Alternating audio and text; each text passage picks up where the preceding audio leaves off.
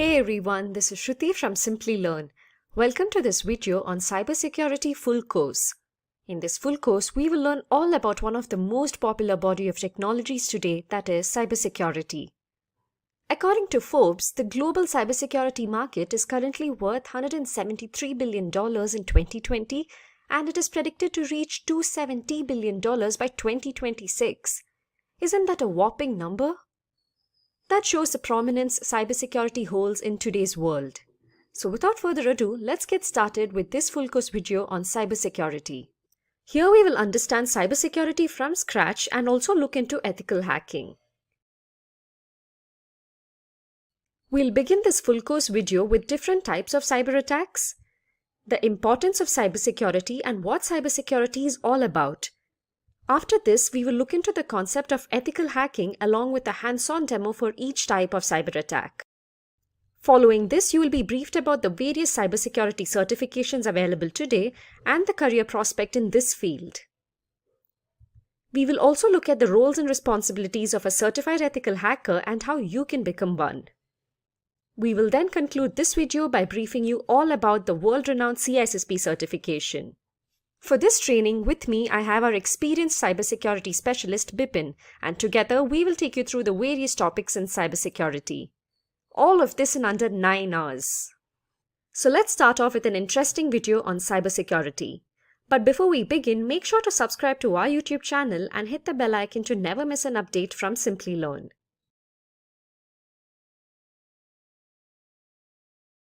Meet Anne. She often shops from www.shoppingcart.com. She has her information like email ID, address, and credit card details saved on the website to enable a faster and hassle-free shopping experience. The required information is stored in a server. One day, Anne received an email which stated her eligibility for a special discount voucher from shoppingcart.com. In order to receive the coupon code, she was asked to fill in her shoppingcart.com account credentials. This didn't seem fishy to her at the time, as she thought it was just an account verification step. Little did she realize the danger she would be facing. She was knocked off her feet when a substantial amount of money was wiped off her account. How do you think this happened? Well, yes, the email she received was fake. Anne's shoppingcart.com account witnessed unauthorized access from a third party. This type of attack is known as a cyber attack, and the person who carries it out is called a hacker. Could Anne have prevented this attack? Indeed, she could have, with the help of cybersecurity. Cybersecurity involves techniques that help in securing various digital components, networks, data, and computer systems from unauthorized digital access. There are multiple ways to implement cybersecurity, depending on the kind of network you are connected to and the type of cyber attacks you are prone to. So, let's take a look at the various cyber attacks that Anne could have been exposed to. One of the most common types of cyber attacks is a malware attack like Trojan, adware, and spyware, to name a few. Had Anne downloaded any suspicious attachments online, her system could have gotten corrupted by certain malicious viruses embedded within the attachments. Next is a phishing attack, the type of cyber attack which Anne experienced. Here, the hacker usually sends fraudulent emails, which appear to be coming from a legitimate source. This is done to install malware or to steal sensitive data like credit card information and login credentials. Another type of attack is the man-in-the-middle attack.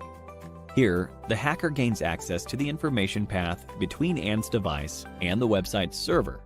The hacker's computer takes over Anne's IP address.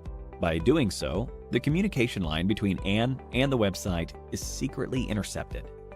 This commonly happens with unsecured Wi-Fi networks and also through malware. Password attack is one of the easiest ways to hack a system. Here, Anne's password could have been cracked by using either common passwords or trying all possible alphabetical combinations. To prevent future cyber attacks, Anne sought to implement a few cybersecurity practices. First, she installed a firewall. As the name suggests, it is a virtual wall between Anne's computer and the internet. Firewalls filter the incoming and outgoing traffic from your device to safeguard your network, and they can either be software applications or hardware reinforcements. Secondly, Anne implemented honeypots. Just like how flowers attract bees, dummy computer systems, called honeypots, are used to attract attackers. These systems are made to look vulnerable in order to deceive attackers, and this, in turn, defends the real system.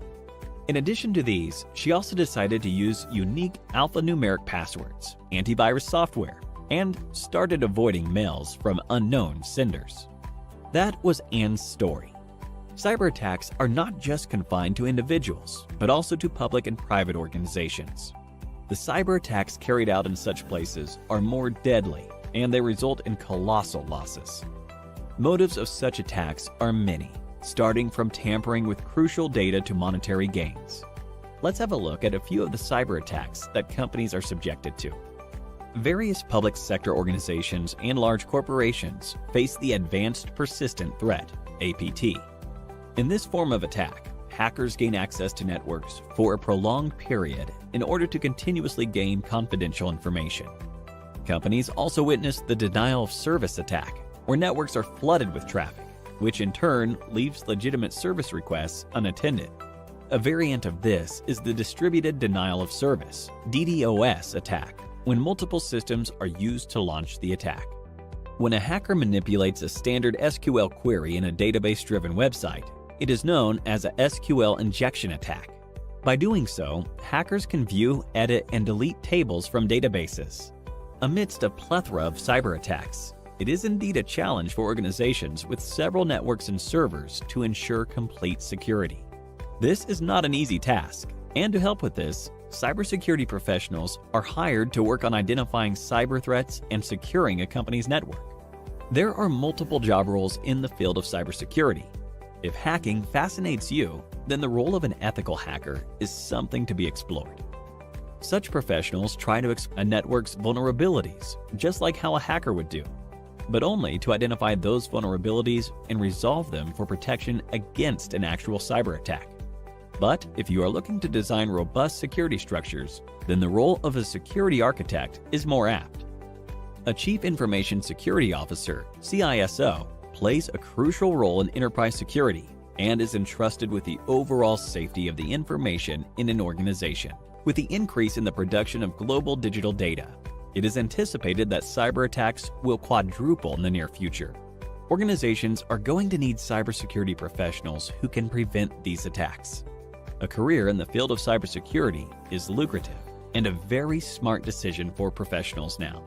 So, what are you waiting for? Get certified with Simplilearn and become a cybersecurity expert. Let's begin with the rise in cybercrimes. So, let's talk about Wannacry. This is something that happened way back in 2017. Let's not say way back, it's just 2019, 2 years back, and it took the world by storm. So it was a cyber attack which encrypted the data of organizations, and then the hackers held that organization ransom by demanding money from them to decrypt their own data. So what exactly happened? The attack originated in Asia and then spread across the rest of the world. Note the date. And how did this happen? There was a vulnerability that was identified in Microsoft Windows, the SMB vulnerability. SMB, which is server message block, is essentially the file sharing and the printer sharing services that you use in a LAN environment on Windows operating system. By default, these are enabled on your desktops, and there is a hardening guide that people utilize to either upgrade the version of SMB to a more secure version or to disable SMB and utilize something else. Now, this was a known vulnerability, and this was targeted. Within days. More than 230,000 computers were infected across 150 countries. Now, when we say this was identified, Microsoft knew of this vulnerability, and in fact, they had released a patch in April of 2017 to mitigate this vulnerability. Within 2 months of that release, this attack had happened. Now, in a real-world scenario, it is not possible for all the servers and devices to be upgraded to the latest patch level, because organizations need to test those patches to see if those patches are going to interfere with the services that they are providing. And hence, no organization will be completely patched up at any point in time. And this was the flaw that sadly took down a lot of organizations. The patch was available, but it was under testing. Some were not utilizing it yet, and they did not see it as a high value risk. And suddenly something happened and Wannacry took place. Now what happened was a crypto worm called Wannacry, which basically encrypts the data and locks the user out of their own computers, and they get a screen in front of them which says your data has been encrypted, and it gives them a link, and they demand $300 to $600 to be paid to the hackers to retrieve the decryption key for their data. Now here, obviously you're not going to pay cash to hackers, neither are you going to make a bank transfer, because both of the ways you can identify the hackers and then pursue them. So the hackers demanded this exchange via bitcoins, cryptocurrency. This is the best way to remain anonymous and the best way to make payments over the internet without being identified. So what was the impact of the attack? Around 200,000 to 300,000 computers were infected. Now it sounds like a small number of computers when we're talking about global. However, the services that it affected were huge. In UK, the National Health Service got affected, all the databases got encrypted, surgeries and treatments of patients were postponed. FedEx, Renault, Nissan, all of these organizations got compromised, and their production lines basically shut down for a few days till they retrieved data from backup, started to restore, and then tried to bring back everything to normal. Then, in February 2019, Dunkin' Donuts announced that the users of their reward programs were targeted by a credential surfing attack. That means that the attackers stole the credentials, usernames, and passwords of customers of Dunkin' Donuts. Now we think Dunkin' Donuts, they sell donuts, how much could it impact anyone? But if you have an online account with Dunkin' Donuts, you also have your personal identifiable information stored in those accounts. For example, your name, address, credit card information, maybe your social security number or your national insurance card or something like that, which can lead to identity theft. People can misuse that information, pretend to be you, and then take out loans or do transactions in your name where you are going to end up paying those bills. So stealing of such kind of data is going to impact all the users adversely. So the first name, last name, and email IDs were stolen. That is still good enough to launch social engineering attacks and target these victims to phishing attacks or similar attacks. So now let's look at the different types of attacks in cyber. So we are going to discuss these 6 malwares. We are going to talk about social engineering attacks, man-in-the-middle attacks, denial of service, SQL injections, and password attacks. Now if you look at this, malwares basically target hosts, operating systems. Social engineering attacks would address or attack the gullibility of a human being with the help of a computer. For example, sending a fake mail or hosting a fake website. Man-in-the-middle attack would target a network and then try to capture data packets within the network, thus compromising your credentials. A denial of service attack would crash a service. SQL injection attacks would attack an application, and a password attack would attack the usernames and passwords of accounts, thus taking advantage of weak passwords and getting access to your accounts. So let's start with malwares. Malware basically refers to malicious software. The first part of malicious, mal, and the ware out of software becomes malware.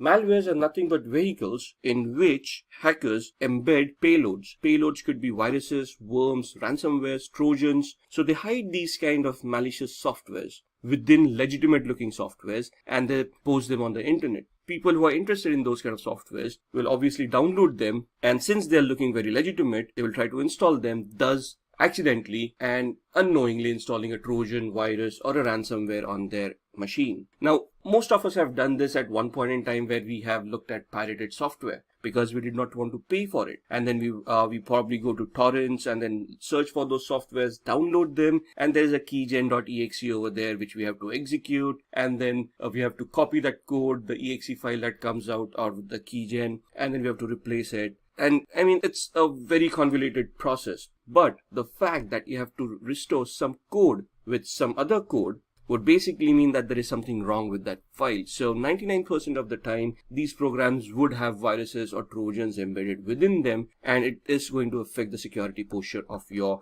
computers. If you scan keygen.exes with any antivirus across the globe, they will always report them as malwares, and they will probably want to delete those kind of files. So how do these get infected? It gets infected into a system when the user clicks on a suspicious link. Now, obviously, if you think it is a suspicious link, you're not going to click on it. But you trust the link or you're compelled to click on it just out of curiosity. Let's say you click on that link, there's a redirector, it downloads an attachment from a malicious server and it gets installed on your machine. Most of the common ways a virus or a worm is spread is through USB devices. People pass around USB devices like nobody's business, and you have no idea where that device has been used before, and you plug into your machine, and if there is a virus on that USB device, it will get infected on your machine as well. Malwares are nothing but malicious softwares that pose as legitimate softwares but will have a virus, trojan, or a worm embedded within it, right? It could also be a keylogger. A keylogger is nothing but another software that is created to catch all the keystrokes that the user is making, create a copy of it and store it and send it back to the hacker. So whatever the user is typing, it will now be known to the hacker. It could be bank details, passwords, any personal information that the user might want to keep secret. We are going to look at 3 different demos here. This demo is just to showcase a couple of things. We are going to look at a keylogger, how a keylogger works, this virtual machine here, and I've already downloaded a keylogger and installed it. The idea of this demo is to showcase how a keylogger functions, right? So you can see online on the screen, we are using a free keylogger.en.softonic.com. We are on this site, and you can download the free keylogger right from here. What I've done using my demos is that I've always have a keylogger running in the background to capture all the keystrokes that I've been doing whenever I'm doing any demos. So this keylogger here can actually be hidden in the taskbar, but for our demo purposes, I've kept it visible. When you click on it, it will open up and give you a basic screen where you can start navigating about the keylogger. Now you can see that on 8th, which is today, it already shows some keystrokes, applications, and some visited websites. As you can see, already been browsing using the browser over here, and which has been recorded by the keylogger in the background. And just to give you an example, if I click on this file, you will see all the keystrokes that I have been doing so far. And you can see I've gone to this, I've opened up my Mozilla Firefox, I've typed in a search keyword of free keylogger. Then I've gone on to the website howsecure.ismypassword.net, in which I may have tried out a few passwords myself. And then I've gone and copy pasted this URL into the browser window, and you can see all of this has been recorded. And just to emphasize on that, let's go on to another website, and let's go to facebook.com.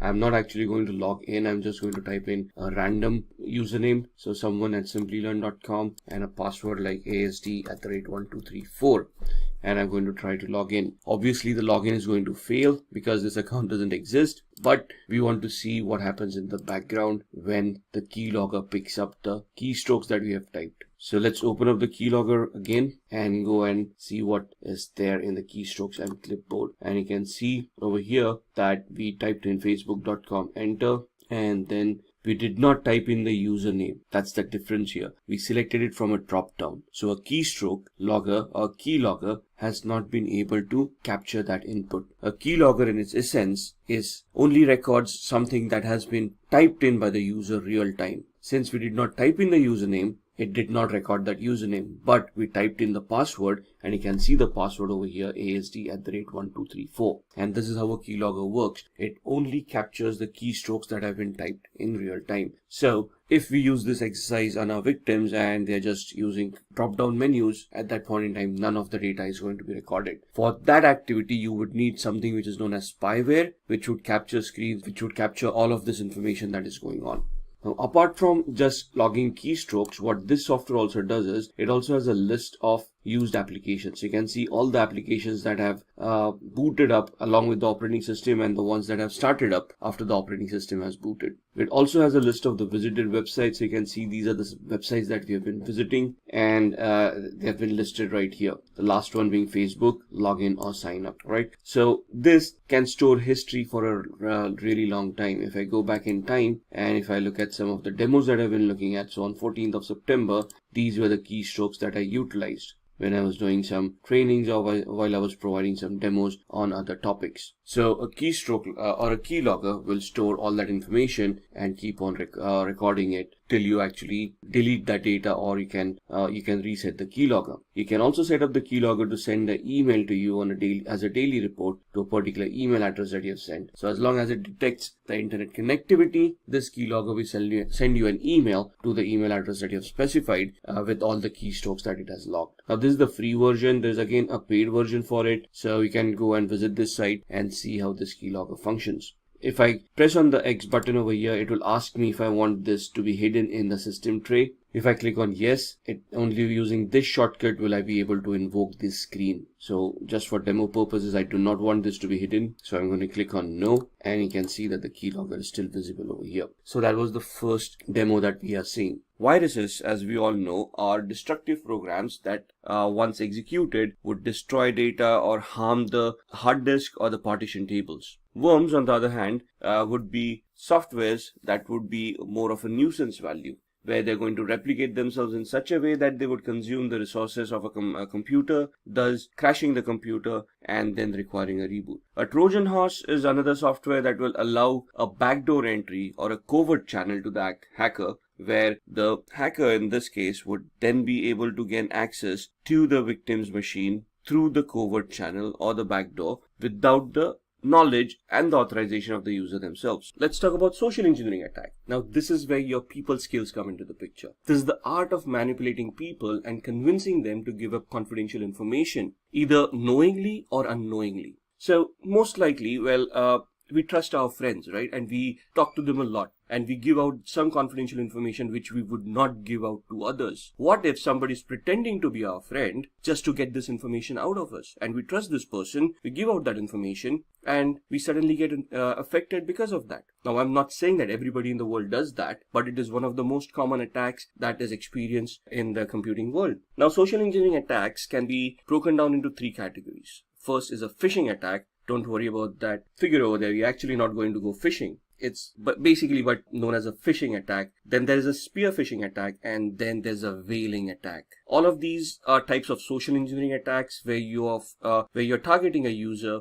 by sending out fake mails or fake websites, and their gullibility into clicking on those links and then giving out information. So what is a phishing attack? It is a practice wherein a hacker usually sends fake mails which look really genuine, or hosts fake websites which also look genuine and looks like they're from a trusted source. Once you click on those links, there would be embedded scripts or embedded malwares which would then be executed and then get installed on your machines, compromising the security of your device. These utilities could be used to steal credit card information, steal data from your computer, upload data to your computer, use your computer as a bot, and anything and everything that the hacker might want to do. Spear phishing is a variation of phishing. Now, phishing is a non-targeted attack. It is to the whole world at large. Whoever becomes a victim becomes a victim. However, spear phishing is a targeted attack. It is to a specific individual or to a group of individuals in an organization. So, it becomes a customized attack. You identify the victim, you identify the flaws that are existing over there in the organization, you identify the gullibility of the victim, create that fake mail to suit that particular situation,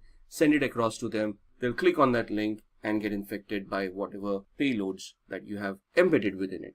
Veiling is when you are targeting particularly wealthy or powerful people in the industry. So normally when you're targeting CEOs, CFOs, high-level management people of an organization, it would be known as a veiling attack. So here the example is where the email has been received. Dear customer, your account is going to expire today. To keep your account activated, please click on the link here and proceed with the verification process. Now here the link that we see, activate.com, would be a hyperlink which is going to mask the actual URL where the link is going to redirect us. Right here, the attack is on the gullibility of the customer, where they would fear that the account would be deactivated, and to prevent that, they would trust this email, click on the link, and then provide the information, thinking that they're just reactivating their account, but they're actually leaking their own information to the attacker. So the first thing you have to understand is banks or any organization are not going to send you any emails with a link in it asking you to reactivate or anything like that. In fact, banks proactively tell us that they're not going to call us and ask for any information. In fact, they would want us to call them on their registered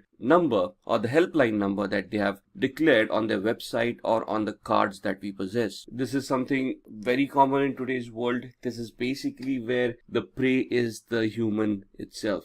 And the reason social engineering attacks are very successful is because of the gullibility factor that a human has. For example, human has something called emotions that a machine wouldn't. You could plead with a human for a password to be reset by gaining sympathy or empathy. But try doing that with a machine, those attacks are going to fail. Social engineering attacks are not only limited to those, but we can talk about phishing. Phishing is also a part of social engineering attack, where the gullibility of the user to click on that link is being exploited. In this scenario here, this is Clark. He is calling from the IT security team. That means that he is impersonating probably, and then telling the victim that the system has been compromised. Please share the password with me. The victim, on the other hand, thinks that the person is trying to help her. She probably doesn't verify that person, trust that person, and then provides the password over the phone. Now here, it is fear that is being exploited, because the password being compromised would clearly upset the end user for loss of data or for the computer revealing out confidential information. Thus, here she's trusting the IT security team for the password to be reset and given back to her. Then we come to the network attacks, man in the middle. This is also known as an eavesdropping attack, which literally means that you are going to listen in on to somebody's conversation. For example, in the figure, the client is trying to talk to the server, but you become a man in the middle and you try to listen in on the conversation that is going on. Now, obviously, the conversation over here may not be audio, but be data that is being exchanged between the server and the client. You just listen in, you make a copy of that data and you store it at your end. The data could contain usernames, passwords, may contain confidential information and help you compromise data. The attacking computer takes the IP address of the client. So you find out the IP address of the client. The client is not aware about this. The client is trying to communicate with the server. You spoof yourself as a default gateway or a trusted device, and the client thinks that it is through you that they need to communicate to the server, and thus they start sending data via your PC. So this attack normally happens on public Wi-Fi networks. I've seen that happening a lot, and thus I never recommend anyone using those public Wi-Fis. For example, you go to a coffee shop, they have free Wi-Fi over there, you connect to it and you start surfing, you start browsing. You are always signed into Google, Facebook accounts, your bank accounts and whatnot. And then there's a sniffer, there is a hacker who's doing a man-in-the-middle attack, capturing all that data. Now, it's not an easy attack, but it can be done. So this diagram shows where the man-in-the-middle attack has become successful, and now that the client and the server both are sending information via the attacker without knowing that the attacker is capturing all that data. So here in this example, here suppose you're in trouble and you need money right now, and you call your friend and ask for money. So here the person is calling John, telling John that they're in trouble, and they're asking for John to give their credit card number over the phone. Now, this is a legitimate transaction. The friend is actually calling John and asking for some help. However, when John is providing that help over the phone with the credit card numbers, maybe the CVV number and all of that, and then the OTP at the end of it, at the same time, there could be a hacker doing a man-in-the-middle attack where they could be eavesdropping on whatever is being said or whatever data is being transferred. And once they capture this confidential data, they can then misuse that data to their own gains. Then comes the denial of service attack. The motive in a DOS attack is not to benefit monetarily, but to bring down a service for legitimate users, thus just causing harm to the organization. For example, if I consume the bandwidth of to a particular website, since there's no more bandwidth left, other legitimate users who want to interact with the website will not be able to connect to the website, thus creating a denial of service to those legitimate users. Now, it may not be possible for me to use my laptop to target a cluster of servers, because obviously the bandwidth at the other end would be very high. So I would distribute my attack across multiple devices, thus creating a distributed denial of service, also called a DDoS attack. Then we come to the SQL injection, or SQL. SQL stands for Structured Query Language, which is the de facto language that is used by applications to interact with databases. So let it be a Microsoft SQL database, MySQL database, Oracle SQL. The syntax may be a little bit different, but it is still the structured query language that applications utilize to interact with the database. Now, the queries that are created by the applications need to be sanitized at the application level itself. So developers need to be very careful of how they are going to create those queries, what queries are allowed to go to the database, because a database is designed to answer queries. It doesn't know what is a legitimate query and what is a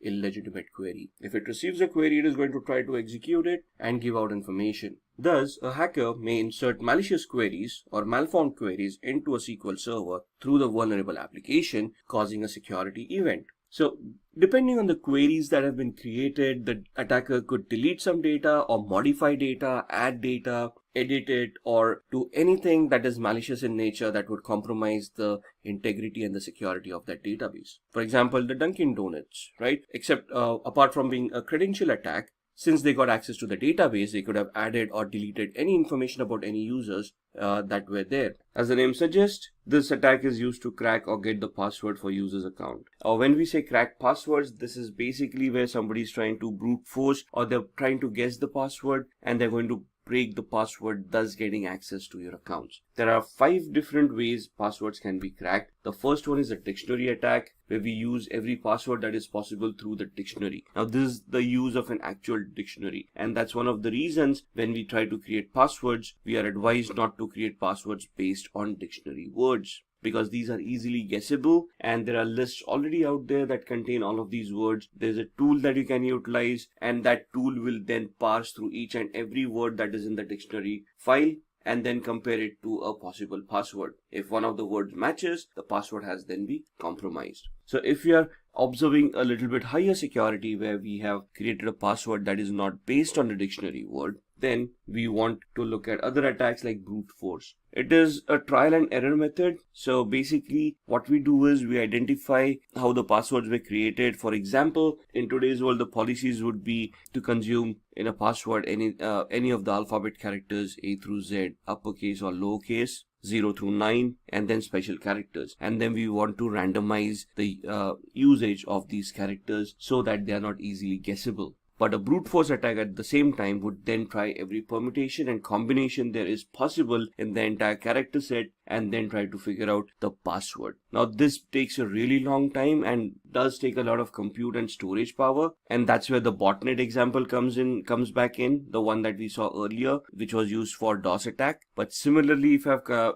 infected multiple computers like this, I can then distribute this attack onto all those computers and use the entire compute power that is available to shorten the time that is required to crack the password. Now, this is 100% successful given the time that it may take. So if the time that is going to take is going to be 100 years, the attack becomes unsuccessful because during that period, the password is most likely to be changed, the technology is going to be changed, and so on and so forth. So if the password is easily guessable, this can be a very easy attack to perform. Then a keylogger, which is a similar attack to what we have seen. So a keylogger, as discussed earlier, is nothing but a software that once installed on your machine would grab each and every keystroke that the user has made and store it in a file which the hacker can later on access. So whatever you have been typing, passwords, credit card information, or anything else, all of those would be recorded and stored in a file, and that's one of the best way a password can be compromised. Then shoulder surfing. This is a physical attack rather than being a technical one.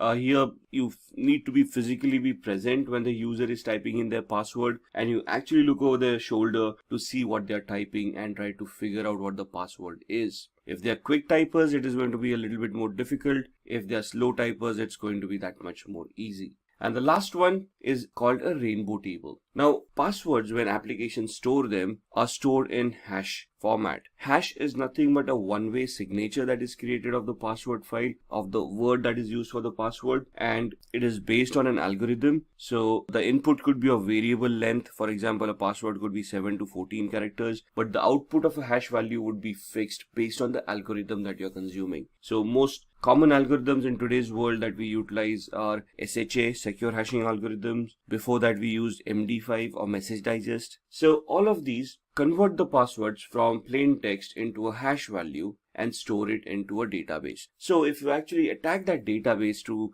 grab a password, you're going to get the hash value, not the password in clear text. And thus, in that scenario, comes the rainbow table to the rescue. A rainbow table is nothing but a file that will have the list of all possible passwords along with their hash values in the required format. So if you remember the dictionary attack was nothing but a list of words based on the dictionary that were stored in a file, and then the software was just trying each and every word against a possible password. Here, we do not have the word, but we have the hash value. So to reverse engineer a hash value, what we created is, we created a rainbow table where there would be a list of all the possible passwords and their corresponding hash values. So we then compare the hash value that we have captured and then search for that hash value in the file that we have created. The hash value that matches the corresponding word to it is the password in clear text. So these are the 5 types of password attacks. Now let's talk about the types of network attacks. An active attack is an attack when the intruder attempts to disrupt the network's normalcy and modifies the data and alters the data at the same time. So as you can see in the diagram, there's a sender and there is a receiver.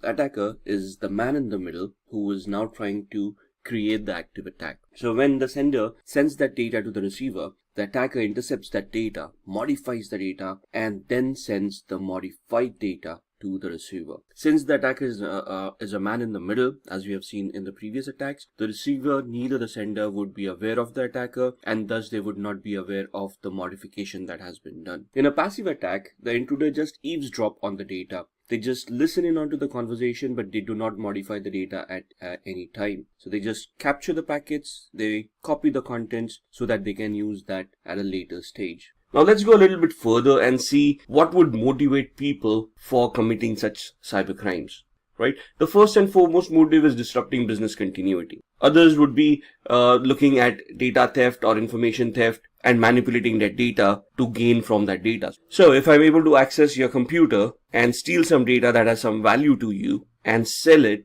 or make it public, you would be at a financial loss because that data no longer has any value. Creating fear and chaos by disrupting critical infrastructure.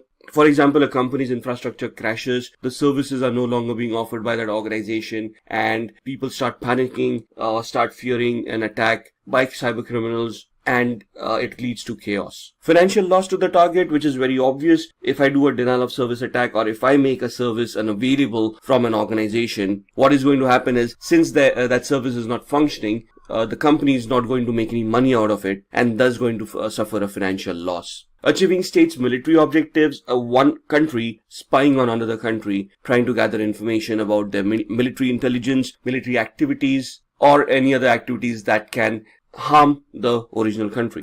Demanding ransom, hackers can encrypt your data and then demand a ransom from you in lieu of decrypting the data again. Damaging reputation of a target, impersonating a user on the social media platforms, making false statements, thus damaging the reputation of that person, and propagating religious or political beliefs. Religious fanatics, promoting whatever cultures that they want to promote, trying to gain more followers, thus bringing more unrest to the world. Any of these could become motives for cybercrime. Let's look at the history of cybercrime.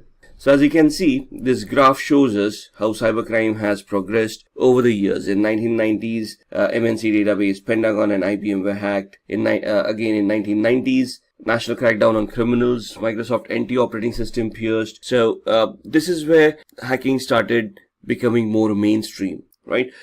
Before this, hacking was very much limited to organizations who used computers. But in the late 80s, internet happened, and then we had e-commerce coming in, which basically led to our online retail stores, online banking, and online data stores as well, which then led to criminals hijacking this data or hijacking your money and trying to steal it on the internet itself. In 2001, cybercriminals launched attacks against eBay, Yahoo, CNN, Amazon, and other organizations.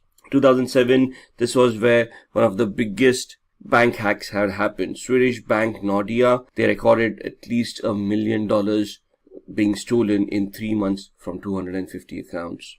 2013, Adobe had 2.9 million accounts compromised and their usernames and passwords released on the open internet. In 2016, Kaspersky, one of the leading antivirus providers to the world, reported around 758 million malicious attacks that occurred, which they identified themselves. These are some of the most famous faces in cybersecurity or earlier cybercrime. In 1988, Robert Morris, he's an American computer scientist and entrepreneur. He's best known for creating what is called the Morris worm, and this was way back in 1988. And this is the first computer worm that has been identified on the internet.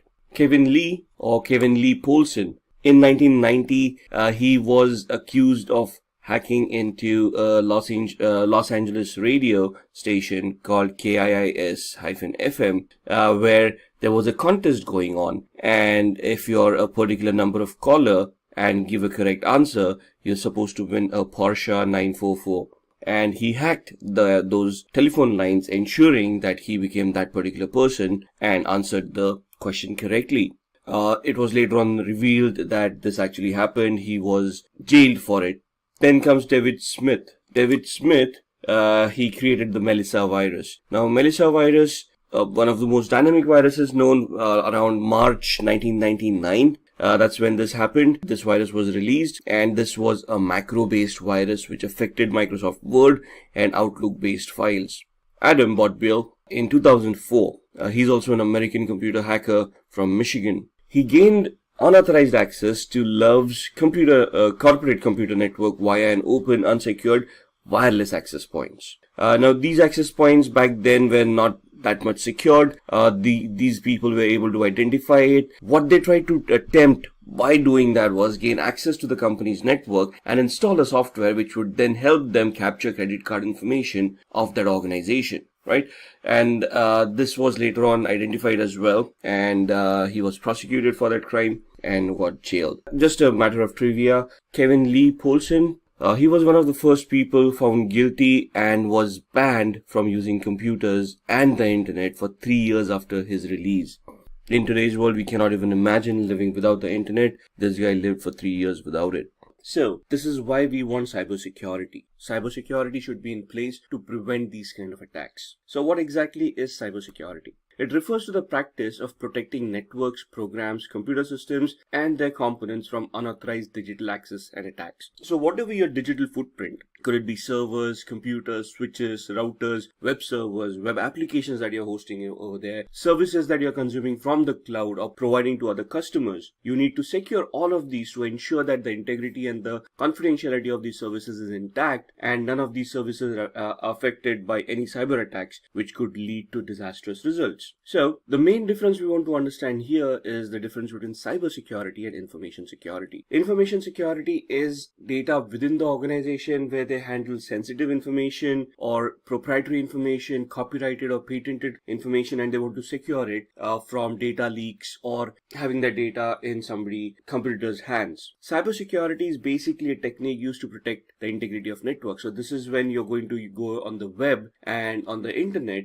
you're going to secure your devices that you have deployed, allowing people to access your infrastructure from the outside. So, what could be the cost of not being cyber secure? If you get hacked, or if your data is compromised, or if your information is compromised, you could have a lot of repercussions. Your goodwill will go for a toss. You may be open for lawsuits, not only from clients, but from customers as well. You could be open for fines or penalties from government organizations for failing to follow the law of the land. Customer trust will obviously be hampered. If you have been hacked and your data has been compromised, you wouldn't want to deal with that organization in the future. All of this could land the organization in a financial crisis where all the lawsuits and penalties that are being imposed could basically bankrupt that organization and thus take it out of circulation. So now let's look at some basic terminologies which we need to understand to go further in the cybersecurity world. First and foremost, network. What is a network? Network is nothing but a group of interconnected devices. Could be servers, could be workstations, could be laptops, could be any devices, file printers and whatnot to be interconnected with each other. As you can see in the diagram, it is used for communications. It's primarily used for data transmissions and to communicate between various terminals so that the business can go on. It is also used to share data and information. It could be wired or wireless. So you got a wired LAN, or at home we all have wireless networks where we connect all our devices. We use them for streaming videos. We use them to connect to the internet, surf websites, work from home. So we've got office also set up on our Wi-Fi. So a network is nothing but a collection of interconnected devices that are allowed to communicate each other freely so that the business can be continued in a proper manner. Server. A server is nothing but a hardware device that is supposed to handle requests of data information, allow network services to function from other computers and devices. So this is where we build a client-server relationship, where on the server we've got the major software, we got the data that is stored over there, and clients that interact with the server to consume that data in a particular manner that would help them make sense and analyze that data and generate business out of them. Then the internet. Internet is nothing but the collection of multiple networks globally. So all the networks that we have across the globe, when they are interconnected with each other, that is what internet is. And if we just go back and we talk about servers, this is what allows the internet to be formed. So every organizations, when they publish their servers on the internet and they allow everyone to interconnect through those servers, that is where the internet comes in, being the servers being the backbone of the internet. Obviously, for the servers to communicate with each other, we will need switches, routers, and other devices for the data transmissions to happen. So these are the multiple networks, could be individual networks, interconnected together would form the internet across the globe. For the internet to work, there would be a set of protocols for transmissions to be allowed across the globe. Now, this is where TCP/IP, or the Transmission Control Protocol over Internet Protocol, comes into the picture. So if you remember, we use communication channels like TCP, or the Transmission Control Protocol, and UDP, User Datagram Protocol. When we connect to web servers, we talk about the HTTP protocol and HTTPS protocol if we want it secure. Then we'll talk about IMAP, POP3, and all of these protocols. Now, where do these protocols come from? It is nothing but a suite of the TCP/IP software which contains all of these protocols which allow computers to communicate with each other. If TCP/IP wouldn't have been there, our network would have collapsed. Now, when we have TCP/IP and we want to communicate across the globe, how would we identify devices on the internet or even on the intranet? Because the devices don't know us. They are not going to use our usernames and passwords to communicate with each other. But when I want to connect to a website or a device, how do I identify it on the intranet or the internet? I obviously use IP addresses. Now, IP addresses are nothing but the Internet Protocol addresses, which are 32-bit addresses, which look exactly like the one shown on your screen, 172.16.254.1. Now, there is a lot of classification of IP addresses, and some of these IP addresses work on the internet. Some of them are supposed to work on private LANs, but we'll reserve that for a later topic. Then, the second way that we are identified on the internet or the intranet are with MAC addresses. So, media access controls or MAC addresses are hard-coded addresses that are given to our network interface cards. These cannot be modified physically at any point in time. However, there are techniques to spoof MAC addresses which we can then obfuscate our existing address and give us a new one. That would again be discussed in a later lecture. A router. We've been talking about routers and switches. A router is nothing but a device that passes packets back and forth across networks. It routes the data in the appropriate path. So it is an intelligent device. It can understand IP addresses and MAC addresses. It can identify different paths of reaching a particular network. For example, if I'm sitting in India and I want to communicate across the world to America, there would be a specific path that needs to be followed for my data packet to reach the other side of the world. It is the routers that would map this path, store it in their cache. So when I try to connect to that server,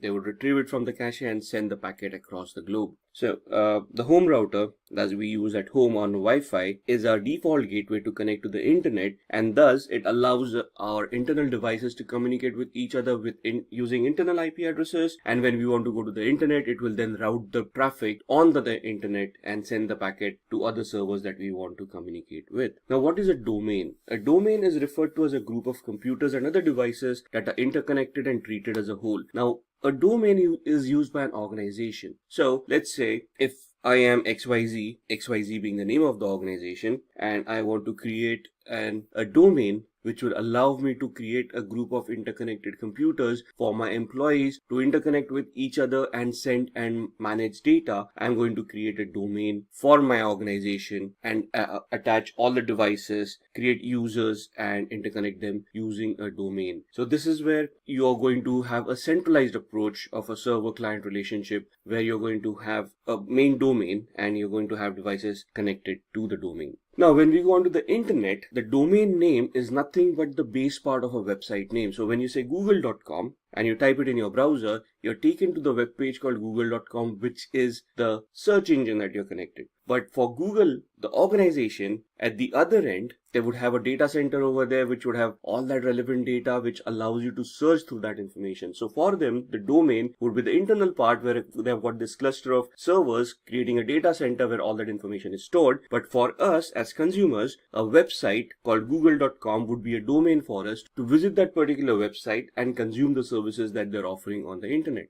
So here the example is HTTPS, which means that it is a secure website, port 443, and we're connecting to cybersecurity.com. Cybersecurity.com becomes the domain name. HTTPS becomes the protocol that we want to utilize to connect to that particular website. Then we come across DNS, or the domain name system. It is nothing but an index, something like a phone book, which is responsible for mapping the domain name into its corresponding IP address. Now remember, I said that there are only two ways we are identified on the internet or the intranet, either the IP address or the MAC address. If it is devices, if it is computers who are talking to each other, it would obviously be IP addresses. But if I type in google.com, I'm giving it a domain name. The internet does not understand domain names. So there is a DNS, a server, which is an index or works like an index or more like a phone book, which will have a list of all the domains with their corresponding IP addresses. So whenever I type in google.com, the request goes to a DNS server. The DNS server is queried. The IP address of google.com is identified, pasted onto the packet, and then the packet is routed through the router to the path that it has determined to reach the google.com server. Here, replace google.com with cybersecurity.com. So as you can see on the screen, the local PC queries the DNS server. The DNS server replies back with the IP address. Now, if you're wondering how does this work, if we're going to take an example of home networks, the ISP or the internet service provider gives us a default gateway or a router with their own IP addresses for DNS servers and default gateways. So when we try to connect through the router has the IP address of the DNS server and it routes that query to the DNS server. The DNS server replies back with the appropriate IP address. The router then takes that IP address, figures out the path, and sends it across to the targeted server. DHCP, or the Dynamic Host Configuration Protocol. It is a protocol that dynamically assigns IP addresses to the devices in the network. So we have discussed that IP addresses are required by computers to communicate within each other. But who associates or who gives these IP addresses to these computers? So for that to happen, we have got a DHCP server that is created. If you take your home networks, it is the router that has the DHCP role installed on it. So whenever a machine boots up, it sends out a broadcast request looking for the DHCP server, and then there's a communication with the DHCP server. The DHCP server then allocates an IP address to the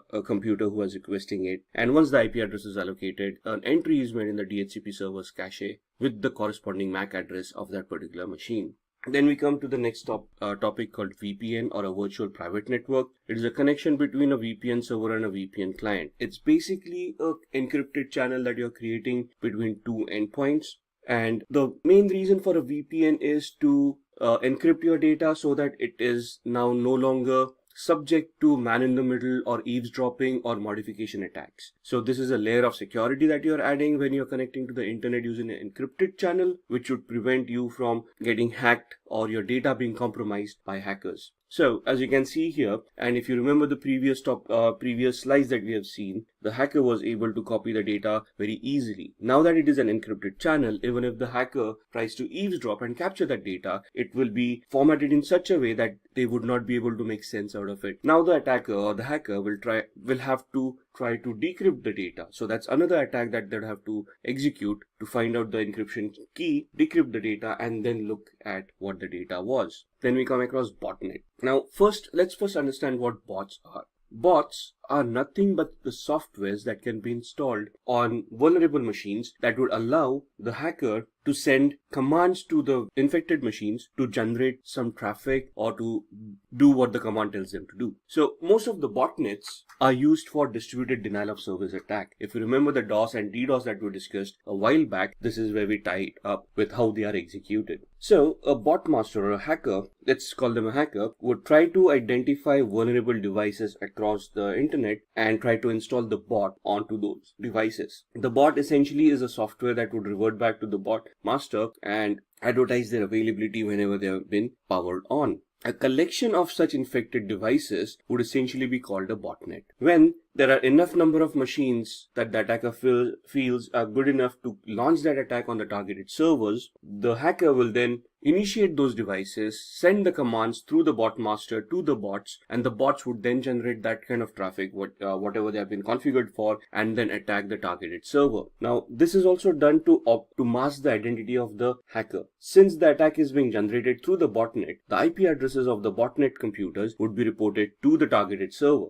not the actual hacker's IP address. So to figure out who the attacker was would be very much difficult depending on the size of the botnet. So this, you can see, is the attack that has been created over the victims, and the malicious traffic has been generated through the botnet, and the victims have been targeted through that. So as said, once that traffic has been done to forensically investigate at the victim's end, they would find the IP addresses of the botnet and not the attacker. Alright, let's start talking about network security controls. Network security controls are nothing but implementations of various devices to enhance the security of a particular network. These could be firewalls, intrusion detection systems, or intrusion prevention systems, honeypots, unified threat management systems, and so on and so forth. The next gen firewalls that we talk about, right? So let's look at a review of what these devices are. Now, a firewall can be a hardware or a software that is responsible for allowing or disallowing a certain amount of traffic to or from your computer. So these are basically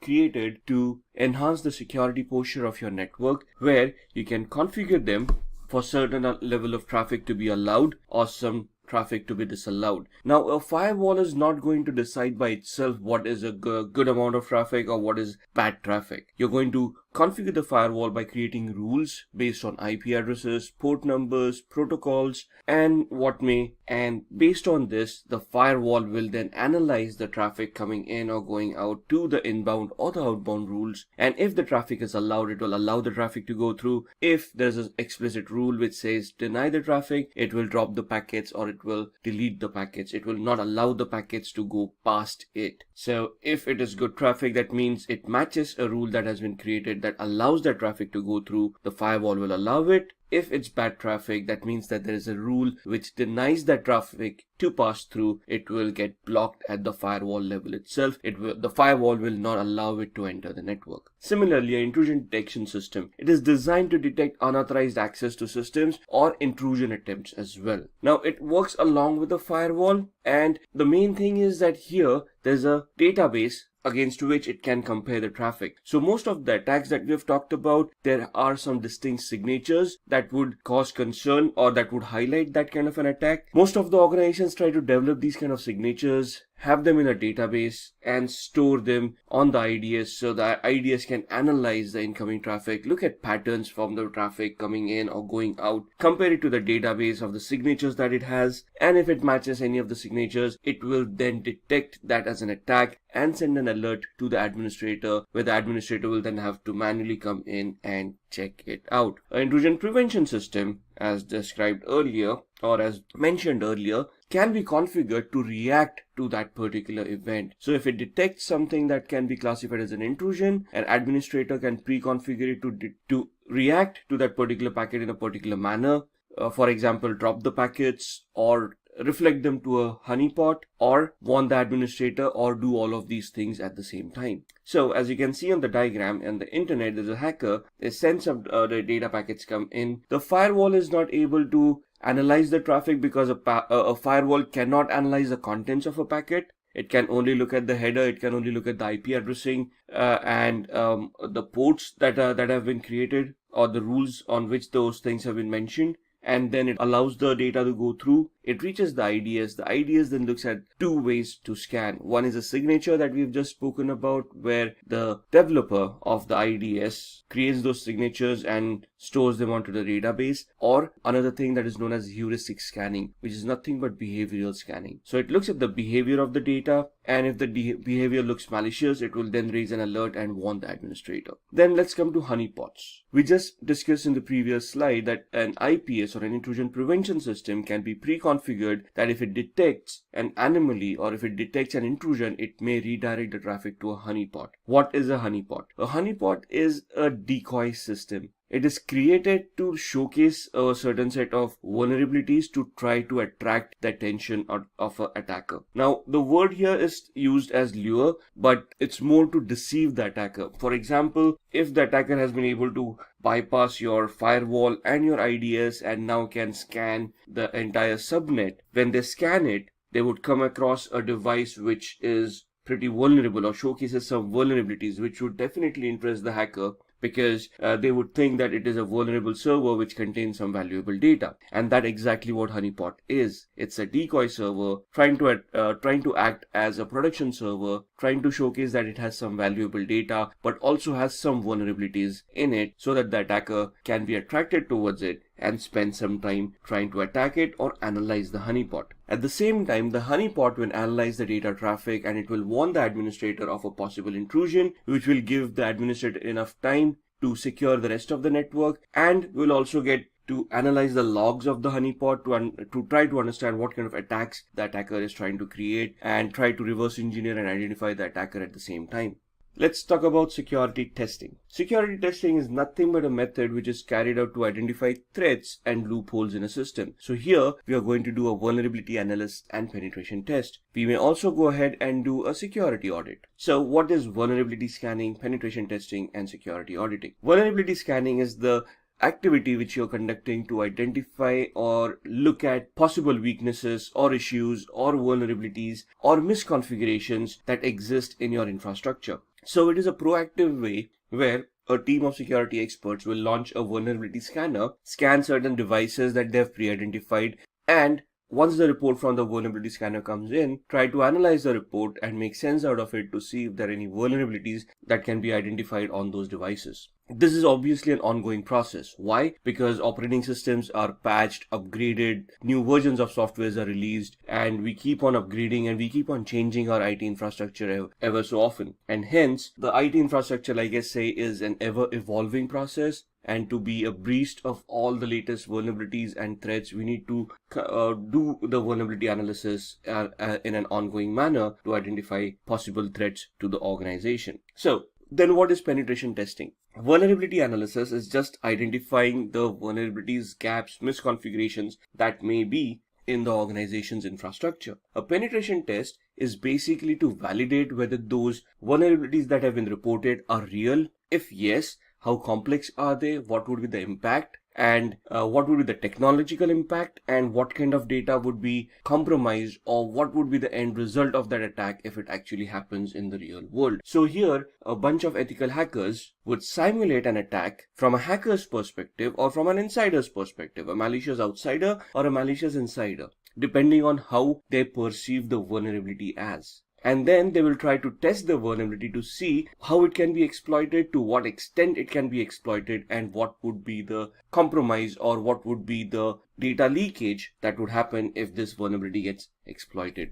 So there are three ways a penetration test can be conducted. There is a black box testing, a gray box testing, and a white box testing. If you look at black box testing, this is where the tester, or the penetration tester rather, has no knowledge about the organization, their infrastructure, applications, or anything. So this is where you're simulating a hacker who's sitting on the outside, who has no knowledge about the organization. So they start from the information gathering phase, where they're going to try to figure out the IP addresses, the IP ranges, devices, operating systems, applications, and anything and everything that the organization is going to use, and then try to figure out vulnerabilities within them, and then try to attack those vulnerabilities. This is a very time consuming and a cost consuming audit. The second one is a gray box testing audit, where a partial knowledge is given to the penetration tester.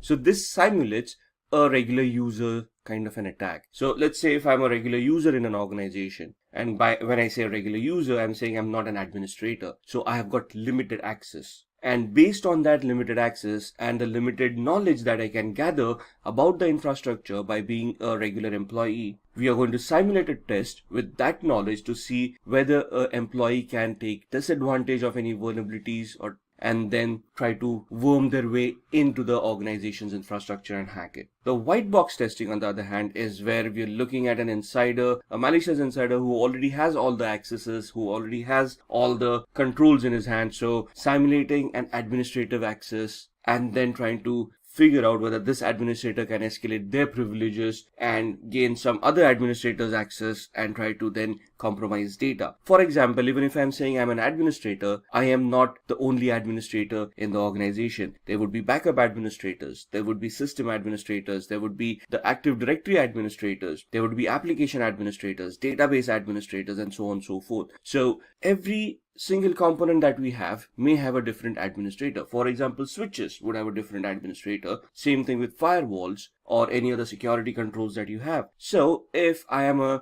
administrator for backup, can I then try to worm my way out, escalate my privileges as a regular administrator or a system administrator, and then crack their passwords, try to get access and manipulate some data? So these are the three types of penetration testing audits that you will come across. There would be some different subtypes, but every organization can customize these kind of audits to whatever they require. Then we come to security auditing. Security auditing is nothing but an internal check that is carried out by internal auditors. That means people who are employees within the organization to find out flaws in the organization's information system. Now, this is more on the compliance side. This may take inputs from the vulnerability assessment and the penetration test, but overall we want to see what kind of policies that we have in our organization, whether those policies are working properly, whether they make sense, are there any gaps, and based on the technical inputs from the VAPT team, how do we map with the policies that we have defined for that organization. For example,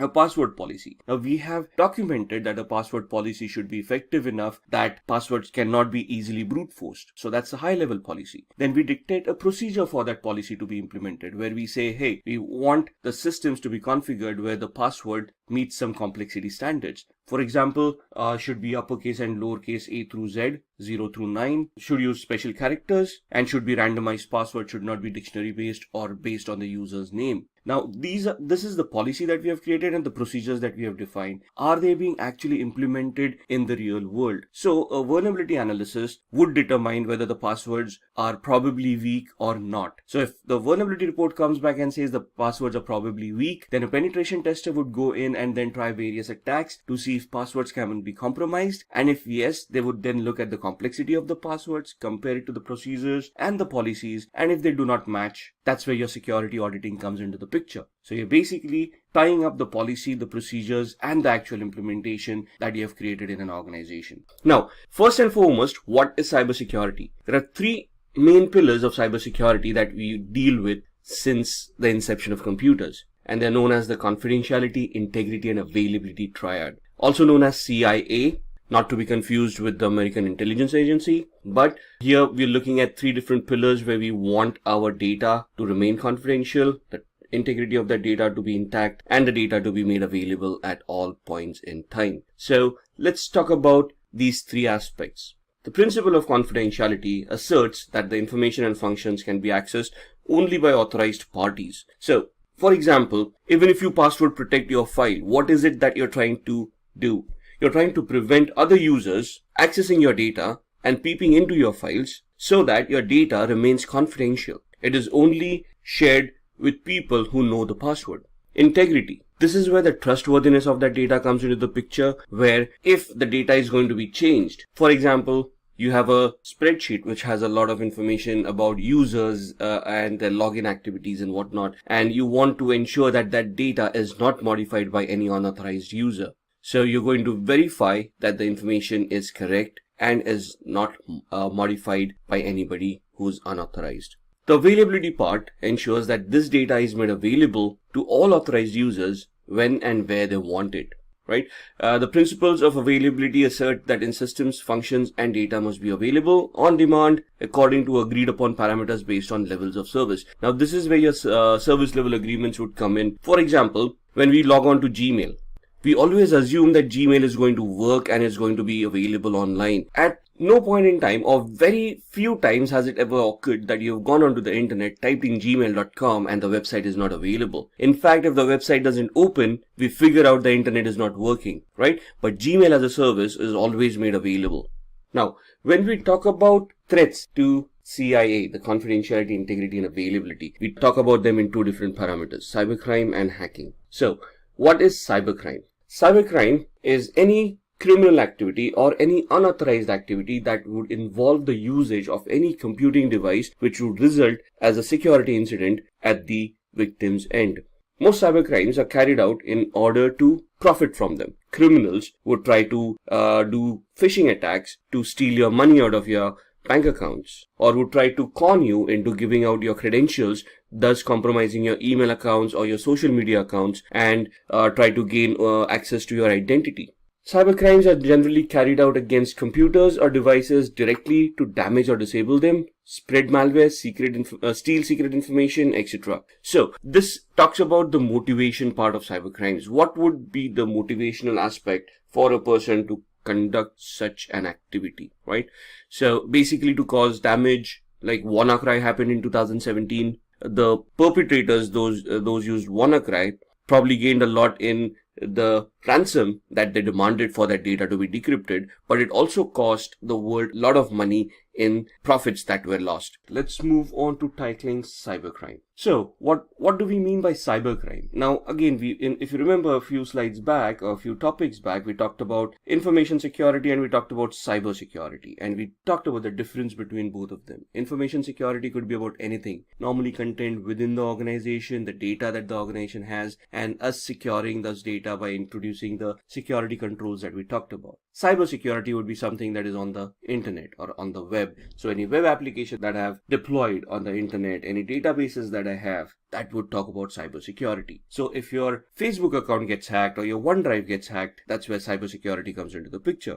But if your physical computer gets hacked because your password got cracked by a physical attack, that's where your information security is. So some of the basic ways of preventing cyber attacks on us. Use unique and strong passwords. We've just discussed the complexity of the passwords. We want to keep them random. They should not be guessable. They should not be based on dictionary words, and they should be randomized in such a way that they cannot be predicted or guessed. The length of the password should be very good. Should at least the minimum, bare minimum should be 8 characters. Even that is not suggested in today's world. It has to be at least 12 to 16 characters. An operating system, I think, in today's world will support up to 24 or 26 characters. If you go into encryption softwares, they support up to 60 odd characters of passwords. So you want to keep those unique. You want to recycle those passwords on a regular basis. You do not want to reuse old passwords again and again. Avoid public Wi-Fi. That's a must. We always look for free Wi-Fi. We go to coffee shops because they advertise free Wi-Fi. That's nowadays a unique selling point for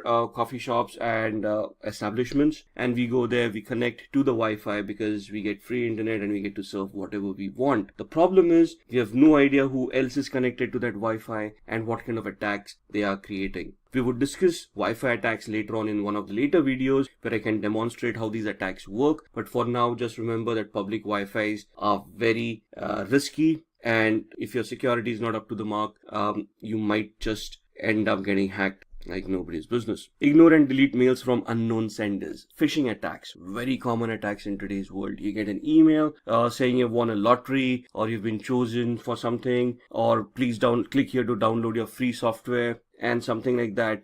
And those emails are plenty nowadays. I received an email yesterday where there was a Nigerian prince who had died and he had left around $500 million behind. And there was this accountant who wanted to smuggle that money out. And it was a huge email giving me all the details. And out of 7 billion people on this planet, they identified my email address. And they wanted to share half the money with me so that they can masquerade the money and avoid paying taxes, inheritance taxes and whatnot. It was a ridiculous scheme. I mean, being chosen out of 7 billion, 1 out of 7 billion, our luck can't be that good, can it? So you have to be wary about these attacks. Always ask the question, if you won a lottery, did you purchase the ticket? No. So there's never a free lunch, right? So always keep on questioning the things that you've been getting. I'm not saying ignore them, because some of them may actually come true. There's always that 1% hope, but always investigate those things to see whether they are spam, if there is a fraud going on. And if yes, you yourself can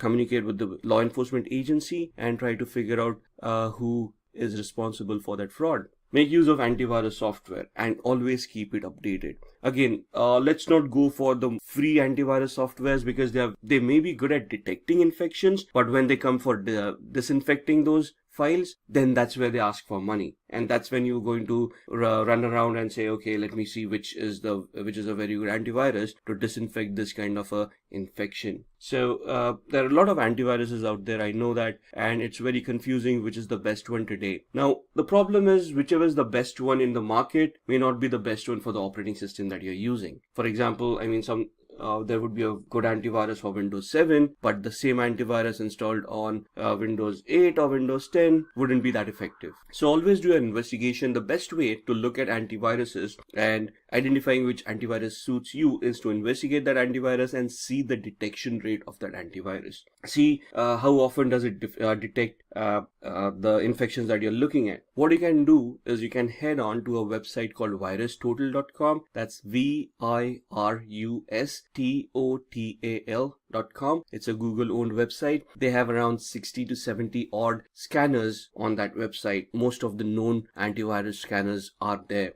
Try to figure out, try to see if you can get hold of an infected file. Be very careful. You don't want to get infected yourself, or your computer. You can upload it to that particular website and analyze that file and see which antivirus detects those kind of viruses. A few files, a few infections over here and there, and you will come to know which antiviruses would work for you. Use multi-factor authentication or two-step processes for authentication. Just don't rely on a username and password. Register devices, get OTPs either on your email or on your devices. That gives you an added layer of security. If your password gets compromised, that's still okay, because now the hacker will need to simulate your phone as well. So that's added headaches, and it may just not be worth it. There are so many other people who don't use these kind of techniques who can be hacked much easily than people who have an added layer of security introduced. And be very careful when you're downloading apps. Now, when we say applications on your mobile phones as well as in your computers, on your mobile phones, you still have a certain level of security where you can go to the Apple Marketplace or whatever it is called, the Google Marketplace or whatever it is called, and they do have some level of control. But when you talk about Windows operating systems and you're going on to the open internet to look for different kinds of softwares, you have no idea whether the website that you're on is trustworthy or is hosted by a hacker with a malware on that particular file that you're downloading, especially if you're downloading a pirated program. Never download a pirated program. So be very careful when you're downloading apps. When you're downloading an executable file, you can upload it to virustotal.exe, scan it to see if there are any viruses or malwares within it. The website also helps you analyze URLs to see if the URL itself may have any malicious attacks within them, embedded scripts or redirector scripts or things like that. So you can use that website to scan the apps that you're downloading and see if there is anything malicious about those apps. Moving on to cybercrime statistics. Now this is going to be interesting. Let's talk about how these things and the percentile of these things in today's world. By 2020, we would have generated 300 billion passwords. Now, the human population on this planet is 7 billion. Imagine 7 billion having 300 billion passwords. And I think half the population wouldn't have access to computers or the internet either. So imagine the number of passwords that we have. And that's what makes us use easy passwords, makes us repeat those passwords, and we use a single password for multiple accounts, right? Because there are just so many passwords that we have to remember. But that's the way it is. And if we want to keep ourselves secure, we are responsible for it. So please be very careful with those passwords. 24,000 malicious mobile apps blocked daily. In fact, the latest example that I can give you, I use an Android phone, and there's an application that I've always used called Cam Scanner. And recently, just 3 days back, my mobile phone started telling me that it is a malicious app, right? I've been using it for years now, probably 3 or 4 years, maybe more. What is the software? You can click pictures of a document, it will automatically convert it, it will beautify it, if that's a word, convert it into a PDF, and I can then send it as an attachment via email. A very handy app for me, or was an handy app for me. It worked beautifully, but 3 days back, suddenly the Android operating system and my antivirus on my Android phone started reporting it as a malicious software. So I went online and I checked into it, and it seemed that over a period of time, the developers changed their vision of that software, made it spyware, and then there was a dropper involved within that application which would then download a malware from a third-party server, install it, and start spying on you and start showing you malicious advertisements, right? So this was an existing app which was trusted over a period of years, and over a period of time, slowly, they modified it into a spyware. Kaspersky was an organization that detected it in the first place and then pointed it out to Google. Google took it off the Google Play Market, and now there is a variant of it available, but if you look at the reviews, all of them are 1 stars, where they have identified that this is a malware now and it spies on them and it actually compromised some people's data. So that's the latest example. In 2017 or 18, there were 700,000 apps during that year that were identified by Google as malicious apps and were deleted from Google Play. So even if they're published, there will be thousands of people who will download it till the time Google realizes that it is a malware and then deletes it. Till then, you've already been compromised and there is no way to protect yourself now. So be very careful when you download these applications. In the healthcare sector, ransomware attacks will quadruple. Now, the healthcare sector is a very volatile sector. It contains a lot of private and sensitive information, health information about individuals that can be misused by a lot of organizations, advertisements, pharmaceutical organizations, life insurance people, and whatnot, right? So these become very lucrative targets for hackers, where if they can steal the database and sell it on the black market, they will earn a lot of money. Ransomwares would basically work the other way around. They encrypt the data at the hospital side, and then they will hold the hospital ransom to pay up. Now, you know how hospitals earn nowadays, right? So that's a lot of money that we're looking at. Cybercrime would cost up to $6 trillion in 2021. $6 trillion just for cybercrime. We're not talking about the income from the IT industry. We're talking about how much money we will lose to cybercrime because of the various attacks that would be created. 90% of hackers use encryption. Not only encryption, most of the advanced hackers will try to hide their identity by spoofing their IP addresses, MAC addresses, locations. They will use encryption and cryptography to hide their malicious softwares, to fool the antiviruses, IDSs, IPSs. And it is a very difficult task to even identify a particular malware, analyze it, and then do a root cause analysis and try to figure out who the responsible hacker was. So it's a very intensive task of doing such things, and most of the hackers would go scot-free because it is very difficult to identify them. Now, let's move on to the demo. It's a very interesting demo. We are using Metasploit, which is a penetration testing tool, and we are going to use a demo of using Metasploit. We are going to try to compromise the security of a particular system. Well, let's discuss the demo before we start executing it. So what we have done here is that we have 2 virtual machines on VMware Workstation. One is the Kali Linux machine, and the other is a Windows 7 machine. What we are going to do is we are going to use a penetration testing tool called Metasploit, which is available freely on Kali Linux, and we are going to use a particular payload generator on Metasploit called MSF Venom. And using MSF Venom, we are going to create a backdoor, a executable file which will contain a Trojan or a backdoor, and we are going to try to infect that to the Windows machine and see what happens when the victim executes that particular file. Now we are going to keep it at the basic level. We're just going to create the Trojan and then we are going to execute it. In a later lecture or in a later video, we'll see how we can mask that Trojan into a legitimate looking application so that a victim can be fooled by the application that we're going to execute. So let's start with the demo. Alright, so this is the Kali Linux VM and the other machine is a Windows 7 virtual machine. So what we are going to do is, on the Kali Linux machine, we are going to just open up a command prompt, right? It's just a regular command prompt, your regular commands. And what we are going to do is we are going to use the MSF Venom payload generator from Metasploit to create a game.exe file.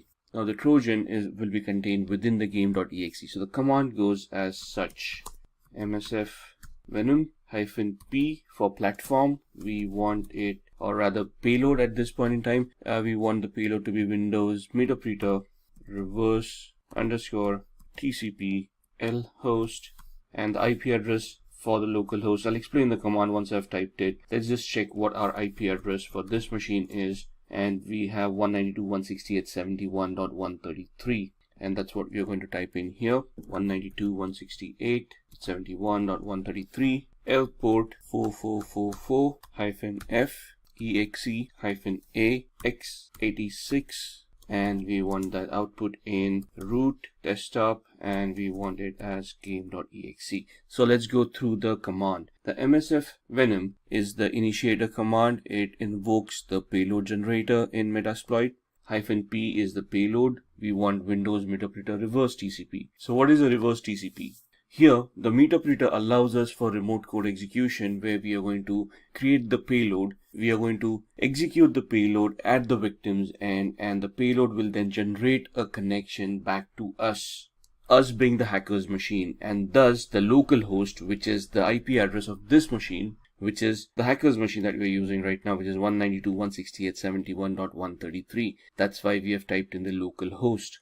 And L port is the local port on which port do we want to listen in, or we want the payload to connect to the local host. So what we are doing is the meterpreter allows us remote code execution. We create the game.exe, we execute it at the victim's end. It is pre-coded to connect to a local host. The IP address is coded over there to a particular port, which in this case is 4444. You can put in any port number you want. Just ensure that the port is going to be free and it is not a regularly used port. Otherwise, you're going to get problems over there. So at this point in time, we're going to keep it as 4444. -F stands for function. We want an executable file.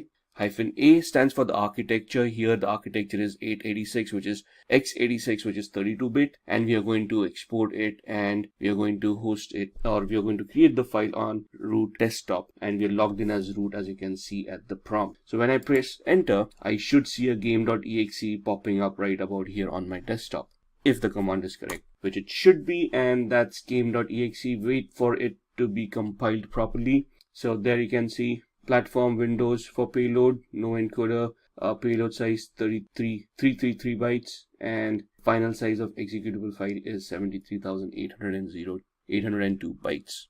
So now we have created game.exe.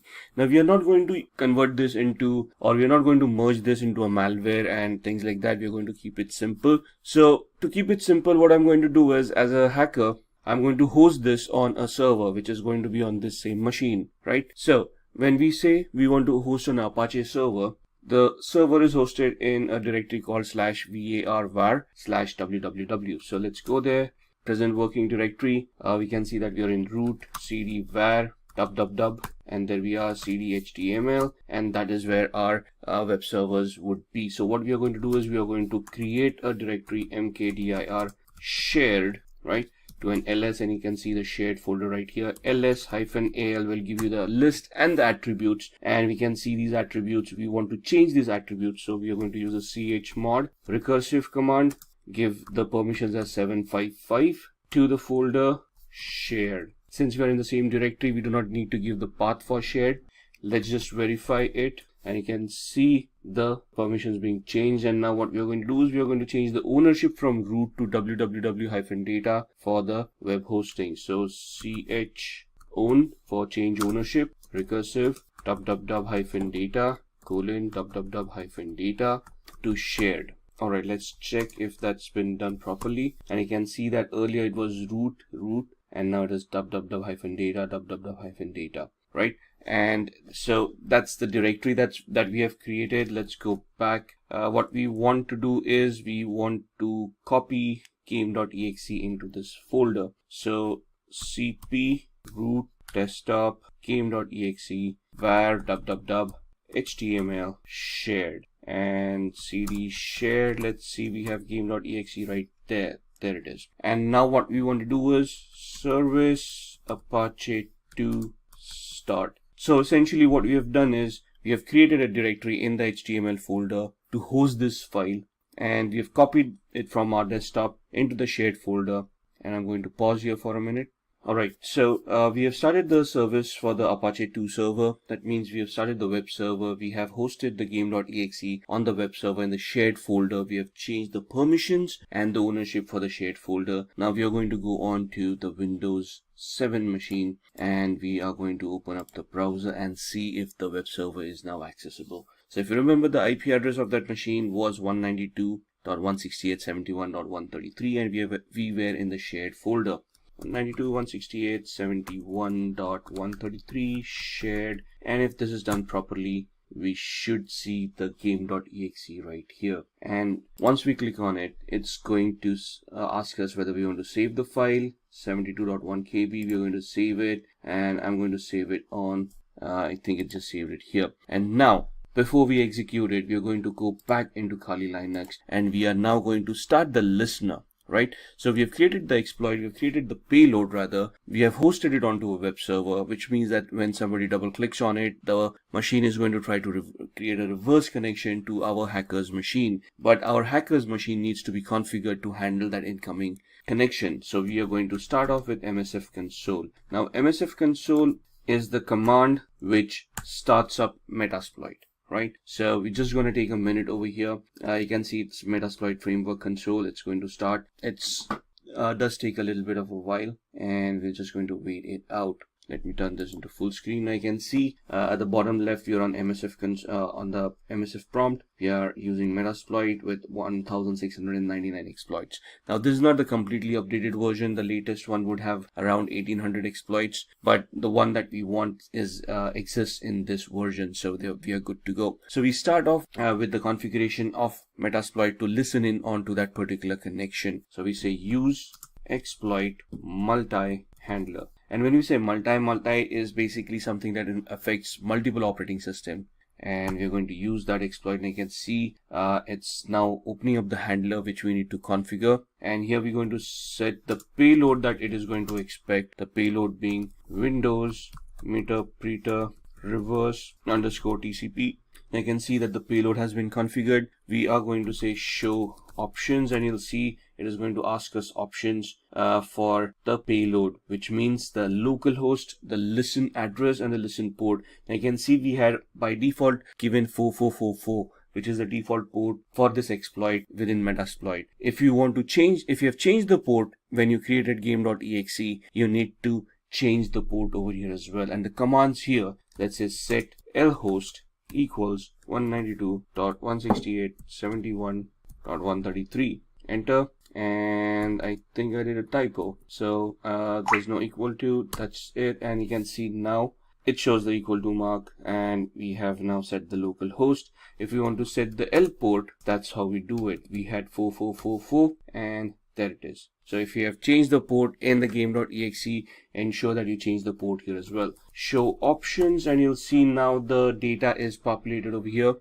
Lhost, which is the local host, is 192.168.71.133, and L port, the local port, is 4444. We have configured this, and now what we're going to do is we're just going to type in exploit, and now you can see that it has started the reverse TCP handler on 192.168.71.133 on port 4444. So now when the victim, which is Windows 7, executes the file and we say run, at the victim's end, there's nothing that should happen. It's just resolving something. And at the other end, you can see that a meterpreter session has been opened, and it shows us that from the victim's IP, which is 71.129 on port 49493, we are connected to our machine. So that's the connection that has happened. Press enter, and you can see it exits the session. Let's just look at the IP address on Windows to confirm that was the same machine that we had, and that's 129. Right there it is. Let's open up this file again and see what happens. And you can see the second session being opened up right here to a PWD, and you can see that we were connected to that particular website. Right, so that's what this Trojans are supposed to do, give us a backdoor entry, and we then are able to connect, and we are able to copy data, and we are able to, basically we have a backdoor, so we can do anything and everything that we want to do. Just like how the COVID-19 situation is affecting various domains, it is also adversely affecting cybersecurity. Interpol states that attackers are attacking computer networks and systems of businesses, individuals, and big global organizations. Due to the shift of focus to the COVID crisis, cybersecurity is taking a huge brunt. Even WHO has stated that from the beginning of this pandemic, it has witnessed a sky-high increase in the number of cyber attacks. There are fake emails doing the rounds in which scammers are impersonating WHO. Reports also state that the financial services sector is increasingly being targeted during the COVID-19 coronavirus pandemic. Various banks and financial institutions have witnessed a spike in the number of cyber attacks in the last few months. Several banks are increasing cyber attack awareness amongst their customers and also asking them not to disclose any confidential information to a third party. Now that we have an idea as to how cyber attacks can affect us, let's go ahead and understand the meaning of a cyber threat.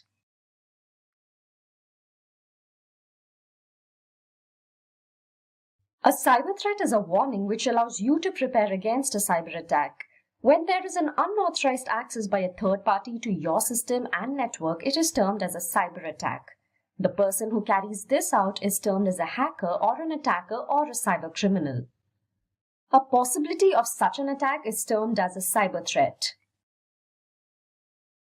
As we saw previously, cyber attacks lead to data breaches which result in either data manipulation or loss of highly confidential data.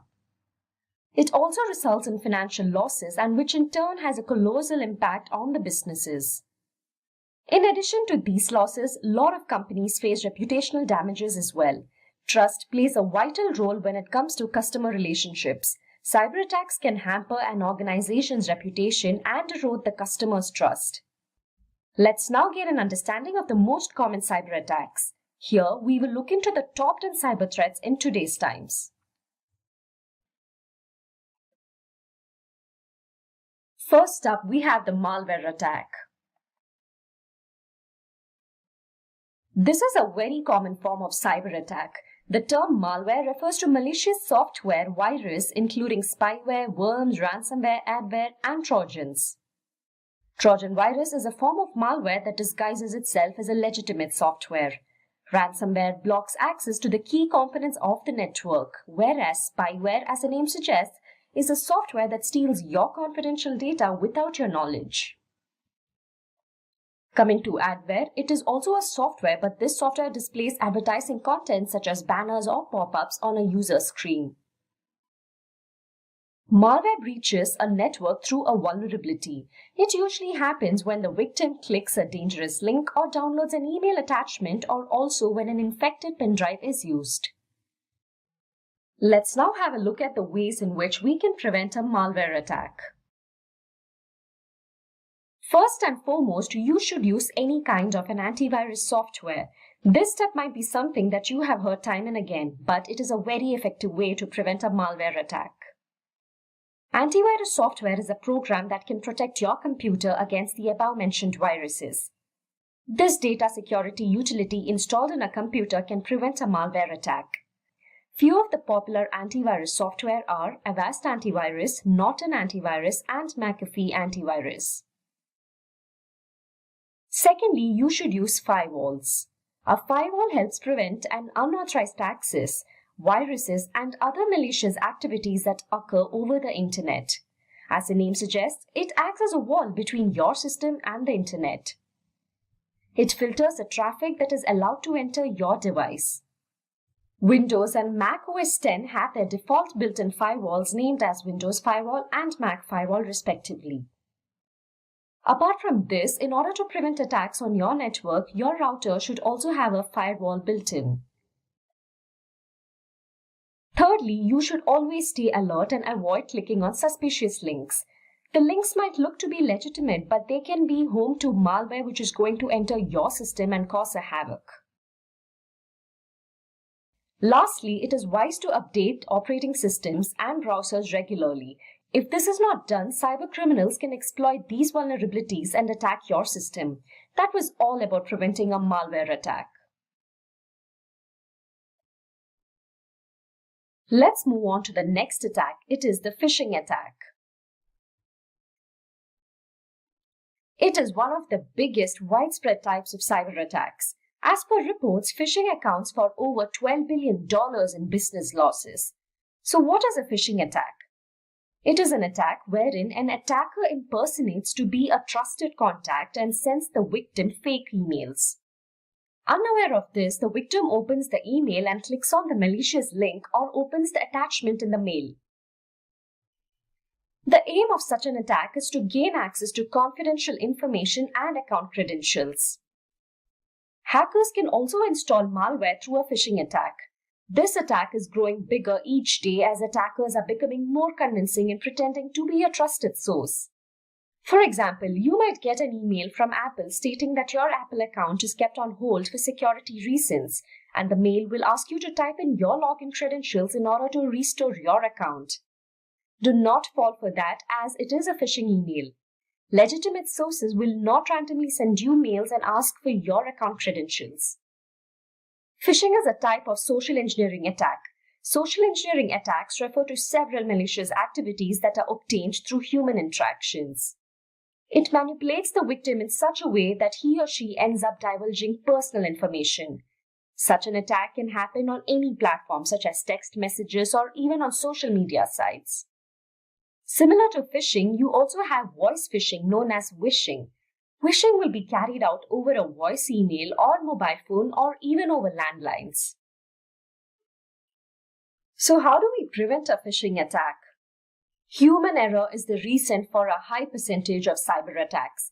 To prevent a phishing attack, the wisest way will be to scrutinize the emails you receive. A phishing email will have some spelling mistakes or a format change from that of the legitimate source it is pretending to come from. Look for these loopholes and do not click any such suspicious emails. Next, you can also make use of an anti-phishing toolbar. Sometimes when it is impossible to identify a phishing email, this toolbar is helpful. It is a tool that provides you with anti-phishing solutions and information about the website you are browsing. They prevent fraudulent websites from masquerading as other legitimate websites. For example, Avast Online Security is a good anti-phishing toolbar you can get. You should also make it a habit to update your passwords regularly. This way, even if your old password is known to a third party, it will still be invalid. Let's now move on to the next type of cyber attack, that is the password attack.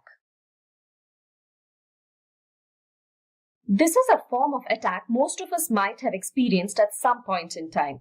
Imagine when you try to log into an account and it says incorrect password. In such a scenario, it is possible that an outsider has managed to either guess or steal your password. By doing so, all your data is compromised. A hacker can crack your password with the help of various programs and password cracking tools like AirCrack, Kane-Enable, John the Ripper, Hashcat, and so on. There are different types of password attacks. A brute force attack happens when the hacker tries to log in with all possible password combinations. Meanwhile, in the dictionary attack, a list of common passwords is used to crack the user's login credentials. Next is a keylogger attack. Keystroke logging records the keys struck on a keyboard by the victim, and the victim is totally ignorant of this. This keylogger or a keystroke recorder can either be a hardware or a software. Speaking of how one can prevent password attacks, it is crucial that you use alphanumeric passwords which are strong. Incorporate special characters in your passwords as well. It is to be noted that you shouldn't be using the same password for multiple websites or accounts. Also, make sure to not use easily guessable passwords, which includes your name or your family members' names or even your date of birth. Needless to say, update your passwords regularly. This will limit your exposure to a password attack. The next tip is something we should all be careful about. Often we make complicated passwords, and to remember them, we note it down somewhere or keep some sort of a password hint in the open. This shouldn't be done in the open, as this can prove to be a gateway to an attack, as a third party can misuse your account with the help of your password hint. Let's now move on and have a look at the fourth type of cyber attack on our list, that is the man-in-the-middle attack. As you can see on your screens, we have the client on the left, the server on the right, and the hacker below. And now you can see that the client-server communication has been cut off, and instead the communication line now goes through the hacker. So let's elaborate on this. Man-in-the-middle attack is also known as eavesdropping attack. It takes place when an attacker comes in between a two-party communication. In other words, the attacker hijacks the session between a client and host. So what do they gain by interrupting the session? Well, they are able to steal and also filter data. Imagine you are logging into your bank account. In such a state, a man-in-the-middle attack can be used to obtain information related to your bank account. Let's now have a look at how we can prevent man-in-the-middle attack. Firstly, you should be aware of the security of the website you are using, and it is advised to use encryption on all devices that contain crucial data. Using an unsecure public Wi-Fi can help attackers carry out the man-in-the-middle attack. Hence, it is suggested that you avoid using public Wi-Fis to carry out important work. Next attack that we will be talking about is the SQL injection attack.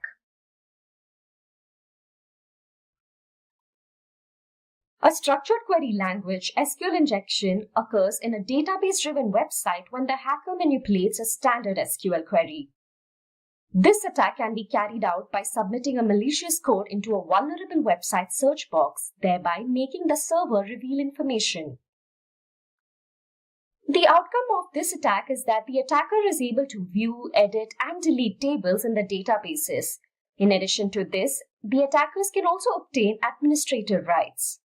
An SQL attack manipulates data and accesses confidential information. In order to prevent a SQL injection attack, you should use an intrusion detection system. An IDS is designed to detect unauthorized access to a system. It is used together with a firewall and a router. This way, unwanted requests can be filtered out. The next step is to carry out a validation of the user-supplied data. There are codes that are developed to identify illegal user inputs. The validation process helps in verifying whether or not the type of user input is allowed or not. This way, only that value which passes the validation will be processed. That was all about the SQL injection attack. So now that we have reached midway, I'd like to remind you all to feel free to leave your questions in our chat section and we will be happy to answer them. Without further ado, let's go back to our list of the top cybersecurity threats. At number 6, we have the denial of service attack.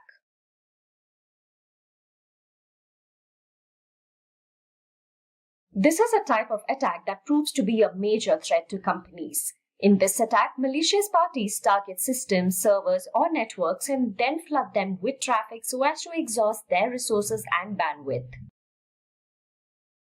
As a result, the server is unable to handle incoming requests and thereby resulting in the website it hosts to either slow down or shut down. This leaves legitimate service requests unattended. It is known as distributed denial of service, DDoS, when attackers use multiple compromised systems to launch this attack. Like I mentioned earlier, the DDoS attack is a major threat to organizations. Let's have a look at one such DDoS attack. In February 2018, the famous United States-based global company GitHub revealed that it was hit with the distributed denial of service attack, DDoS attack. This DDoS attack is considered to be the world's largest DDoS attack. As you might be aware, GitHub is a developer platform used by millions all over the world. Hence, it always has high traffic and usage. But this time, it wasn't just high traffic, but a whopping 1.35 terabits per second, sending packets at a rate of 126.9 million per second. These figures speak for itself. Fortunately, GitHub was running a DDoS protection service which was automatically alerted within 10 minutes of the start of the attack. This attack only took GitHub systems down for about 15 to 20 minutes. GitHub was able to stop the attack quickly only because it utilized a DDoS mitigation service that helped in detecting the attack and which further helped in quickly taking the necessary steps to minimize the impact. Let's now have a look at how to prevent a DDoS attack. Firstly, to stop a DDoS attack, you're required to identify the malicious traffic. This can be made possible by running a traffic analysis. Also, remember to comprehend the warning signs. Few symptoms of a DDoS attack include network slowdown, intermittent website shutdowns, etc. If anything seems irregular and unusual, then the organization should do the needful. Secondly, understand that every organization can face a DDoS attack and be ready with a prevention plan, as there won't be any time to prepare one when it hits. For this purpose, develop an incident response plan, have a checklist, and make sure your team and data center is prepared. If you are well prepared, you can tackle a DDoS attack smoothly like how GitHub did. Lastly, the conventional DDoS mitigation solutions oversize the network bandwidth and require complex hardware, which proves to be costly and also ineffective. Whereas cloud has greater bandwidth and resources. It is also to be noted that cloud-based apps can absorb malicious traffic way before it reaches its intended destination. Hence, it is good to outsource DDoS prevention to cloud-based service providers. That was all about the DDoS attack. Now, let's look at number 7, and here we have the insider threat. An insider threat, as the name suggests, is one that does not involve a third party but an insider. It could be someone from the organization who knows everything about the organization. It could be current employees, former employees, contractors, or even associates. These threats have the potential to cause huge damages. Researchers show that insider threats are growing in small businesses as employees have access to multiple accounts that have a lot of data. The individuals who misuse this data can put everyone else at risk. Reasons for such security breaches are many. It can be due to malice, greed, or even carelessness. Such a threat is quite tricky as these attacks are hard to predict. In order to prevent the insider threat attack, thorough preparation is required. Organizations should make sure that they have a good culture of security awareness. Businesses can limit the IT resources a user can have access to depending on their job roles. This way, the damage, if caused, can be minimized. All the employees should be trained to identify insider threats, and this way, employees can understand when an attacker has manipulated or is attempting to misuse the company data. Next up in our list is cryptojacking, which is at number 8. I'm sure most of you are aware of the word cryptocurrency. Cryptojacking is related to cryptocurrency. You must be wondering how. Let's understand what is cryptojacking.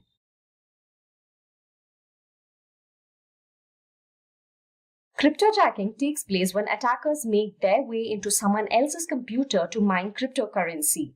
This is done by infecting a website or by manipulating the victim to click on a malicious link, which in turn loads crypto mining code on the computer. It is also done through online ads with JavaScript code that will auto-execute once loaded in the victim's browser. Victims are unaware of this as the crypto mining code works in the background. The only sign they might witness is a delay in the execution. Crypto mining is a form of obtaining cryptocurrency. Crypto mining by itself is an immense process. That is the reason attackers make use of other computers in order to crypto mine. Let's have a look at ways to prevent cryptojacking.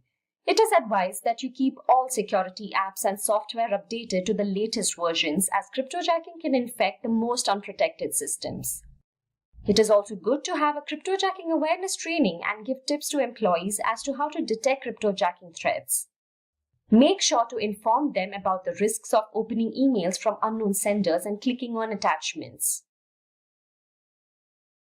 Ads are a primary source of cryptojacking scripts. Therefore, it's good to install an ad blocker and also have extensions like MinerBlock, which is used to detect and block crypto mining scripts. Moving on to the number 9 on our list, we have the zero-day exploit. A zero-day exploit occurs after the announcement of a network vulnerability. Usually, the vendor becomes aware of a vulnerability, but a solution to it is still not available for the same. Hence, the vendor announces the vulnerability so that the users are aware of it, but this also makes the attackers aware of it. The vendor or the developer could take any amount of time to find a solution. It could vary from a few hours to days to months, depending on the vulnerability. In the meantime, the attackers target the disclosed vulnerability. They exploit the vulnerability even before a patch or a solution is implemented. Speaking of ways to prevent zero-day exploit, Organizations should have a well-communicated patch management process. It is also crucial to use management solutions to automate the procedures. Thus, it avoids delays in deployment. Having an incident response plan helps in dealing with a cyber attack. You need to have a plan primarily looking into zero-day attacks. In case of an attack, this plan will keep you prepared and will allow you to avoid or reduce the damage. Finally, at number 10, we have the watering hole attack. Generally, in a watering hole attack, the victim is of a specific group. It could be either victims of an organization or a region or so on. Here, the attacker targets the websites which are frequently used by the particular group. They identify these websites either by guesswork or by closely monitoring the group. After which, the attackers infect a few of these websites with malware, and anyone who happens to visit the infected website will have their computers automatically loaded with malware. This attack loads the victim's system with malware similar to the phishing attack. The malware in such an attack targets personal information of the victim. There is also a possibility that the hacker will actively take control of the infected computer. Let's have a look at how we can prevent the watering hole attack.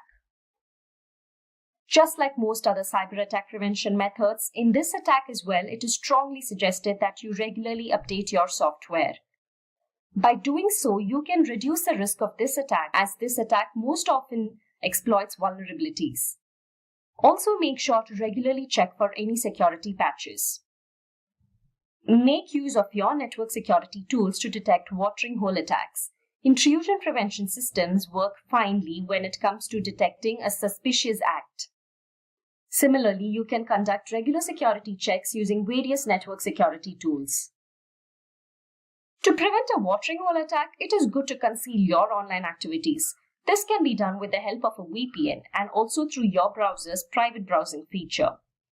A virtual private network, often called a VPN, provides a secure connection to another network over the internet. It acts as a cover to your browsing activity. NordVPN is an example of a VPN that can be used to provide a secure connection.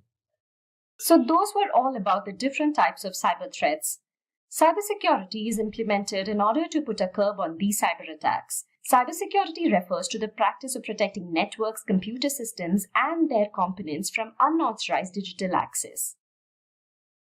According to the Gartner forecast worldwide, it is stated that the worldwide spending on cybersecurity is forecasted to reach $133.7 billion in 2022. And according to the University of Maryland, hackers attack every 39 seconds, that is, on an average, 2,244 times a day. Although we had a look at multiple methods to prevent a cyber attack, let's once again have a look at a few personal tips and ways in which you can prevent a cyber attack on the whole.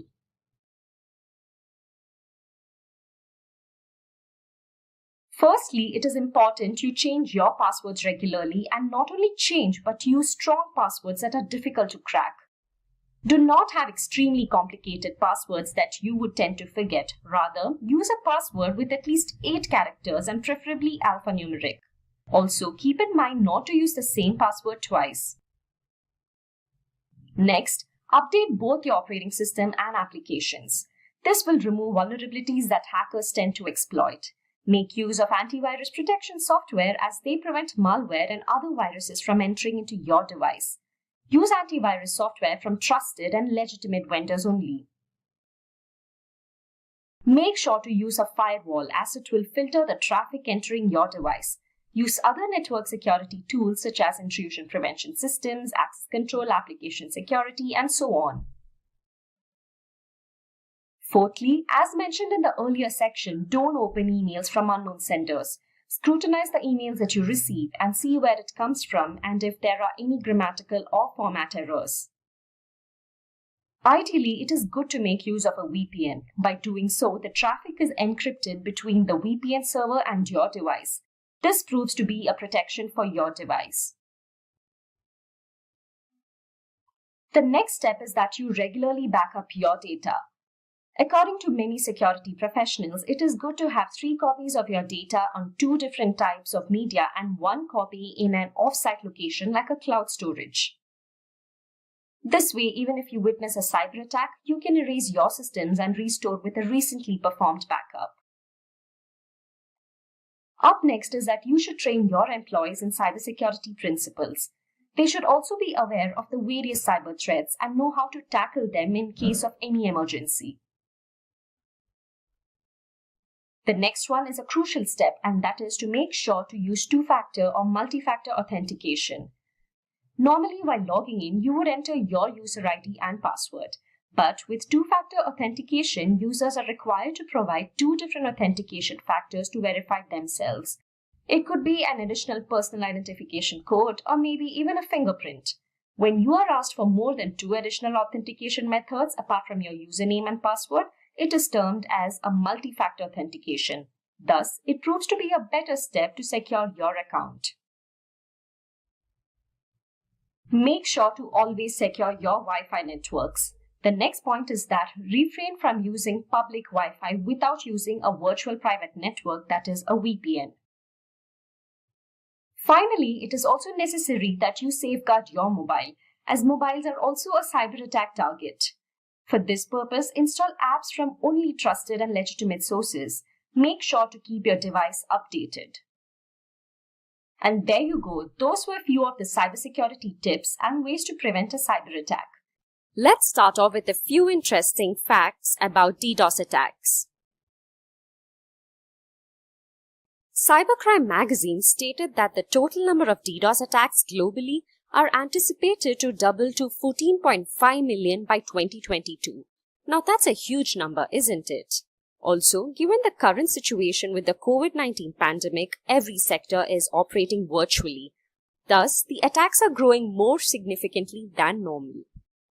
Do you know the financial brunt a DDoS attack causes? Once again, according to Cybercrime magazine, a denial of service or a DDoS attack could cost up to $120,000 for a small company or more than $2 million for a larger one. With financial loss, even reputation gets hampered. There are a few industries that are more susceptible to DDoS attacks, and according to the Cisco reports, the online gaming and the gambling industry are a prime target. Now let me talk about a few real-life DDoS attacks that have happened in the past. Our first example is the DDoS attack faced by Dyn. Dyn is an internet performance management and web application security company that was acquired by Oracle in 2016. On October 21, 2016, Dyn faced a serious distributed denial of service attacks that targeted systems operated by DNS provider Dyn. The DDoS attack lasted roughly for a day, with spikes coming and going up to 1.5 terabits per second. Reports state that attack was carried out using a weapon called the Mirai botnet. About 10% to 20% of all the 500,000 or so known Mirai bots were involved, in addition to other devices. The findings revealed that Mirai was the primary source of malicious attack traffic. The attack affected a large number of users in North America and Europe. Several large businesses with high traffic like Amazon, Quora, Airbnb, HBO, the New York Times, Twitter, Visa, and CNN were affected. Our next example is Amazon Web Services, a subsidiary of Amazon which works on providing on-demand cloud computing platforms. In the month of February 2020, Amazon stated that AWS Shield observed and mitigated a 2.3 terabits per second DDoS attack. AWS Shield, a managed DDoS protection service that is responsible for safeguarding applications running on AWS, mitigated this attack. The attack was carried out using hijacked CLDAP web servers and caused 3 days of elevated threat for its AWS Shield staff. The DDoS attack had a peak volume traffic of 2.3 terabits per second, which is the largest ever recorded. Detailing the attack in its Q1 2020 threat report, Amazon said its AWS Shield service mitigated the largest DDoS attack ever recorded, stopping a 2.3 terabits per second attack in mid-February this year. Now that we have seen a few real-life DDoS attacks, let's move on to understanding what exactly a DDoS attack is. You might have often come across the word denial of service attack, right? So is it the same as DDoS? Well, they differ with respect to a few parameters. A denial of service attack takes place when a computer is used to flood the target server or network with traffic. By doing so, its resources and bandwidth are exhausted. The motive of the attack is to deny normal legitimate service requests and user access. As you can see in this image, we have the attacker's computer sending traffic to the target server here. Now, let's speak a bit about the DDoS attack. A DDoS attack works closely like a denial of service attack. The only difference is that here, multiple systems are used to launch the attack. You can call DDoS attack as a large-scale attack operation based on a denial of service attack. DDoS stands for Distributed Denial of Service. Here, several systems target a single system with malicious traffic. When multiple systems are used, the attacker can put the system offline more easily. DDoS attack is faster than a normal denial of service attack, and DDoS attacks are difficult to trace. From this image, you can see that multiple systems are used to launch this attack. The systems together flood the target system with massive traffic. Now that we know what a DDoS attack is, let's try and understand the motive behind these attacks. The first reason can be guessed well by all of you, and that is for ransom.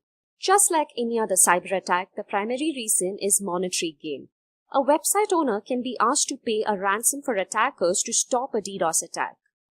The ransom prices to stop the DDoS attacks vary from small amounts to hefty amounts of money. In most cases, the ransom is usually charged in bitcoins. The second reason is hacktivism or protest. Hacktivism occurs with the intention of spreading a message. The aim of this is to usually protest against an ideology or a political agenda. The target of many hacktivism DDoS attacks are government, financial, or business websites.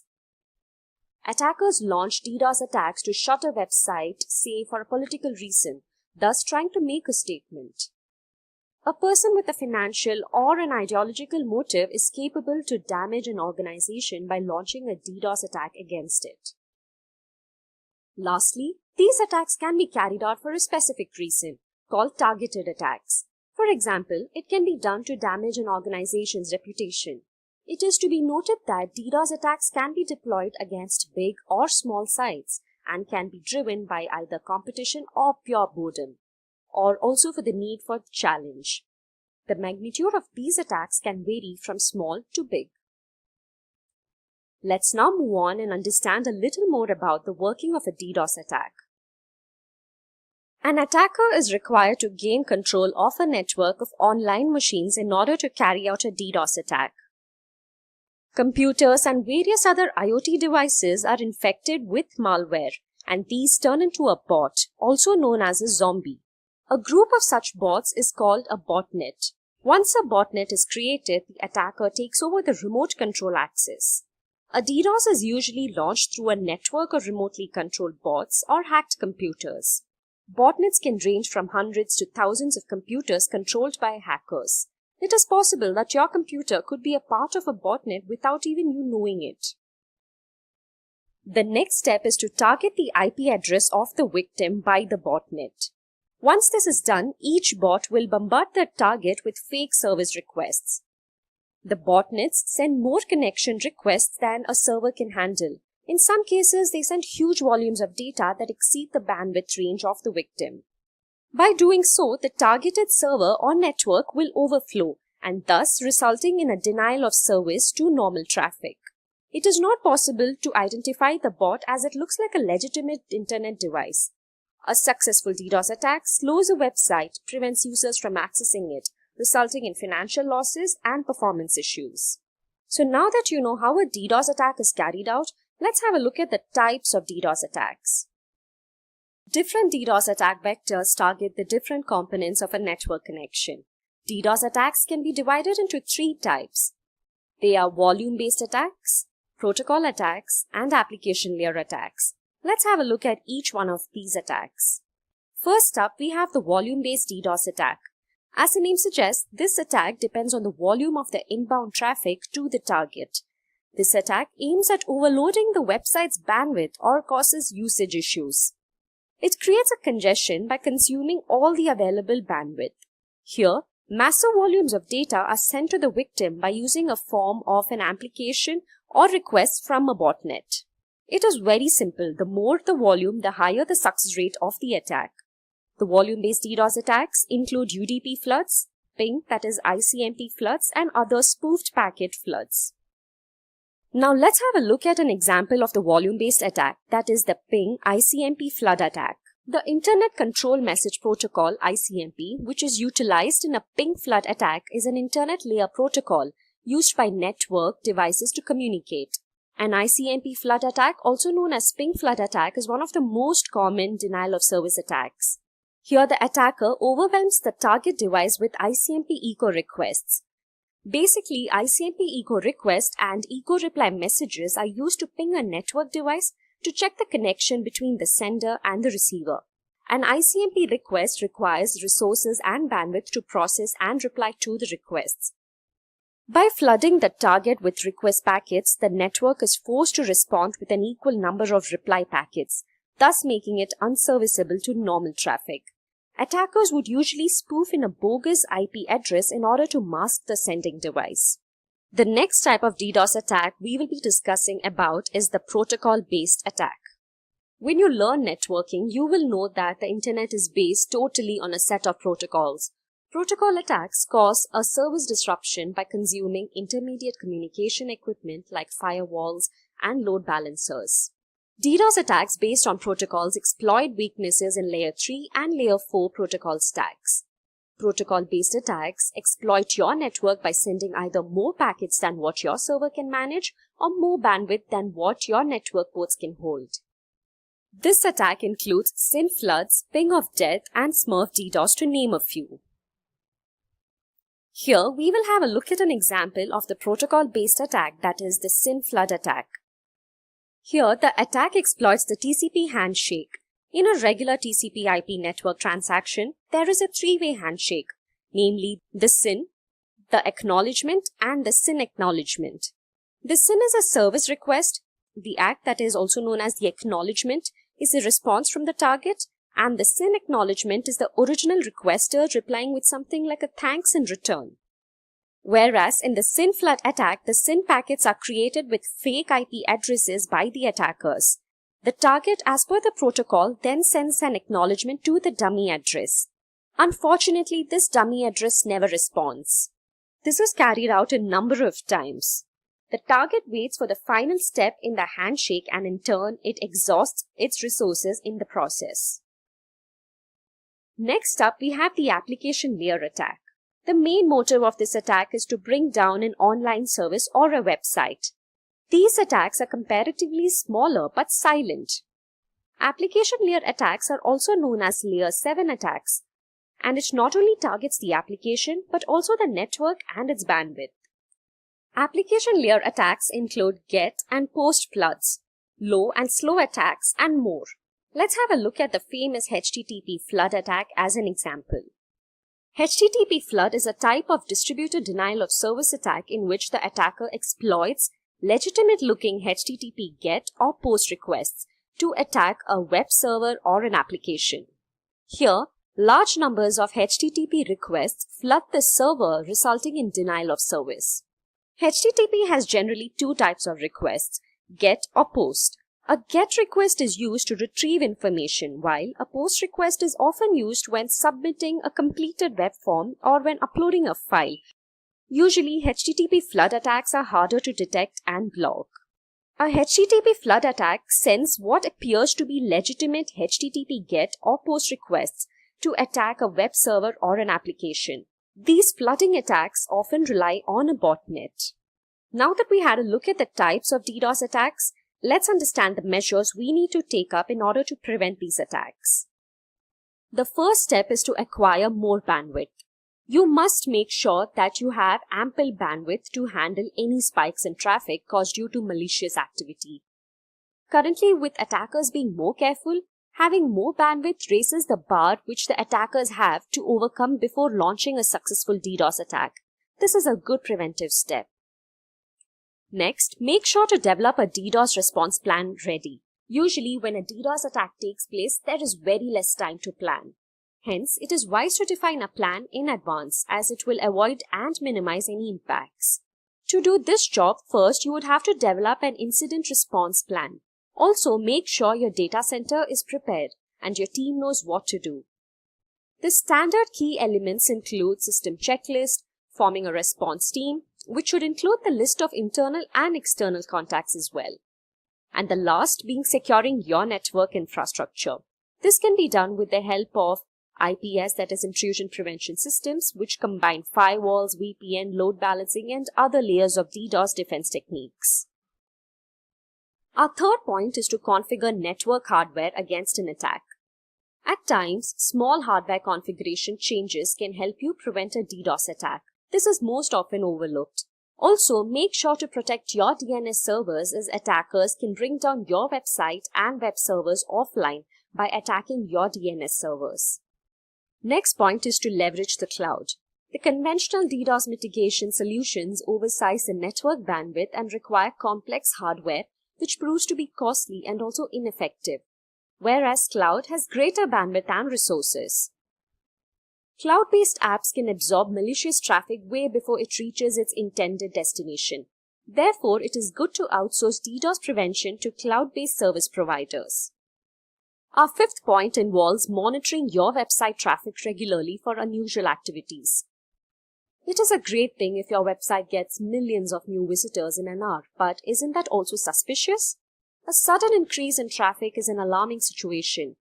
Hence, have alerts set up in the event you exceed a threshold specific to the number of requests targeting your site. Considering the time and place of the inbound traffic is also a good step. A DDoS attack usually gives a few red flags before it happens. Your team should be wise enough to spot them beforehand.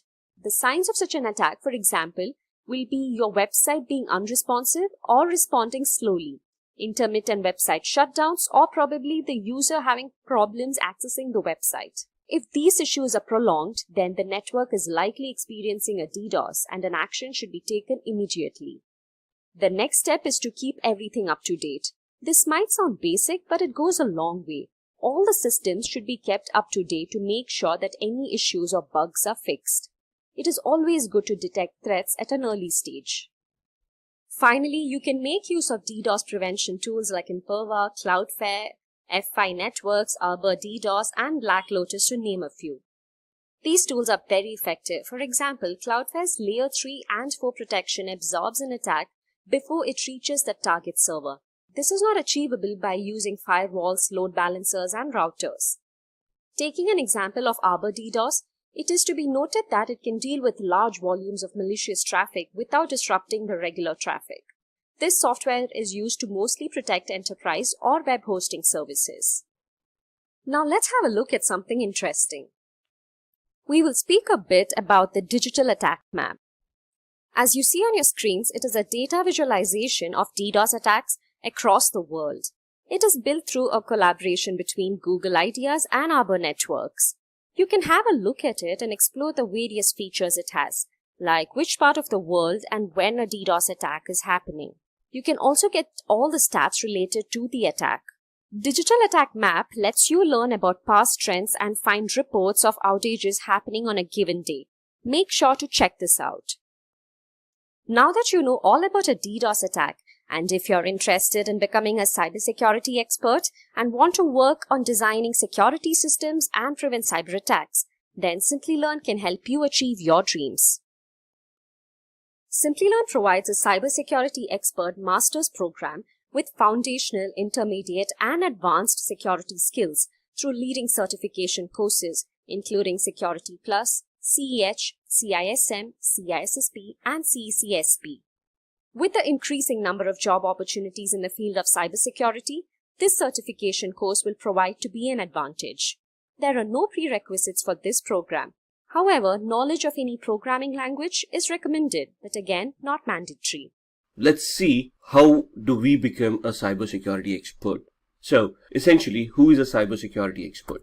A cybersecurity expert is an individual employed by an organization to protect their infrastructure, right? So this person is responsible to identify potential flaws, identify what threats the organization faces, and then streamline or create or design or architect methodology which is going to protect all the assets that the organization has. So this is going to happen through a variety of techniques such as finding weaknesses, so vulnerability management, where you run vulnerability scanners, identify potential flaws in the organization's infrastructure. Could be applications, could be servers, could be desktops, could be operating systems, could be anything, could be network-based flaws as well. And then you're going to monitor these systems. You're going to look at the data flow that is going through the internet, through the network, through the intranet rather. And then you're going to check if there is anything malicious going on in that network. So over these techniques, you're basically going to monitor it on a day-to-day basis, on a regular basis, and you're going to try to identify if anything out of the ordinary is happening, right? After you find the weakness, you're going to test those weaknesses to identify the complexity of those weaknesses, to validate those weaknesses actually exist, and then you're going to repair them, you're going to patch them, you're going to install updates, or you're going to you're going to install mechanisms like firewalls or antiviruses to mitigate those weaknesses, and you're going thus resulting in strengthening the areas where an attack may have occurred. Let's see the domains in cybersecurity. Now, when we say domains in cybersecurity, in the previous slide we were discussing where these attacks may happen, like applications, infrastructure, network. So let's see these domains in details. Asset security. Now, when we say assets could be applications, could be networking devices, could be computers, could be routers, could be wireless access points. And these all these devices have their own operating systems, they have their own functionality, and it is important that we look at the security of each and every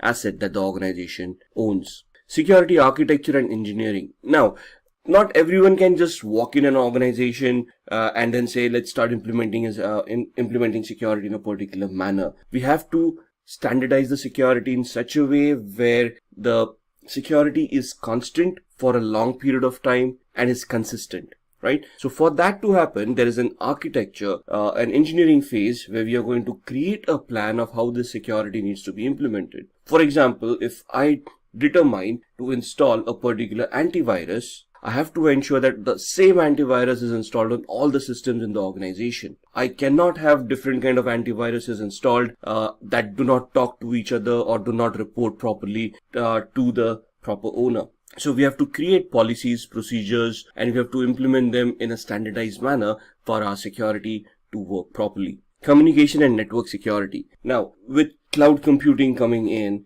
and hybrid clouds happening, where you got a deployment of a physical infrastructure talking to something that is on the cloud, let's say AWS or Microsoft Azure, right? And data flows are happening globally these days. You have to be very careful how these data are going to be transmitted across the network. Thus, you have to create those paths and ensure that those paths are monitored properly, are regulated properly, and do not have any data leakages. Similarly, identity and access management. Who is accessing my data? Are they authorized to access my data? And if yes, how am I going to authenticate them? How am I going to track them? How am I going to hold them accountable for whatever they have done? Even if a person is authorized to do something, we have to hold him accountable for that activity so that if something happens later on, we can identify who made that change. So the identity and access management module will consist of us creating groups, policies, users, roles, and interlinking them with the assets to ensure that only authorized people are able to access those devices. Security operations. On a day-to-day basis, we need to monitor the security of the organization. For example, if today I start facing a denial of service attack, or somebody starts a password attack on my organization where they're trying to crack somebody's password, there should be some internal mechanisms that are in place which will try to identify these attacks, warn the appropriate administrator, and that administrator will walk in and try to investigate that attack. So day-to-day operations are a must.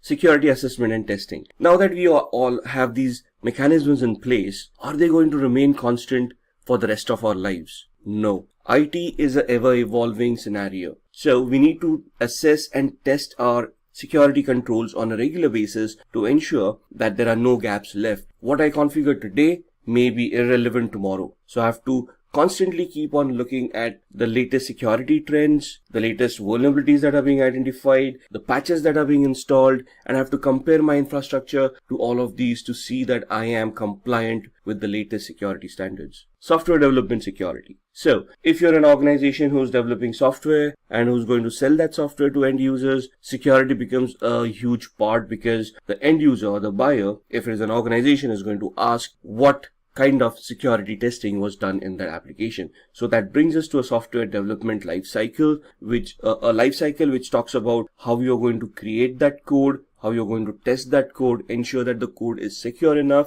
So you need to follow secure coding practices, and you're going to test the software over and over again till you're satisfied with the outcome.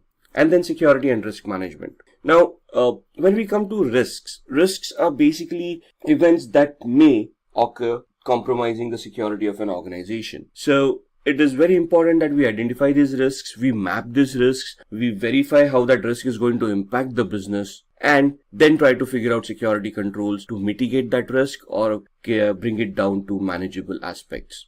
So that's a lot of talk, that's a lot of domains, that's a lot of attacks that we have discussed. Now let's see what kind of courses and certifications are available for us to enhance our careers and address all of these domains, all of these attacks. So starting off from a technical perspective, where we are going to look at ethical hacking or security, where we are going to assess and do a vulnerability assessment and penetration test. There are certifications from CompTIA like Security Plus, or from EC Council, which is the Certified Ethical Hacking Training, which basically allows us to become vulnerability assessment and penetration testing experts. So we'll be technically testing each and every device and trying to hack those devices to see if that vulnerability is real and what can be attained out of that vulnerability. CISSP is a very high level certification that normally is considered as a management level certification, right? So just to get certified yourself, you need at least 5 years of experience in the IT security field. This is where you get certified and you're basically a chief information security officer, where you're going to develop policies, procedures, and security control mechanisms, and you're going to standardize the security policy of the entire organization. Then you've got the CISA, or also known as the CISA, Certified Information Systems Auditor. It is from an organization called Asaka. It's more on the system side, where you're going to audit systems and you're going to verify that they are adhering to the policies that you have implemented. The CISM or SISM is the Certified Information Security Manager. This is again a project-based oriented approach where you're going to manage the security of an organization, and you're going to look at all the daily operations of the security operations center, and you're going to maintain and manage all of those functions overall.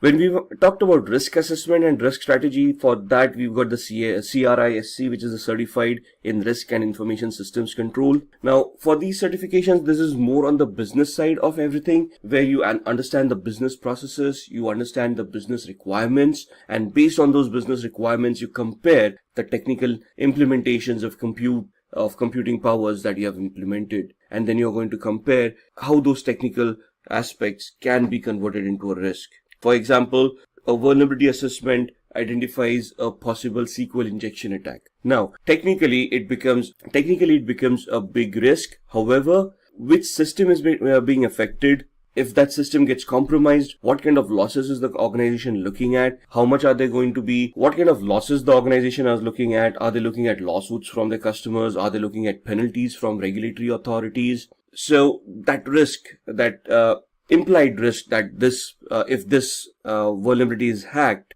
that is the aspect that you want to look at when you're looking at risk information and controls. Similarly, you have CISSP. This is a Certified Cloud Security Professional certification. So this is especially for people who want to deal with the cloud. Let it be a public cloud, a private cloud, or a hybrid cloud. This certification gives you an architectural overview over different aspects of cloud and how you want to implement security in a cloud-based scenario. So Simplilearn offers all of these certifications with trainings from certified professionals. So there's a master's program from Simplilearn which talks about becoming a cybersecurity expert, which includes all of these trainings. Once you have these kind of trainings and you get those certifications on your profile, That's where you're basically a cyber solutions or cybersecurity expert, and you'll be designing and developing security policies, structures, architectures for various organizations and helping them enhance the security of their infrastructure. We humans are highly tech savvy in today's times. With the extensive use of the internet and modern technologies, there is a massive challenge in protecting all our digital data, such as net banking information, account credentials, and medical reports, to name a few. Have you heard about the deadly Wannacry ransomware attack? The attack happened in May 2017 in Asia, and then it spread across the world. Within a day, more than 230,000 computers were infected across 150 countries. The Wannacry cryptoworm encrypted the data and locked the users out of their systems. For decryption of the data, the users were asked for a ransom of $300 to $600 in Bitcoin. The users who used the unsupported version of Microsoft Windows and those who hadn't installed the security update of April 2017 were targeted in this attack. The Wannacry attack took a toll on every sector. Top-tier organizations like Hitachi, Nissan, and FedEx had to put their businesses on hold as their systems were affected too. Now, this is what you call a cyber attack. To prevent such attacks, cybersecurity is implemented. We can define cybersecurity as the practice of protecting networks, programs, computer systems, and their components from unauthorized digital attacks. These illegal attacks are often referred to as hacking. Hacking refers to exploiting weaknesses in a computer network to obtain unauthorized access to information. A hacker is a person who tries to hack into computer systems. This is a misconception that hacking is always wrong. There are hackers who work with different motives. Let's have a look at 3 different types of hackers. Black hat hackers are individuals who illegally hack into a system for monetary gain. On the contrary, we have white hat hackers who exploit the vulnerabilities in a system by hacking into it with permission in order to defend the organization. This form of hacking is absolutely legal and ethical. Hence, they are also often referred to as ethical hackers. In addition to these hackers, we also have the gray hat hackers. As the name suggests, the color gray is a blend of both white and black. These hackers discover vulnerabilities in a system and report it to the system's owner, which is a good act. But they do this without seeking the owner's approval. Sometimes gray hat hackers also ask for money in return for the spotted vulnerabilities. Now that you have seen the different types of hackers, let's understand more about the hacking that is legal and valid, ethical hacking, through an interesting story. Dan runs a trading company. He does online training with the money his customers invest. Everything was going well, and Dan's business was booming, until a hacker decided to hack the company's servers. The hacker stole the credentials of various trading accounts. He asked for a lump sum ransom in exchange for the stolen credentials. Dan took the hacker's words lightly and didn't pay the hacker. As a result, the hacker withdrew money from various customers' accounts, and Dan was liable to pay back the customers. Dan lost a lot of money, and also the trust of his customers. After this incident, Dan gave a lot of thought as to what could have gone wrong with the security infrastructure in his company. He wished there was someone from his company who could have run a test attack to see how vulnerable his systems were before the hacker penetrated into the network.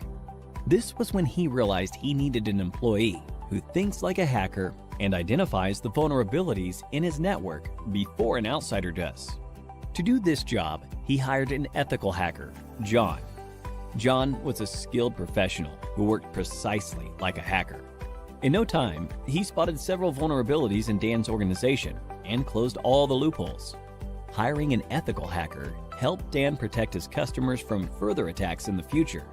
This, in turn, increased the company's productivity and guarded the company's reputation. So, now you know hacking is not always bad. John, in this scenario, exposed the vulnerabilities in the existing network, and such hacking is known as ethical hacking. Ethical hacking is distributed into 6 different phases. Let us look at these phases step by step with respect to how John, our ethical hacker, will act. Before launching an attack, the first step John takes is to gather all the necessary information about the organization's system that he intends to attack. This step is called reconnaissance. He uses tools like Nmap and HPing for this purpose. John then tries to spot the vulnerabilities, if any, in the target system using tools like Nmap and Nexpose. This is the scanning phase. Now that he has located the vulnerabilities, he then tries to exploit them. This step is known as gaining access. After John makes his way through the organization's networks, he tries to maintain his access for future attacks by installing backdoors in the target system. The Metasploit tool helps him with this. This phase is called maintaining access. John is a brilliant hacker. Hence, he tries his best not to leave any evidence of his attack. This is the fifth phase, clearing tracks. We now have the last phase, that is reporting. In this phase, John documents a summary of his entire attack, the vulnerabilities he spotted, the tools he used, and the success rate of the attack. Looking into the report, Dan is now able to take a call and see how to protect his organization from any external cyber attacks. Don't you all think John is an asset to any organization? If you want to become an ethical hacker like John, then there are a few skills that you need to acquire. First and foremost, you need to have a good knowledge of operating environments such as Windows, Linux, Unix, and Macintosh. You must have reasonably good knowledge of programming languages such as HTML, PHP, Python, SQL, and JavaScript. Networking is the base of ethical hacking, hence, you should be good at it. Ethical hackers should be well aware of security laws so that they don't misuse their skills. Finally, you must have a global certification on ethical hacking to successfully bag a position of an ethical hacker like John. Few examples of ethical hacking certification are Certified Ethical Hacker Certification, CEH, CompTIA Pentest Plus, and Licensed Penetration Tester Certification, to name a few. Simplilearn provides a cybersecurity expert master's program that will equip you with all the skills required by a cybersecurity expert. The endless growth of technologies in this area is directly proportional to the number of cybercrimes. Cybercrimes are estimated to cost $6 trillion in 2021. Hence, to tackle these cybercrimes, organizations are continuously on the lookout for cybersecurity professionals. The average annual salary of a certified ethical hacker is $91,000 in the US and approximately rupees 7 lakhs in India. So, what are you waiting for? Get certified and become an ethical hacker like John and put an end to the cyber attacks in the world. So let's talk about hacking and what exactly hacking is. Hacking refers to exploiting weaknesses in a computer network to obtain unauthorized access to information. A hacker is a person who tries to hack into computer systems. Now here there are some keywords that we need to understand. First and foremost, exploit. When you are exploiting weaknesses are technically called vulnerabilities, which are basically design flaws, misconfiguration errors, usage of default usernames and passwords which have not been modified. So any misconfiguration or anything that has been left behind by a security administrator that can be misused, which means exploited by a hacker to gain unauthorized access. So the next term is unauthorized access, something that you're not allowed to do. And when you say a hacker is a person who tries to hack, it's basically a person with malicious intent trying to gain access to a system or a resource that they are not authorized to access in the first place. How do they do it? They find a vulnerability that is a weakness or a flaw, and then they misuse it to gain access to that particular network. So here in the diagram, you can see that a sender on the left hand side is trying to send some data to the receiver on the right hand side. The hacker would try to gain unauthorized access to the transmission that is being sent and would try to capture the data packets and read the secrets within. Let's look at a business case scenario into hacking. Now there is an organization, everybody is going around their own business when they realize that their systems may have been compromised. Now they're trying to look at the customer data to ensure that that has not been compromised and trying to assure the customers. However, they do realize that some customer data has been lost and even the company reports have been modified as well. Now this is the scenario where there have been some security controls in place and those controls have been identified. They realized that there is an attack that has happened, and based on that attack they have realized that their data has now been compromised and their records have been modified by the hacker. which means that the data is no longer trustworthy and thus cannot be used by the business for any legal transactions. So then the hacker gives a call to the organization or gets connected to the organization demanding a ransom for the data to be replaced, to be taken back into the original state where it was trusted, and thus the organization can utilize it for business transactions.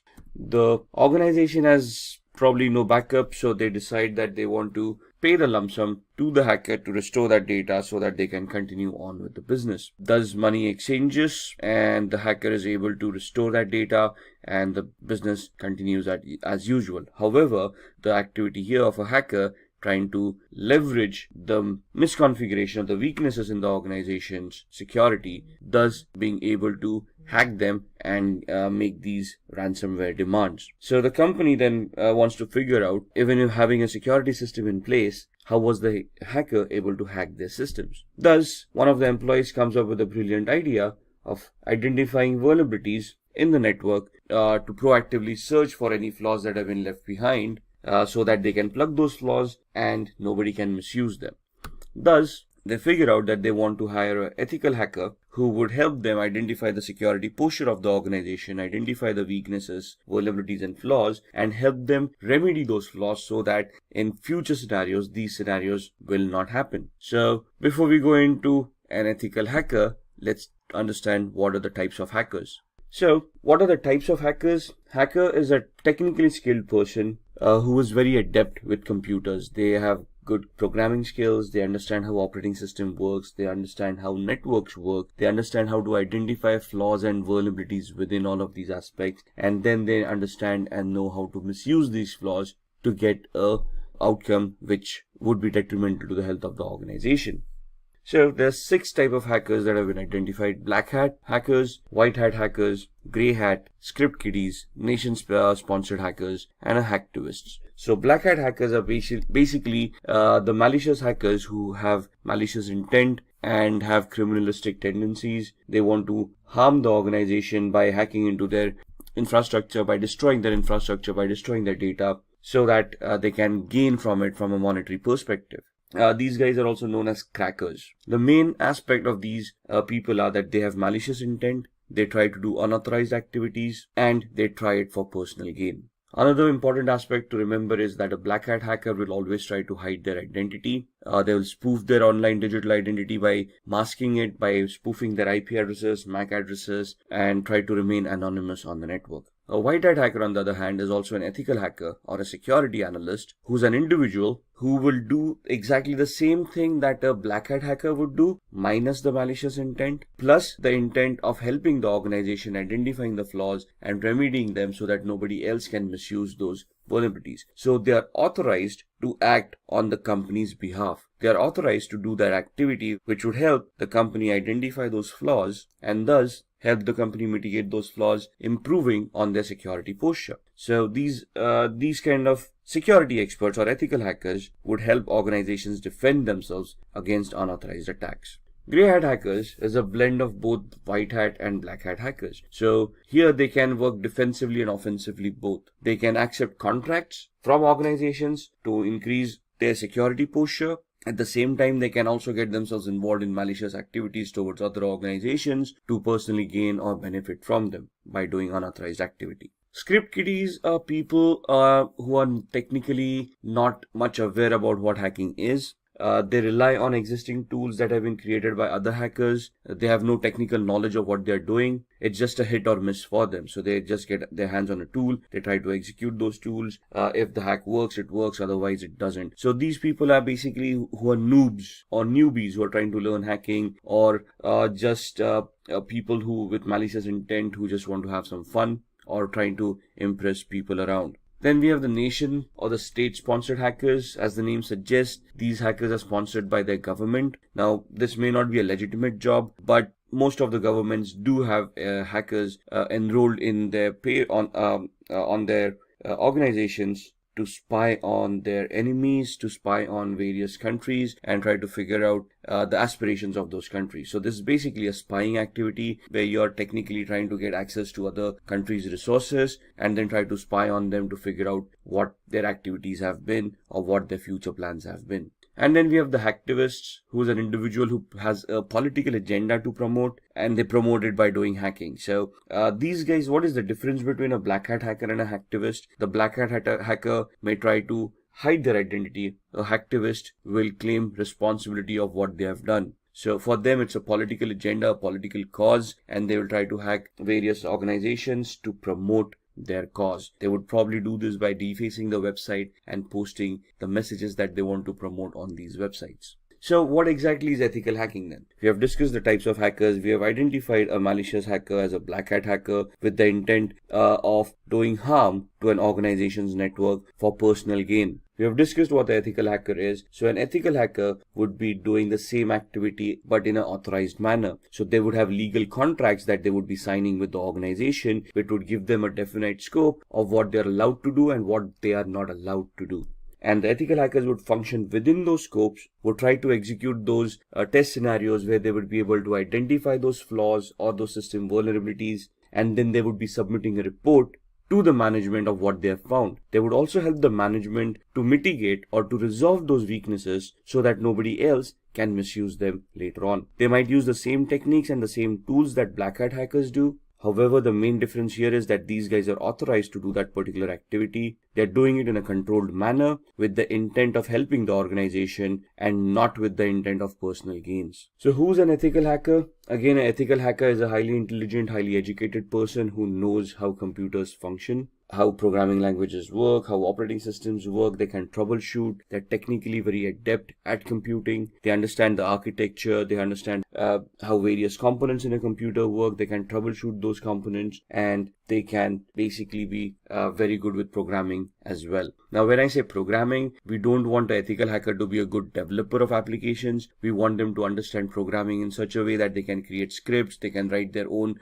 short programs like viruses, worms, trojans, or exploits which would help them achieve the objective that they have set out for. So here you can see the ethical hacker. They are individuals who perform a security assessment of their companies with the permission of concerned authorities. So what is a security assessment? A security assessment is finding out the exact security posture of the organization by identifying what security controls are in place, how they've been configured, and if there are any gaps in the configurations themselves. So an organization will hire an ethical hacker. They would give the ethical hacker the information about what information is or what security controls, what firewalls, what IDSS, IPSS, intrusion detection or intrusion prevention systems, antiviruses are already in place, and then they will ask the ethical hacker to figure out a way to bypass these mechanisms and see if they can still hack the organization. What is the need of an ethical hacker? The need of an ethical hacker is proactive security. The ethical hacker would identify all the existing flaws in an organization and try to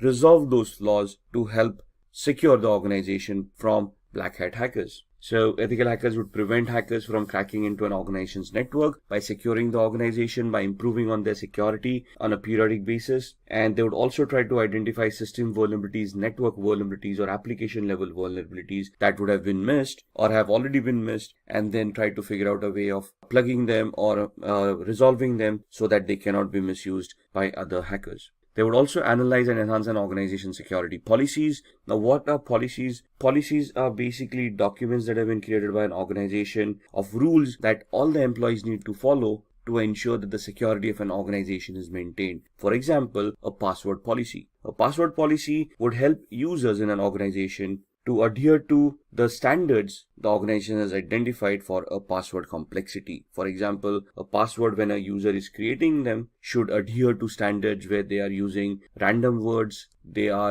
contain the alphabet A through Z, uppercase and lowercase, 0 through 9 as numerics, and special characters, and they are randomized so that the password becomes more stronger to prevent from brute force attacks. So what would an ethical hacker do at this point in time? They would try to test the strength of the passwords to see if brute force attacks or dictionary attacks are possible, and if any of these passwords can be cracked. They would ensure that all the employees are following the policies and all the passwords are as secured as the policies want them to be. If there are any gaps in the policies or the implementation of the policy, it is the ethical hacker's responsibility to identify those gaps and warn the organization about it. Similarly, they would also try to protect any personal information, any data that is owned by the organization that is critical for the functioning of the organization, and they will try to protect it by from falling into the hacker's hands. Now, what are the skills that are required of an ethical hacker? These are the following skills. So first and foremost, they should have good knowledge with operating systems such as Windows, Linux, Unix, and Mac. Now, when we say knowledge about operating systems, it's not only about how to use those operating systems, but how to troubleshoot those operating systems, how these operating systems work, how these operating systems need to be configured, how can they be secured. For example, securing an operating system is not only installing a firewall and an antivirus, but you need to configure permissions on an operating system of what users are allowed to do and what users are not allowed to do. For example,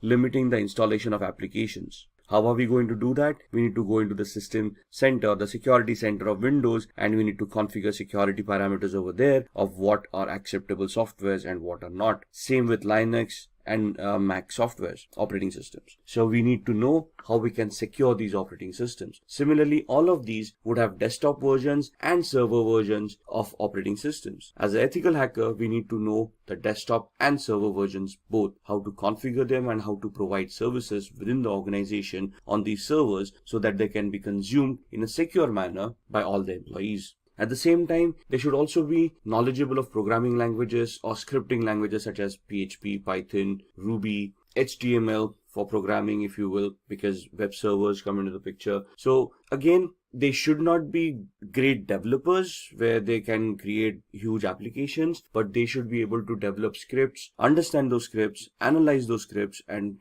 figure out what the output should be of those scripts to achieve the hacking goals that they have set out for. An ethical hacker should have a very good understanding about networking. No matter whether you're in application security, you're in network security, or you're in host-based security, since a computer will always be connected to a network, either a local area network like a LAN or the internet, we should know how networking works. We should know the 7 layers of the OSI model. We should know which protocols work on those 7 layers. We should identify the TCP/IP model and how a OSI model can be mapped to the TCP/IP model. We should understand how TCP and UDP work, how each and every protocol is crafted, how they are supposed to behave for us to analyze and understand any network-based attacks. We should be very good in security measures. So we should know where those vulnerabilities would lie, what are the latest exploits available in the market, and we should be able to identify them. We should be able to know the techniques and the tools of how to deal with security, how to analyze security, and then how to implement security to enhance it as well.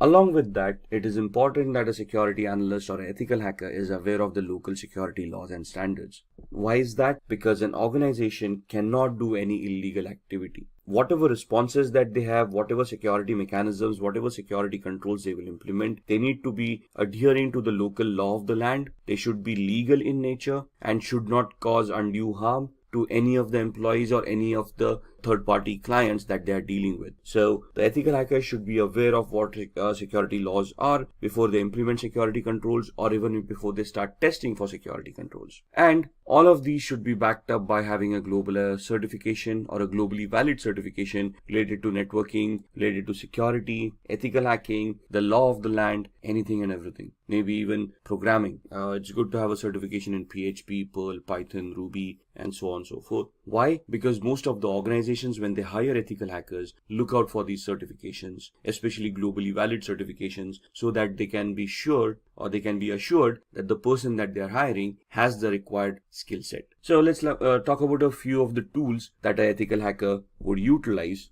in their testing scenarios. To be honest, there are hundreds of tools out there. What you see on the screen are just a few examples of them. Nessus is a vulnerability scanner. What is a vulnerability scanner? It is an automated tool that is designed to identify vulnerabilities within hosts, within operating systems, within networks. So they come with their ready-made databases of all the vulnerabilities that have already been identified, and they scan the network against that database to find out any possible flaws or any possible vulnerabilities that currently exist on the host or the operating system or on the network. Similarly, there would be application scanners like Acunetics or Arachne that would help you scan applications and identify flaws within those applications as well. Now, all of these are automated tools. The essence of ethical hacker is when these tools churn out the reports, the ethical hacker can understand these reports, analyze them, identify the flaws, and then craft their own exploits or use existing exploits in a particular manner so that they can get access or they can bypass the access security controls mechanisms that are already in place. How can they do that? With the tool called Metasploit. You see that big M there on the right hand side? That M logo is for a tool called Metasploit, which is a penetration testing tool. What is a penetration testing tool? It is that tool that will allow an ethical hacker to craft their exploits or choose their exploits for the vulnerabilities that have been identified by Nessus. Since we are interacting with computers, we will always be interacting using tools, right? So the first tool, Nessus, identifies the flaws and the possible list of vulnerabilities. We do a penetration test using Metasploit to validate those flaws and to verify that those flaws actually exist, and try to figure out the complexity of those flaws. And that's where Metasploit helps us do that. Wireshark would be used in the background while you are doing both the activities using Nessus or Metasploit to keep a track of what packets are being sent and received on the network, which will help us analyze those packets. So whenever I run a Nessus scanner, I would run a Wireshark in the background. It will capture the data packets and I can go through those data packets and analyze that data packets to identify what Nessus is actually trying to do. Similarly, when I try to attack a machine using exploit on Metasploit, I will keep on Wireshark running in the background to capture the data packets that have been sent and the responses that I've received from the victim, so that I can also go through those packets and analyze the responses and analyze the attack, whether it was successful, to what extent was it successful, and basically will also give me a validation, a proof of the activity that has happened. Nmap is another automated tool that allows me to scan for open ports and protocols. So why would I use Nmap? Because ports and protocols become an entry point for a hacker to gain access to devices. For example, when we connect to a web server, we connect through a web browser, but we automatically connect to port 80 using HTTP and port 443 is using HTTPS. So if I'm connecting to a web server using HTTPS, it is safe to assume that port 443 on the web server is open to accept those connections. Similarly, there would be other services that may be left open on the web server because nobody thought about configuring it, or they misconfigured the web server and they left unwanted services running. So Nmap will allow me to scan those ports and services and allow me to understand what services are being offered on that server, so then I can start analyzing that server, identify those flaws within those services, and then try to attack them. If the application that I'm analyzing is connected to a database and I want to do a SQL injection attack, or if Nessus tells me that there is a SQL injection attack that may be possible on that particular application, I can use an automated tool called SQL Map or SQL Map that would allow me to automatically craft all the queries that are required for a SQL injection attack and help me do that attack at the same time. So here I do not have to manually create my own queries. The SQL Map tool would automatically create them for me. What I would do is I would use Nessus to identify that particular flaw. If Nessus reports that flaw, I would then go use the tool SQL Map, configure it to attack that particular web server, and when I fire off the tool, it will then automatically start directing queries, SQL injection queries, to the database to see if those databases are vulnerable, and if yes, what data can be retrieved from those databases. So all of these tools in a nutshell would help me hack networks, applications, operating systems, and host devices. And this is what an ethical hacker does. They use these kind of tool sets, they identify what attacks they need to do, they identify the right tool for that particular attack, and they write their exploits, they create those attacks, and then they start attacking, analyze the response, and then give a report to the management, providing them feedback about how the attack was created or crafted, what was the response to that attack, and whether the attack was successful or not. If successful, they would also give recommendations of what to do to prevent these attacks from happening in the future. So when we are doing these attacks, or when we want to launch these attacks, what is the process that we would follow? So there are 6 steps that we would do as an ethical hacker. If you're just a hacker, you probably wouldn't do the 6th step, which is a reporting step. So the first step that would be done is the reconnaissance phase, which is the information gathering phase, which is very important from an ethical hacker's perspective or a hacker's perspective. Because if I want to attack someone or something as a digital device, I need to know what I'm attacking. I need to know the IP address of the device, the MAC address of those devices. I need to know the operating system, the build or the version of that operating systems, applications on top, the versions of those applications, so I know what I'm attacking. For example, if I want to attack a server, I assume it's a Windows-based server and I use a particular tool to attack it, but it actually turns out to be a Linux-based server, my attacks are going to be unsuccessful. So I need to focus my attack based on what is there at the other end. So in my information gathering phase, I want to identify all of that information. Once I have that information done, I'm going to scan those servers using tools like Nmap that we just talked about, and we're going to try to see the open ports, open services, and protocols that are running on that server that can give me possible entry points within the network or within the device or within the operating system. At the same time, along with the scanning with Nmap, I would run a vulnerability scanner, the Nessus vulnerability scanner we talked about, or Acunetics for applications, and then I would try to identify vulnerabilities in those applications, operating systems, or networks. Once I have identified those vulnerabilities in the scanning phase, I would then move on to the gaining phase, where I would then craft my exploits or choose existing exploits and start attacking the victim. At this point in time, if my attack is successful, I will probably have gained access by either cracking passwords or escalating privileges or exploiting a vulnerability that I may have found during the scanning phase. Once I have gained my access, I want to maintain my access. Why? Because the vulnerability may not be there for long. Maybe somebody updated the operating system and hence the flaw was no longer existing, or somebody changed the password that I may have cracked, thus I no longer have access. So what do I do to maintain my access? I install Trojans or backdoor entries to those systems using which I can secretly, in a covert manner, get access to those devices at my own will, at my own time, as long as those devices are available over the network. So that's where I maintain my access. I have hacked them.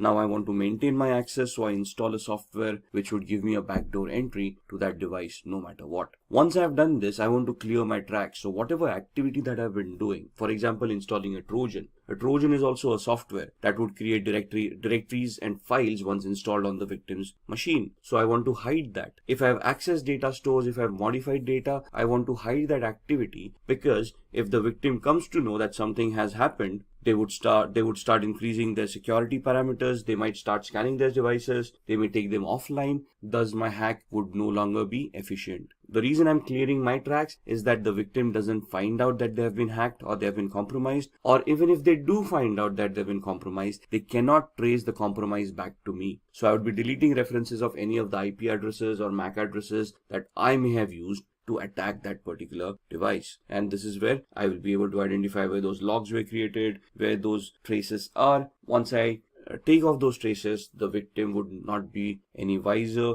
of whether they have been compromised or who compromised their system. And if I am successful at all of these stages, or to whatever extent the success that I've achieved in any of these stages, I would then create a report based on that, and I would report to the management about the activities that we have been able to do and whatever we have been able to achieve out of those activities. For example, we identified 10 different flaws. There were 20 different attacks that we wanted to do. What attack did we do? What was the outcome of that attack? What was the intended or the expected output of that attack? I'll create a report which would give a detailed analysis of all the steps that were taken, along with screenshots and evidences of what activity was conducted, what was the output, what was the expected output, and I would submit that report to the management, giving them an idea of what vulnerabilities and flaws exist in their environment or their devices that need to be mitigated so that the security can be enhanced. So these are the 6 steps that the ethical hacking process would take. Just going through this, the reconnaissance is where you're going to use hacking tools like Nmap, HPing to obtain information about targets. There are hundreds of tools out there depending on what information you want. Then in scanning, again, Nmap, Nexpose, these kind of tools to be utilized to identify open ports, protocols, and services. In gaining access, you're going to exploit a vulnerability by using the Metasploit tool that we talked about in the previous slides. In the maintaining access, you're going to install backdoors. You can use Metasploit at the same time. You can craft your own scripts to create a Trojan and install it on the victim's machine. Once you have achieved that, clearing tracks is where you're going to clear all evidences of your activity so that you do not get caught or the victim doesn't even realize that they have been hacked. And once you're done all of this, we are going to create reports that are going to be submitted to the management to help them understand the current security evaluation of their organization. So now let's see how we can hack using social engineering. Now what is social engineering? Social engineering is the art of manipulating humans into revealing confidential information which they otherwise would not have revealed. So this is where your social skill and your people skills come into the picture. If you are able to communicate effectively to another person, they would probably give up more information that they intended to give out. Let's look at examples, right? If you see on the screen, phishing activity. What is phishing? We receive a lot of fake mails on a regular basis. We have always received those emails where we have won a lottery of a few $1 million, but we have never realized that we didn't purchase a lottery to win a lottery in the first place. We have always had those Nigerian frauds where a prince died in some South African country and you out of 7 billion people on the planet have been identified where they want to transfer a few $100 million through your account and they want to give you 50% of that money in return as thank you. So some very basic attacks where you go onto websites and there's a banner flashing at you saying congratulations, you're the 1 millionth visitor to this website, click here to claim your prize. All of these are social engineering attacks, phishing attacks, fake websites, fake communications being sent out to users to prey on their gullibility. Most of humans always have that dream of striking it rich, winning a huge lottery once and for all, and living their life lavishly ever after. But sadly, in the real world, that doesn't happen that often. And if you're receiving those mails, it is very important that you first research the validity of those communications before you even want to act upon them. So why are humans susceptible to social engineering? Because humans have emotion. Machines do not. Try pleading with a machine to give you access to an account that you have forgotten a password to. The machine wouldn't even know what you're doing. Try pleading with a human, sympathy or empathy, where you could try to create a social engineering attack where you can plead with them saying, if I do not get access to this account immediately, I might lose my job. And then that would put my family into problems. Somebody would feel empathy or sympathy towards you and help you reset that password and give you access to that account. It's how good the attack is and how convincing you are for the success of this attack to happen. So what is a familiarity exploit? Attackers interact with victims to gain information which will benefit the attackers to crack credentials. As passwords, if we want to reset our passwords, what do we have as a mechanism to resetting passwords? We have some security questions that we set up. Those questions are nothing but personal information that we would know, but through a social engineering attack, it would be easily be able to gather the information that you have set for your security questions. The security questions can be as simple as the first school that you attended. You probably have that listed on your LinkedIn profile, where a person can just go in there and see your academic qualifications and identify the school that you were in, right? Similarly, it might also be a question, what was your mother's maiden name? That's a very good attack. And that's, if a person can interact with you, let's say they're trying to take a survey and they approach you for a feedback on a particular product that you have been utilizing, and they ask you these questions, you wouldn't think twice before giving those answers. As long as the request sounds legitimate to us, we are able to justify that request, we do answer those queries. So it's upon us to verify the authenticity of the request coming in before we answer it. Phishing, as discussed, would be fraudulent emails which appear to be coming from a trusted source. So email spoofing comes into mind, fake websites, and so on and so forth. Exploiting human curiosity. Curiosity killed the cat, right? So there's so many physical attacks where hackers just keep pen drives lying around in a parking lot. Now this is a generic attack. Whoever falls victim will fall victim. So if I just throw around a few USBs in the parking lot, obviously with Trojans implemented on them, some people who are curious or who are looking for a couple of freebies might take up those pen drives, plug them in their computers to see what data is on the pen drives. At the same time, once they plug in those pen drives on their computers, the virus or the Trojan would get infected and cause harm to their machine. Then exploiting human greed. We just talked about the Nigerian frauds and the lotteries, those kind of attacks, the fake money-making gimmicks. Now, basically, this is where you prey upon the person's greed kicking in, and they are clicking on those links in order to get that money that has been promised to them in that email. So one of the safest mechanisms to keep data private and to keep yourself secure is using encryption. Now, encryption can happen through cryptography. What is cryptography? Cryptography is the art of scrambling data using a particular algorithm so that the data becomes unreadable to the normal user. The only person with the key to unscramble that data would be able to unscramble it and make sense out of that data. So we're just making it unreadable or non-readable by using a particular key or a particular algorithm, and then we're going to send the key to the end user. The end user using this same key would then decrypt that data. If anybody compromises that data while it is being sent over the network, since it is encrypted, they would not be able to read it.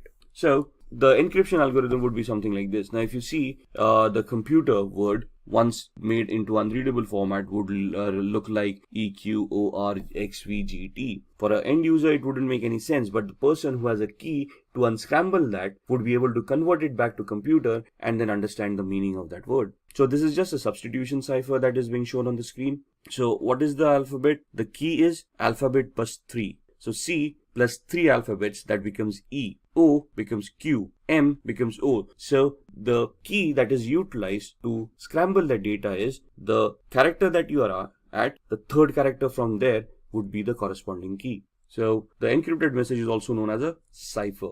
The decryption is just the other way around, where you know the key now and you can now figure out what that E corresponded to by going back 3 characters in the alphabet. Most of the times a certified ethical hacker must decrypt a message without knowing the secret key. So let's say a ransomware has affected your organization or has affected a device, and you want to figure out or you want to decrypt that data. Now, as an ethical hacker, you wouldn't be for paying a ransom to the hacker, would you? So it is now your prerogative of how you're going to work around and how you're going to try to crack the encryption mechanism, how to crack the cipher to decrypt that message and see what's within it, right? Decryption without the use of a secret key, that is known as a cryptanalysis. Cryptanalysis is the reversing of an algorithm to figure out what the decryption was without using a key. So cryptanalysis can be done using various formats. The first one is a brute force attack, second is a dictionary attack, the third one is a rainbow table attack. A brute force attack is trying every combination, permutation and combination of the key to figure out what the key was.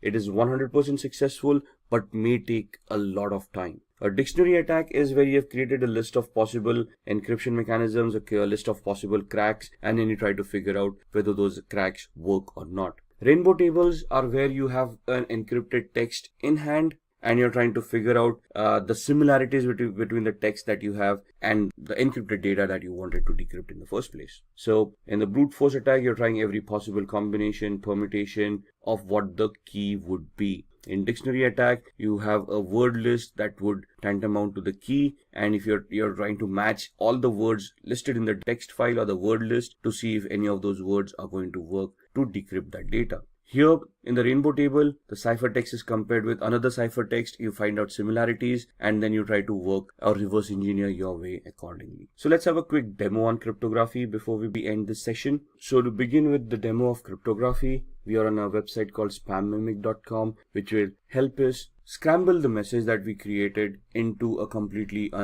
format which would be unrelated to the topic at hand. So if I say I want to encode a message, turn a short message into spam. So what this does is, you want to send across a secret message, you type in the secret message, a short one, and it will convert that into a spam mail. You send it across, so whoever's reading that spam mail would never get an idea of the embedded message within it. So if I want to type in a message here, hi, this is a secret message, the password is ASD@1234, and I want to send this out to people or to one of my colleagues, but I want to send it out in a secret manner so that others are not aware of this. So when I press on encode, what the algorithm will do is it will convert this message into a spam mail. So my message, hi, this is a secret message, the password is @1234 or ASD@1234, gets converted into this. Now if you read it, dear e-commerce professional, this letter was specially selected to be sent to you. This doesn't make sense. There is nowhere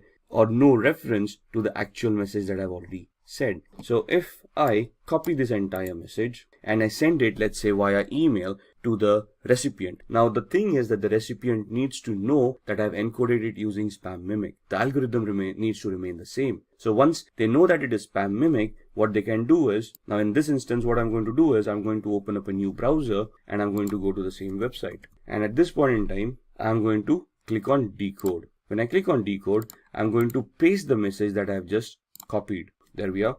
And this message is now being copied into a different browser. And if I decode this, you will see that it will convert it back to the original message that there was. So the key is there at spam mimic, and it is embedded within the message. So whenever we paste the message in the decode factor, it knows what the key was and it can decrypt that message and give me the actual message that was embedded within it. There we are, the entire message. This is what we created in the Google Chrome browser, and in the Firefox browser we decoded. Similarly, if I want to protect these kind of messages, there is an aspenencrypt.com website where, let's say, we use text encryption and I want to encrypt the same message. This is a secret message. The password is asd@1234, and then I give it a password to protect this message, let's say the word password, and I use the cipher to scramble this by using, let's say, AES, which is the strongest cipher right now, and I say encrypt. So this is what the encryption would look like, and basically if I don't have the password over here, if I decrypt it, you would see that the error has occurred. Now if I type in the password over here and then decrypt it, it will be able to convert that back into the unscrambled text, and it will give me what the original message was. This is a secret message. The password is asd@1234. So if I want to keep my data secure from hackers, I want to scramble it in such a way that they would not be able to crack it, or it would be very difficult for them to crack it. And this is one of the first mechanisms that would be recommended by any ethical hacker to keep the data secure. Now let's talk about downloading and installing Kali Linux. Along with that, we'll also be looking at the basic commands that are required for Kali Linux. Alright, so I've opened my browser and we want to go to the Kali website. So we want to go to kali.org. You can directly type in kali.org and go to the website. I can just do a Google search and say Kali download, and it will give you the same website, but it will directly take you to the downloads pages. So either here or you can go to the home page. Cookies are being installed on your machine, so see which cookies you want to allow. I'm only going to use the necessary cookies to support this site, and you can see that this gives you the latest Kali Linux news and tutorials, gives you the latest release, what is in that release, and gives you a lot of documentation which will help you understand what tools have been developed and what functionality has been given in the latest version. If you want to download, you can directly go here and you can download Kali Linux. Now, Kali Linux is a 2.6 gigabyte download, so it's going to take time, the latest version being 2019.4. And we click over here. I'm using a download manager to manage all these huge downloads, and you can see it's pointed to the operating systems folder, and it is going to be a 2.57 GB download. So we click on download, and in the background, you can see this is going to be downloaded, and we're going to minimize this. And it will take a few minutes for that to download, but this is an ISO image, so we need to install it on a virtual machine. So what we need is we need to use a hypervisor which will allow us to create virtual machines. So we can either use VMware Workstation, which you can download from here. However, this is paid version, so you can see it is around $250 or something for this software, but it is a very good software to have. So if you click on download now, it is going to start the download. It's a 30-day trial period if you want to use it. After 30 days, you'll need to enter the key, which you'll get after purchasing the software. If you do not want to utilize this, the free version that you have, you can either download VMware Player, but there are some limitations for VMware Player that you might want to look at.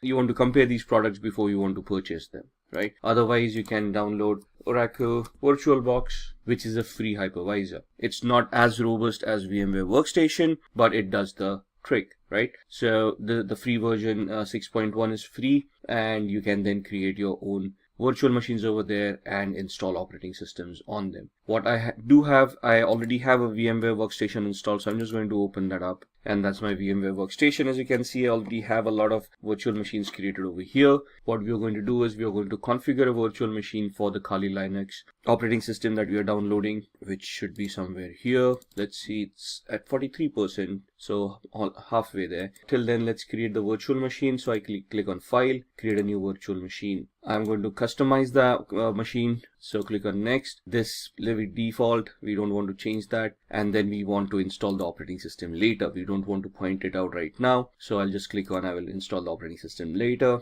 Click on Next. We want to install Linux. Now in the drop down you would not see Kali Linux over here. However, you can choose Ubuntu 64-bit. That's what I'm going to choose. There it is. Next. What is the name that we want? I want to give it Kali Linux without the typo, and I want to store it in one of the folders that I've created. By default, it stores on the C drive, which is not a good place to store. You don't want to run out of space on your C drive. So I'm going to click on this PC, and this is my data, and in here I'll have a folder called VirtualBox or virtual machines. There it is, within which you can see the other softwares that I already created. I'm going to create a new folder and call it Kali 2019 L. L for is latest for me, because you can see I already have a Kali Linux. So I'm just going to identify this folder with the L at the end. Going to select it and click on OK. You can see the path being changed over here. Click on next. It's going to ask you how many processors. Now, depending on the processor that you have, you can see I've got an 8-core i7. So if I give it 16 cores or 16 processors, that's not going to work. I cannot go beyond what the physicality already is. So for this machine, one processor with 1 core is more than enough. If you're going to use a lot of tools at the same time, you might just want to give it 2 cores. So we're giving it 2 cores. It will ask us for RAM to be provided for this virtual machine. By default, 2048 megabytes. That's 2 GB of RAM is more than enough. If you require more, we can change this later on. So click on next. We want to use NAT for now. Leave this default. Next. Whatever is recommended, keep it the way it is. We do not want to change it. Next. Create a new virtual hard disk for this machine. And it is going to ask us the size. 20 GB is more than fine. Store it as a single file. We don't want to use multiple file options. Click on next. And then click on browse, where we want to store the VMDK file or the virtual hard disk file. And we go back again to the same folder that we had created, virtual machines, and we look at the Kali Linux, Kali 2019 L, and we want to store the VMDK file over there. Once we save it, we want to click on next, and then we want to click on finish. So this is the virtual machine that has been created right here, right? Now this is the basic configuration. Now where are we at with the operating system? And you can see the operating system has been downloaded and it is stored in this particular folder. So we go to E drive. So we are looking for the operating system that we have downloaded. We downloaded it in the operating systems folder. And if we go in here, you can see the current one, the Kali Linux 2019.4 ISO right here. So what we do, we go back to the Kali Linux machine that we have created, edit virtual machine settings, and we point this virtual machine using the CD DVD, and then we point the ISO, the one that we downloaded over here. So we go back to E drive, we go back to OS, and we click on Kali Linux 2019, click on open. So now when this boots up, it will boot up with this ISO, and then it will allow us to install the operating system. So click on OK. Then we click on power on this virtual machine. It will start powering on. It will boot to the ISO and it will start giving us the booting options. So I'm just going to enter the full screen mode over here for this to be better visible. And we don't want the live mode. What we want is we want to use the graphical install. And then we highlight that, we press enter, and you can see the setup starting up. We'll wait for the GUI to pop up. There it is. Which language do we want? For now we want English. Click on continue. Where are we located? Click on continue. And the configure your keyboard. We want the US keyboard, American English.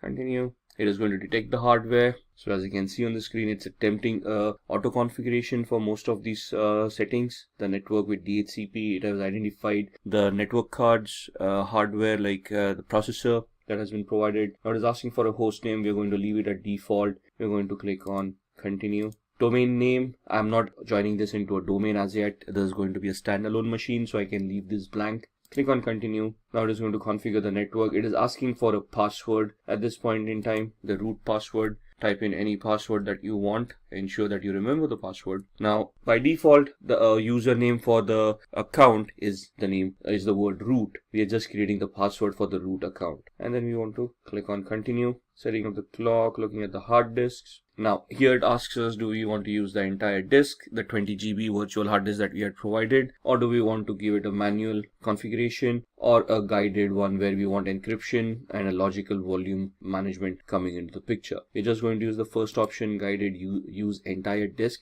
Don't worry, it's only going to use the virtual disk that we had created. Click on continue. It will give us that it's a 21.5 GB VMware virtual disk that we had. And click on continue. All files in one partition, that's what we want, recommended for new users, whatever it is. We don't want to change these folders. Continue, and this is what we have configured. Once we click on continue, it is going to say, are you sure you want to make these changes? Click on yes. Click on continue, and it will start installing Kali Linux on your device. Now this is going to take a few minutes. for the installation to work. Alright, so that's the installation that's completed. Now it's asking us to configure a package manager. A network mirror can be used to supplement the software that is included on the installation media. This may also make newer versions of software available. Do you want to use a network mirror? We can click no for now and then click on continue. Now this is going to install the grub bootloader. This might take a few minutes as well. Install the grub loader to the master boot record. Yes. Click on continue. Click the hard disk that you have just utilized. This is the one. Click on continue. It will install the grub bootloader, running through the last phases of the installation. And now it says the installation is complete. We want to click on continue, finishing the installation, and then it will do a reboot. Alright, and you can see this is starting up. So we are going to you just wait out the boot, and now it started the booting sequence. Just going to maximize the screen. And you can see it's asking me for the password. This is the one that we created. Now that's not the password, that's the username, that's the root, and the password that we had created at that point in time. And then click on log in. And this is your screen. Now what we need to do here is we need to install VMware tools, which will help us manage the screen and help the virtual machine to be a little bit better integrated on the system. So that's not mounted yet, so we're just waiting for it to mount. There it is. And what we want to do here is open VMware Tools Upgrader. Alright, so what we want is we want to extract, or we want to use this OpenX archiver, and once we do that, we'll see the VMware install.pl. Double click on that. Alright, we've got the VMware tools here. What I've done is we have extract to, and I've extracted that on the desktop, right? So what we just did was click on the desktop over here, open, and this is what it will do. And click on extract. Now the error is happening because I've already extracted this. Open this up. We want to run this VMware install.pl. So what do? We open up the terminal window, which is the command line interface over here. And now this is where some of the commands come into the picture. So for example, pwd, it will show us the present working directory. ls will show us the list of the folders that are there. So the folder that we have is on our desktop. So we'll just change directory to desktop, press enter, do an ls, that will show us the list, and you can see VMware tools distrib. That's the folder that we have right here. Right, so we want to go into that folder, cd VMware. At this point, you can just click on tab and it will populate everything over there. Press enter, do an ls, and we want the VMware -install.pl to be executed. Alright, so we tried executing that command. We had an error over there. So what we need to do is we need to execute this command. So /VMware -install.pl, and it will start creating. Now it will ask you for your input installing VMware tools. In which directory do you want to install the binary files? By default it is going to use /usr/bin. If I just press enter, it is going to use the default. As you can see, the input over here. What directory do you want the init directories? I'm just going to press keep on pressing enter for the defaults to come in. This part does not exist. It is going to create it. Default yes, defaults everywhere, and then it tries to start initializing it to maximize the screen, and this is where it is installing. And you can see by just installing that, it automatically adjusted the screen, and now we got a full screen of Kali Linux right here. Right, and that is what VMware tools does for us once we have installed the operating system. And now you can see the entire screen. On here you will see the tool sets that are given here. Now why are we using Kali Linux in the first place? Because this comes in with a bundle of thousands of softwares that are ready to be utilized for ethical hacking. Right, and they have been categorized over here for information gathering, vulnerability analysis, web application analysis, and so on and so forth. So you can see from forensics onwards, reporting tools, and as you scroll down, you can see your development tools, graphics coming in, internet, and the system configuration coming into the picture. These are your settings for your operating system. So these are basically your tools. We are right now on the favorites. If I click on information gathering, you will see that other tools for information gathering start appearing over here. For vulnerability analysis, we have got Sparta, Nmap, fuzzing tools. Web application analysis, we have got Comics, Kipfish, SQL Map, database assessments, password attacks, and so on and so forth. So if you just go in the favorites, this was the terminal emulator that we utilized. This is the command line that we saw. We use the cd command We use the pwd command. We did the ls command as well to give us the list of the directory that we are in. Similarly, there would be commands like cat. So let's go to cd downloads. Let's see what's there. I can see this case sensitive. So if I type in a capital D and then do a tab ls, there's nothing over here on downloads. So cd ... will take us back one directory. I can see we are back from downloads to root. If I want to go to desktop, this is how I go to desktop. Do a ls. You can see the VMware tools folder over there, cd VMware tools, and we go into that folder ls, where it will give us the list of all those files. Now you can see install is a file that we had edited back then. So if I do a cat install, you will see the cat basically is the command that will help us look at the contents of the file, all right, without opening up the file or without editing the file. So you can see just if I scroll up, this is where we gave the cat command. It then printed the contents of the file over here, and then it exited and gave me back to the command line right here, right? Now if I want to copy this, cp root desktop VMware install, and if you want to copy it to root downloads and press enter. Now what we are going to do is we are going to see if this file, the install file that we just edited over here, has been copied to the downloads folder. So we do we are currently in the VMware, on the desktop VMware tools district folder. We do a cd ... that takes us down one directory. So we are still in the desktop. Do a cd ... Now you can see we are back in the root, and now we are going to do a cd downloads, do an ls, and you can see the copied file right here. So if I do a cat install, you can see the same content of that file coming in. So these are some of the commands that we would need to learn as we go ahead. The remove command is, let's say we've got install, we do a man rm. Man is the manual page command that gives us the pages with the description of how that particular command is to be utilized. So rm is remove files or directories. Synopsis, the description, the options, -f for force, -i for prompt, capital I prompt once before removing more than 3 files, and so on and so forth. If you want to exit this, you can press Q to exit, and you come back to this page. So if I say rm install ls, you will see that the install file has now been deleted. So in Windows we use the del command. In Linux it is the rm command. So this is what we wanted to look at, the demo for Kali Linux, how to download it, how to install it, and some of the basic commands that we can utilize. Alright, let's begin with the phishing tutorial. We have the Kali Linux operating system booted up over here. What we are going to do is we are going to open up a tool called SET, Social Engineering Toolkit, which you would find in this option, and that's the tool that we want. It's a command line tool, a menu driven tool. We are going to host a fake Facebook page, and we can see how we can harvest credentials by this kind of an attack. So these are some disclaimers you might want to go through there. Do you want to agree to the terms of service? Yes. Press enter. And that's your social engineering toolkit. And we are talking about a phishing attack which comes under the social engineering attack. So like I said, it's a menu driven tool. So we just have to look at these options and then just type in the number of the option that we want. So we want to do a social engineering attack. So I type in 1, press enter. In that it is asking me whether I want a spear phishing attack, a website attack vector. We are going to choose a second option. So I type in 2, press enter, and then it asks me what I want to do. I want to take the third option here, credential harvester attack methodology, and we want to do the third attack. Now it is asking whether we want to use the in-house website templates that it already has, or do we want to clone a site, or do we have a customized site that we have prepared that we want to migrate into this tool. If you're going to do the site cloning option, so we're going to type in 2, press enter, and then it is going to ask me the IP address where it wants to capture and store the credentials. By default, this is the IP address that I'm using, so if I leave it blank, it will take my default IP address. So I'm just going to press enter,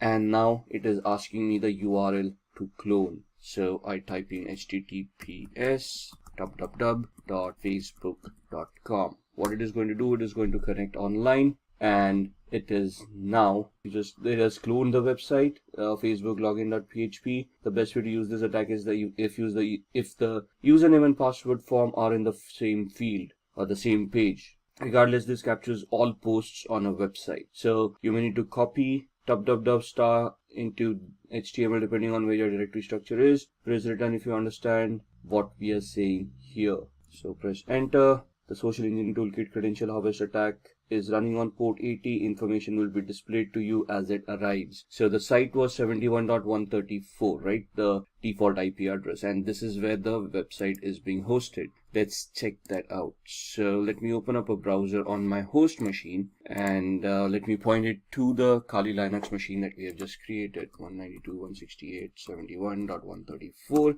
and you should see a login to Facebook coming up right here. Looks genuine. It is genuine because we just went online and downloaded this. Let's just have a recap. Let's have an explanation of what we are trying to do. I am trying to host fake Facebook page on my server, which has an embedded script in it, which is going to do credential harvesting. So the attack here is, let's say if I'm now hosted this, I can craft a fake email, send it across to a victim saying your Facebook account has seen some unforeseen activity, create a hyperlink using HTML coding. Within that, click here to access your account and verify that the account is secured. And when they click on that link, they will be redirected to my fake page, which is here. You can see the IP address is my virtual machine's IP address, but I'm seeing a Facebook login page, and I'm going to type in someone@somewhere.com, and the password I'm just going to type in the regular ones that I use. And if you see it, when we typed in the username and password, the page just refreshed and gave us the login page again. But now if you look at the URL, I'm actually on Facebook's login page, which is exactly the same that I was hosting. So a layman wouldn't probably figure out they've been hacked by now. They just would figure out, okay, they probably typed in the incorrect password and the page refresh or something like that, and they're just going to log in and they're actually going to access the Facebook page. Thus,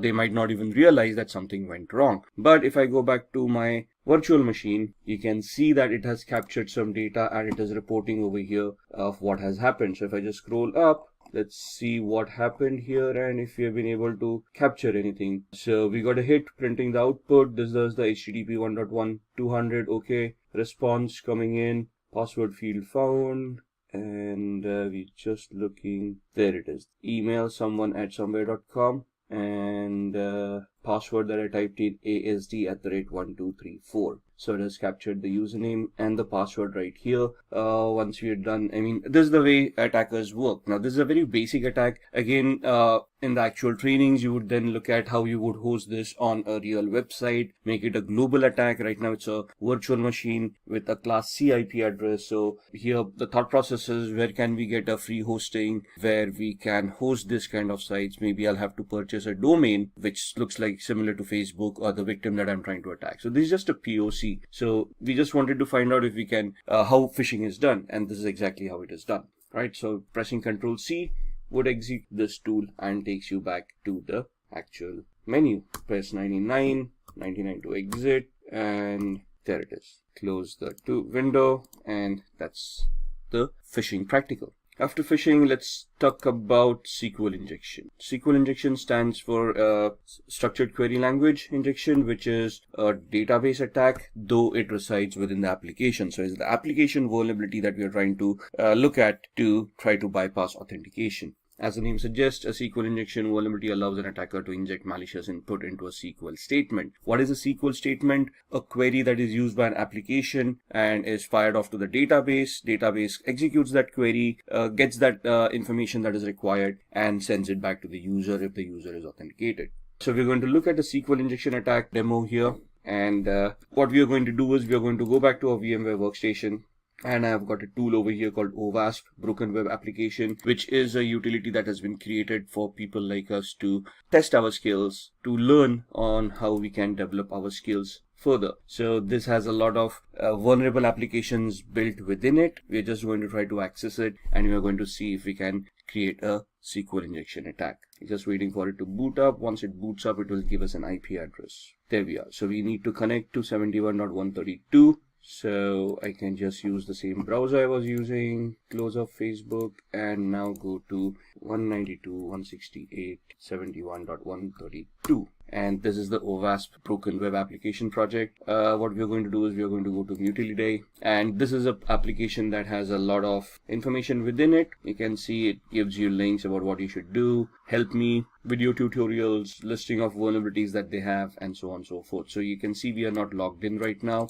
I'm just going to do this as a demo. So what we're going to do is we're going to look at this and bypass authentication. So we are taken to the login page where you need a username and password to log in. I'm going to type in test as the username and test as the password. Click on login and you can see that account does not exist, so the authentication mechanism works. Now what we want to do is we want to create a query. Now what does a query look like? When I type in a username and a password, if I just type in a single quote here, it is going to create an error, and this is what a SQL query looks like. Select username from accounts where username is a single quote, and then the exception error happened, so it's not showing the rest of the query to us. Now what I'm going to do is I'm just going to craft a query here, single quote, and give it a condition or 1 equals 1 space hyphen space. What happens, hyphen space is comments out anything after that. So the password field is being commented out at this point in time, and I'm just giving it a condition where the condition is true. 1 does equal 1. And if this condition is true, it is going to allow me to log in. So you can see right now we are not logged in. This bypasses the authentication mechanism, and you can see user authenticated, and we are now logged in as admin. So in the training, what we need to understand as a whole is how SQL works, what are the queries that are structured with, how you can, what are the testing operators. Now, the single quote that we used, that was an operator in the SQL syntax, what these operators are, how they function, and then how you can leverage these attacks. There are different tools that are given to you in Kali as well that you can utilize. So in Kali Linux, you can just open up a command prompt, and there's a tool called SQL map. You need to give it a particular site. So SQL map -u for the URL and whatever the URL is. Now URL here, and then once you're here, you just press the enter key. This tool will craft all the queries in the background for you. You don't even have to know SQL query or SQL languages.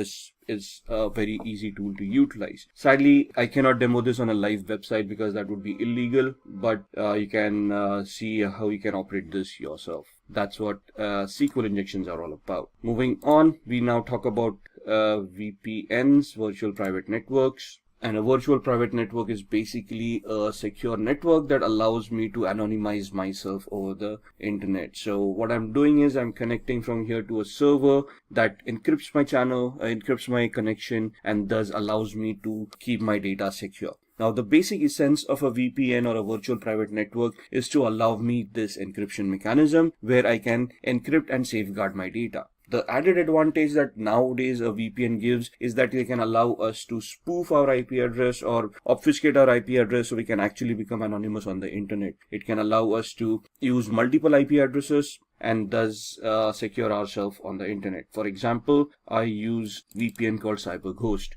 And what this allows me to do is it allows me so many servers over here. If you look at the entire list, all the servers, then there are no spy servers, which guarantee me that they are not going to keep and store any logs. And thus, they are not going to record any of the activity that I'm doing. Right? Since they are located out of Romania, this becomes a little bit more safer for me because the government and the laws over there are a little bit more relaxed than other countries. They give me different links for torrenting, for streaming, for connection features. So there are a lot of VPNs out there. So for example, let's go to the website cyberghost.com. So we can see there's a sale going on, 76% sale, or you can go on to ExpressVPN, which is also a very good VPN. Then there is NordVPN. It depends on what you want and how you want to utilize it. So just purchasing a VPN or getting a free VPN is not enough. It depends on which country the VPN originates from and which server you're connected to. For example, most of the countries have a pact where they share information amongst themselves even if you're connected to a VPN. That means that these companies that provide these services have to generate and store logs, and these logs have to be reported to the government if they ask for it. Now, if there's a list of 14 countries that actually focuses on this practice, so you have to find out VPN that and a server that is not a part of those 14 countries and ensure that those logs are not going to be reported to the government. And these are 3 VPNs basically are something that which are good, and I personally use CyberGhost. I have used the others. I just keep on rotating them just to get an idea of which one is better. So these are VPNs that can allow you to anonymize yourself on the internet. Moving on, these are the ones that we talked about. There are others: Safer VPN, Hide My Ass, ExpressVPN, and so on and so forth. From our terminologies, let's now talk about VPS. VPS is basically virtual private server, where you can rent a service or server as a service, a virtual machine as a service. So basically on a cloud, using infrastructure as a service, you can rent a server and utilize it for whatever activity you want. So let's go to these sites: register.com, GoDaddy, Network Solutions, or we can talk about other cloud solutions as well. So here you can get register your domain names. So in the previous exercise, for let's say when we talked about the phishing exercise, what we want is we can go on to register.com, or we can go on to GoDaddy.com, and we can purchase a particular domain. For example, something like this. Instead of the O's, I'm typing in a couple of zeros for the Facebook, and let's see if anything of that is available. Now something.photo is available, or facetips.com is available. There are other options that are making over here that they're giving us over here. And once we purchase this, we can then have our own hosting with a web hosting as a service. And we can have a Linux-based hosting, or a Windows-based hosting, depending on what you want. And that's where your shared hosting comes into the picture. If you just want, if you want to look at a virtual server and you want to rent a server over there itself, you can move on to rackspace.com, and here in your services, you can have physical server or a virtual server in a public cloud.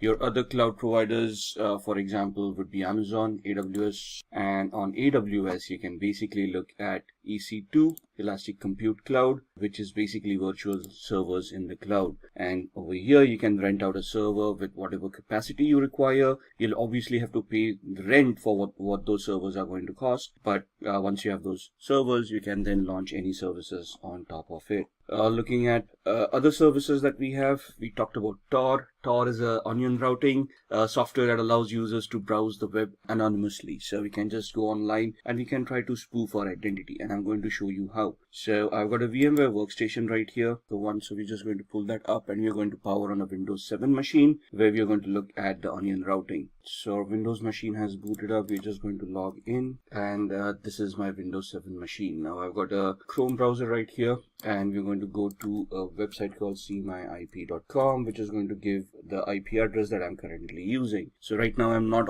connected to any VPN or anything, and you can see that's my IP address that I'm utilizing. Now if I want to anonymize myself, what I'm going to do is I am going to use Tor, and that's the Tor browser that's set up right there. If I click on it, it's going to open up the software, and it's going to create a new network, and it's going to connect to the Tor network and allow me to anonymize myself. Right, so that's the Tor browser opening up and giving me a new browser over here. So I've got one, which is the old one, which is my current IP address. If I just refresh that, you'll see that I'm still on the same IP address as far as this browser is concerned. There's a refresh, and it's still showing me the same IP address. Where if I go on to Tor right now, and if I go to cmyip.com, you will see that it is going to give me, and you can see the amount of time it is taking to reach that site. That's because I am using a VPN, and there's a lot of encryption running off, and you can see now I'm suddenly connected via Hong Kong. And even to reach this site, what Tor does is it gives me a proxy chain. A proxy chain is where it creates multiple hops to hide my identity, and before I reach cmyip.com, I am using 3 different IP addresses over here. One in France, one in Germany, and one in Hong Kong. So if I do something over here to trace back my steps to my actual IP address, the law enforcement agencies or anyone who's going to search, like a forensic investigator, would have to go through these IP addresses before they come back to me. Now it's not impossible, but the effort and time that's going to be taken to come across 3 different countries is going to be phenomenal. So it may just defeat the purpose of having so much resources spent to identify who did what. So that's what Tor does for us. Alright, moving on from Tor, we are going to look at keyloggers. Keyloggers are basically softwares that run in the background and record all the keystrokes of the user. So if I've got a keylogger installed right now, whatever I type will be stored in a text file for the hacker so that they can look at it later on. And just to give you an example of that, we go back to my VMware workstation and we open up another Windows 7 machine. I'm going to power this on, and I'm going to close this one till then. So this virtual machine has booted up. We are going to use user 1. login as user 1. Just close all these softwares which are not required. And once this machine is booted up, what we're going to do is I'm just going to open up a random websites and see what we're doing. Basically, there's a keylogger that's there in the startup that's going to record our keystrokes. And we just want to see what it actually does. Now, Firefox is getting updated, so let's hold on. Now, this is the latest version of Firefox, right? And we're just going to go to, let's say, facebook.com. Wait for the website to open up. All right, let's try opening it up again. And that's facebook.com. And we're just going to type in some random username and password someone at somewhere.com, and the password being again ASD@1234567890. Login, obviously that login is not going to work. User probably doesn't exist, or if it does, the password probably is incorrect. And so we're going to close this. We're going to, let's say, open up another browser window, go to another site, rediff.com, and then go to rediff mail. Try the same thing over here. Someone at somewhere.com. Password ASD@12345678, whatever it is. Don't say, we can see the combination is incorrect. Now there's a keylogger running in the background, and what we want is we now want to open up the keylogger. Now it is visible here because I've kept it visible. You can hide it in the start menu, and there's a shortcut key for you to pull it up later on. So this completely becomes invisible. And what it can do is it basically creates a record of whatever you have been doing so far. So you can see these things populating on the 25th of December. So if I look at the visited websites, you can see I opened up Mozilla Firefox, the first where there was a problem loading the page. Then we opened up Facebook, then we opened up rediffmail.com, and so on and so forth. So it just gives me the list of visited websites. Whereas if I look at keystrokes and clipboard, you will see whatever we have typed in. So we first typed in facebook.com. Then again, the second time I try to type in, then I hit backspace. Then I type in facebook.com. And then you can see I typed in someone at somewhere.com, and in tab ASD@1234567890. We closed up the browser. We opened up a new one, and we went on to rediffmail.com. And then you can see me typing this one, then going back one space, then the rest of what I typed, and then the password coming in. So that's what a keylogger does. If you look at the taskbar, it's not going to show you a keylogger running in the background. It's in the processes, you're not going to see anything at all, but it's going to mask itself as a service. So if you look into the properties, you can see that icon coming in over here, which matches this one. And so you can see that this is masking itself as a service.exe. If this gets hidden as well, it would be very difficult for a user to even identify this. All right, so that's what a keylogger is. Moving on, let's see what else we want to talk about. So we've talked about Tor, we've talked about keyloggers, and now we want to talk about firewalls. Now, for keyloggers to be prevented, we need antiviruses, right? So we need a good antivirus program that's going to be installed, updated, and run on a regular basis to protect ourselves from malwares. But what about network connections? And you need a firewall and a system to prevent or to detect what kind of connections are going on in the first place.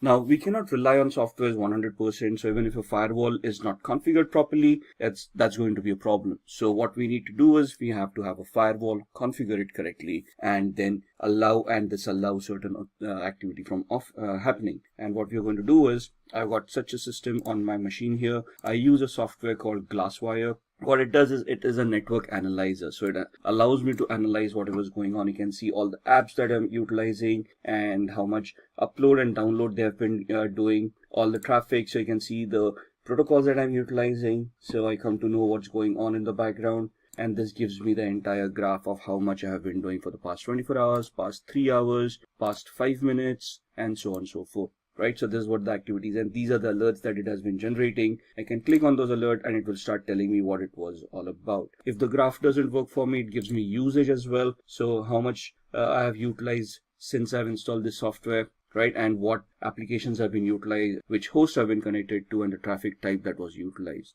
And then the things on my network. So these are the devices that I have currently on my network that have been identified. And then comes the firewall. So on the firewall is clicked on. You see all those services that have been identified, and you can just click on a particular service to lock that service. So this becomes a discovery tool, identifies whatever networking is going on, gives me all that information, and then I can look at and I can just click on any of these services that I find it as malicious and block them. I can create different profiles for different applications as and when I want them. And these are the alerts. So you can see that this was the first time a network connection was looked at from VMware. And what this allows me to do is whenever I execute a file, it can upload it to virustotal.com and scan it as a third-party antivirus to ensure that there is nothing malicious on it. So I already have an antivirus over here, but if this ever gets compromised, I still can rely on a third-party service where in real time when I execute my applications, they would be verified and I would be assured that nothing is wrong with my system.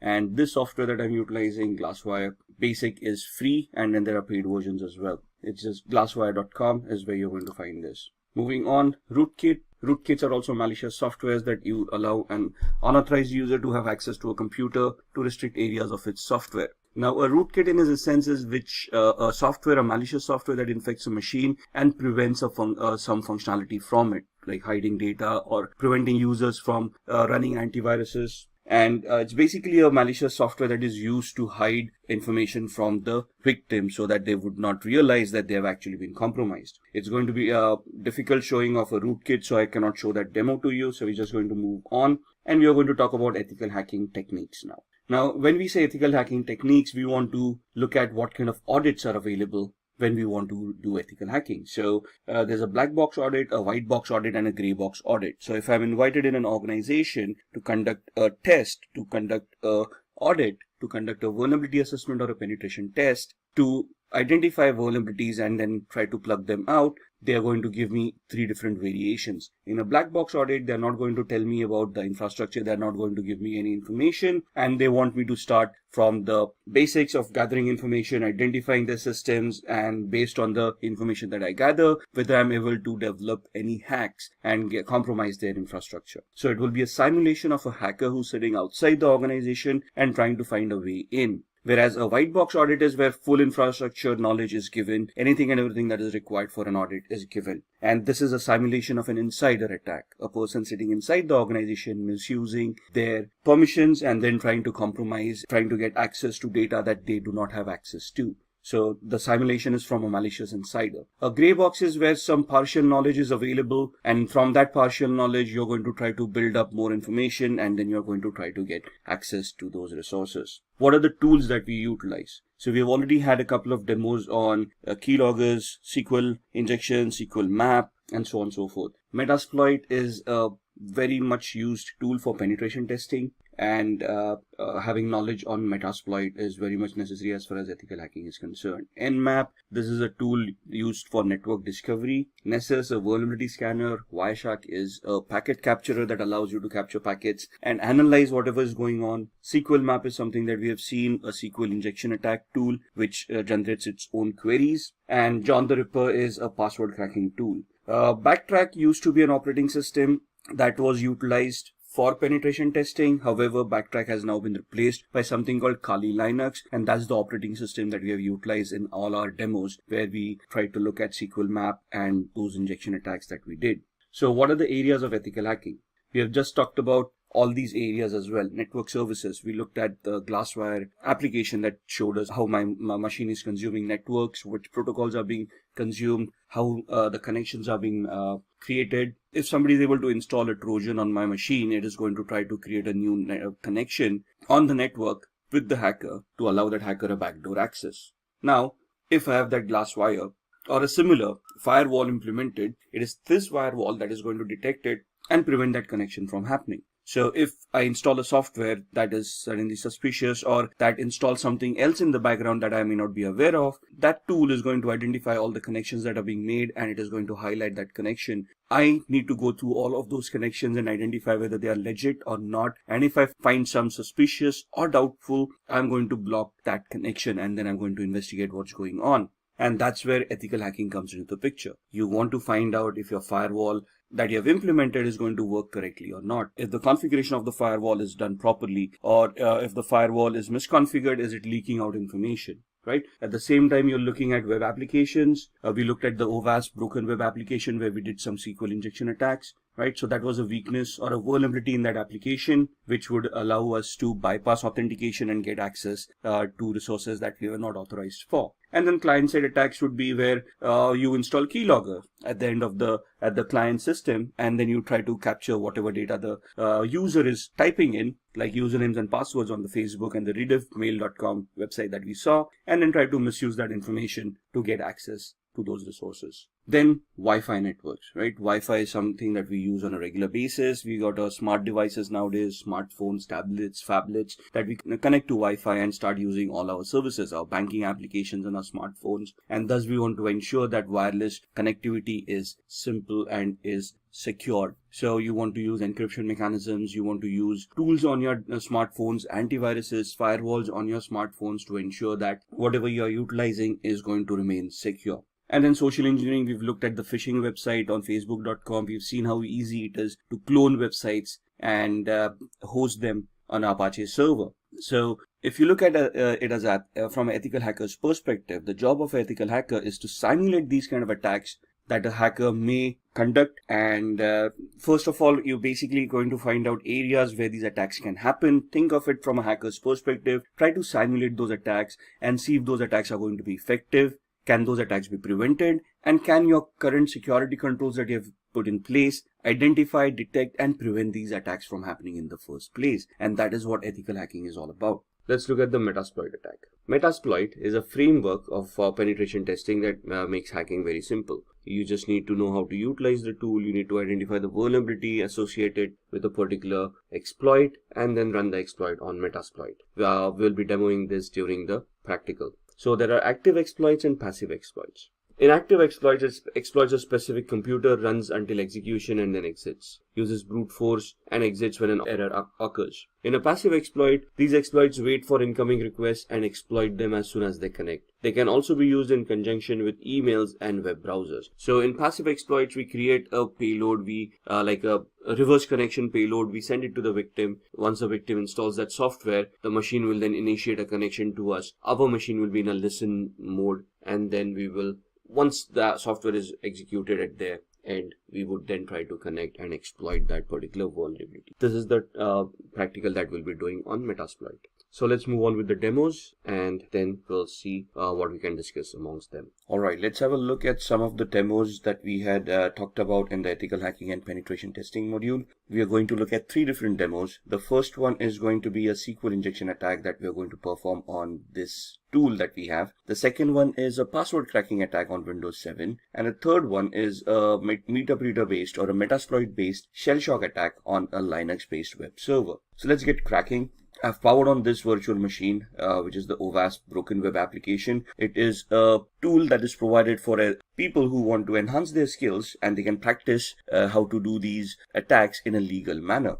So we are going to go to this site. I'm just going to open up my browser. The IP address is 71.132, and that's the OWASP Broken Web application that we want to utilize. We are going to head off to Mutility 2. And we are going to look at a SQL injection attack where we want to bypass authentication. Now this takes us to the login screen. So we can just try our luck here and see that the authentication mechanism works. The account does not exist. So the username and password that we have supplied is not the correct one. So we want to ensure that there's a SQL database, and we can try to attack it and see if we can bypass the authentication. Now, what we want to do is we want to create a SQL based malformed query that can give us a different output. So I'm just going to type in a single quote over here and type login, and you can see that this is now suddenly recognized as a operator, and there's an error that is given out compared to the login that we tried earlier. When we used a proper text-based login mechanism, it gave us the account does not exist, but here the single quote gave us an error,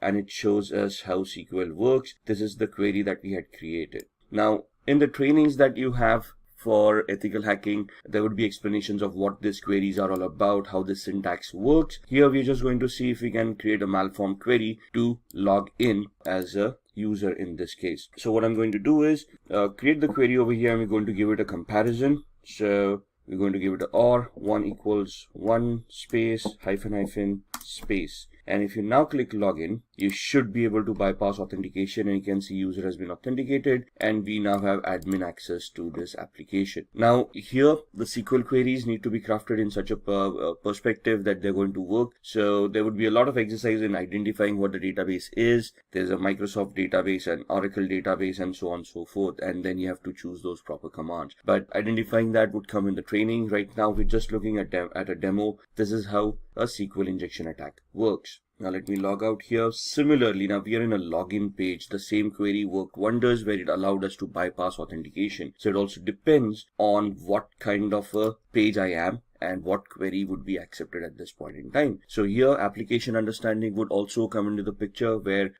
which function we are calling upon when we are connected to a particular page. Now this is a user lookup function, right? So again here we try the same method, test.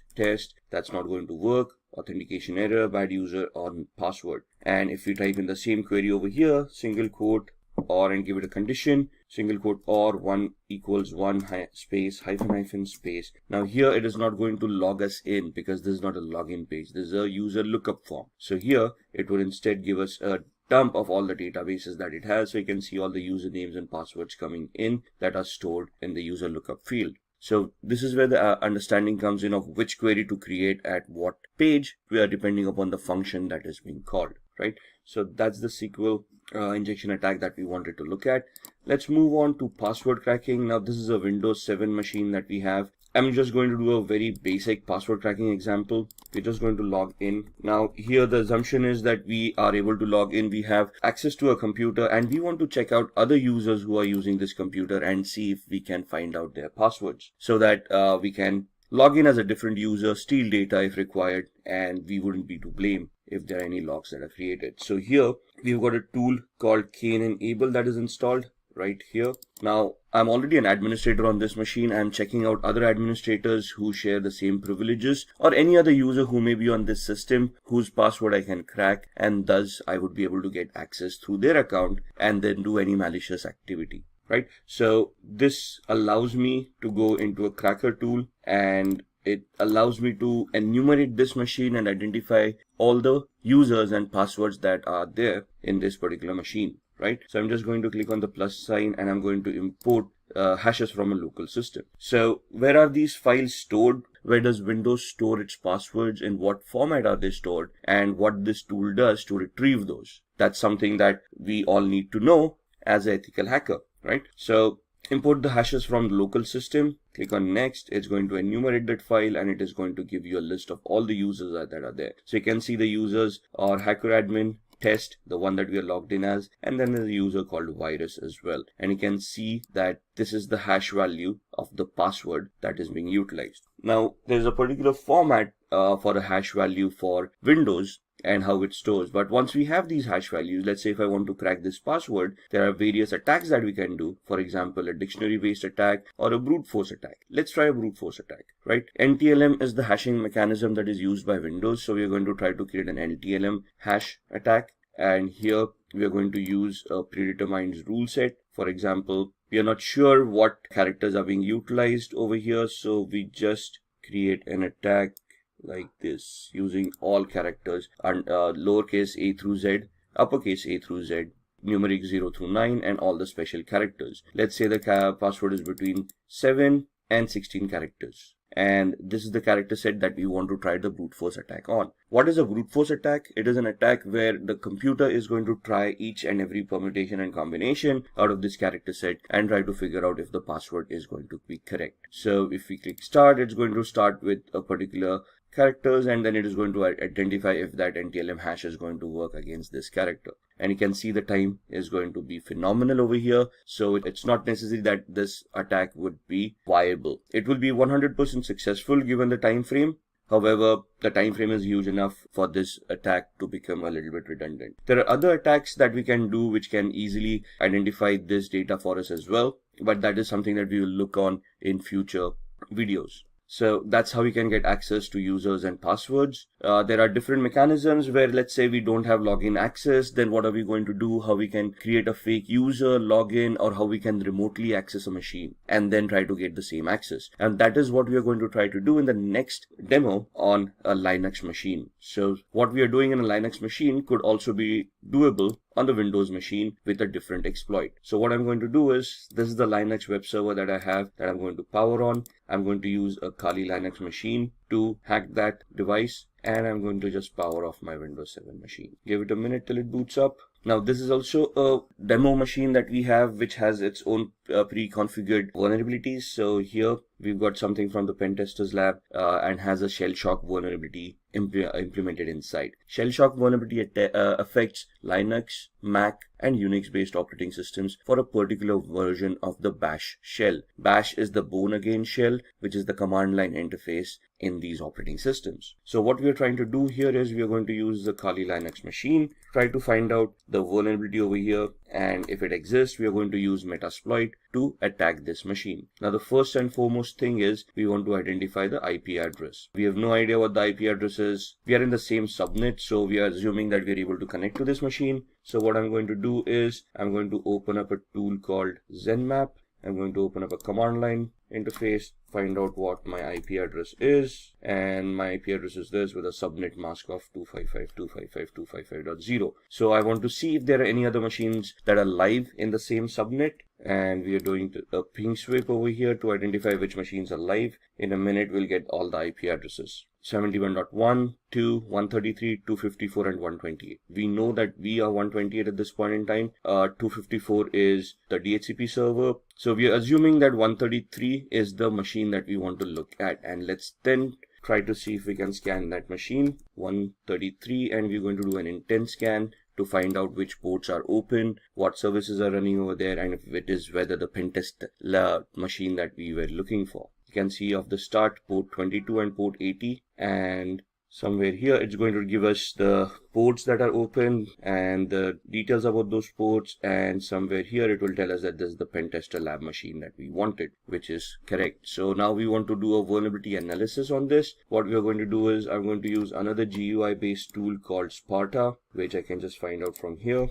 Sparta uses two tools in the background, a Nmap tool and a tool called Nikto. So we're just going to start scanning. 192.168.71.133 was the IP address. Add to scope, and over a period of time you can see all of these will start populating with information. There we are. That's the Nikto tool coming in, scanning on port 80, which means that it's a web server using HTTP. It tells us it's an Apache HTTPD 2.2.21, and gives us the 22 port number as well. If we head over to the tab of Nikto, or let's look at the screenshot first. This is what the website would be looking like, and Nikto gives us the options over here. It tells us that there is a vulnerability over here for shell shock, and this is the path where the vulnerability is going to exist. So what we are going to do, we go back to the command line, we open up a new one, minimize all these other windows, and we are going to open up Metasploit. Metasploit is a penetration testing tool that is used by most hackers and ethical hackers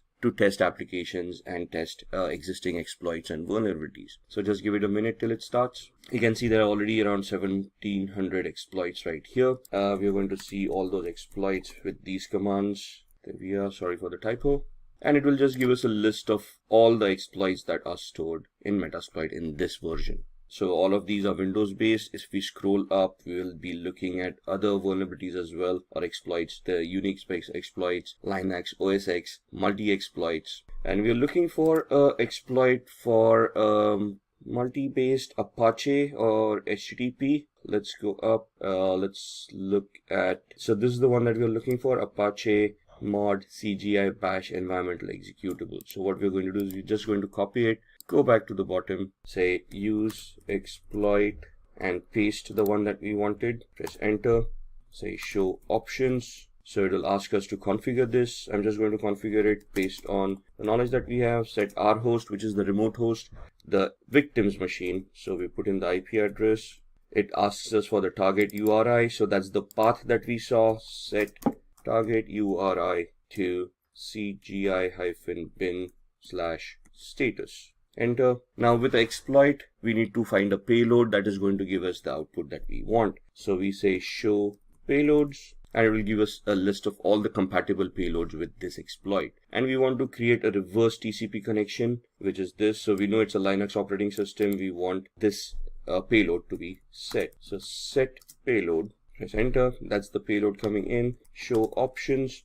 Now that we have set the payload, this is the options for the exploit, and now we want to set our options for the payloads as well. So we are creating a reverse TCP connection, which means we are remotely executing code at the victim side and making the victim connect back to our machine, which means we need to set up a listener. So I need to put my IP address over here, set localhost or lhost 192.168.71.128, which was our IP address. Show options again, just to ensure everything is fine, which looks like it is, and we then type in the word exploit so that it will start this attack. I can see that it has created a meterpreter session at the victim side, and it has opened up a session. So if I do a pwd, now pwd is a Linux command for present working directory, and it will show us that we'll connect it to var cgi-bin. Do an ls, it will list all the files. That's the status file over there. Do a cd /, it will take us to the root of this machine. Now remember, we saw the passwords on a Windows machine. Similarly,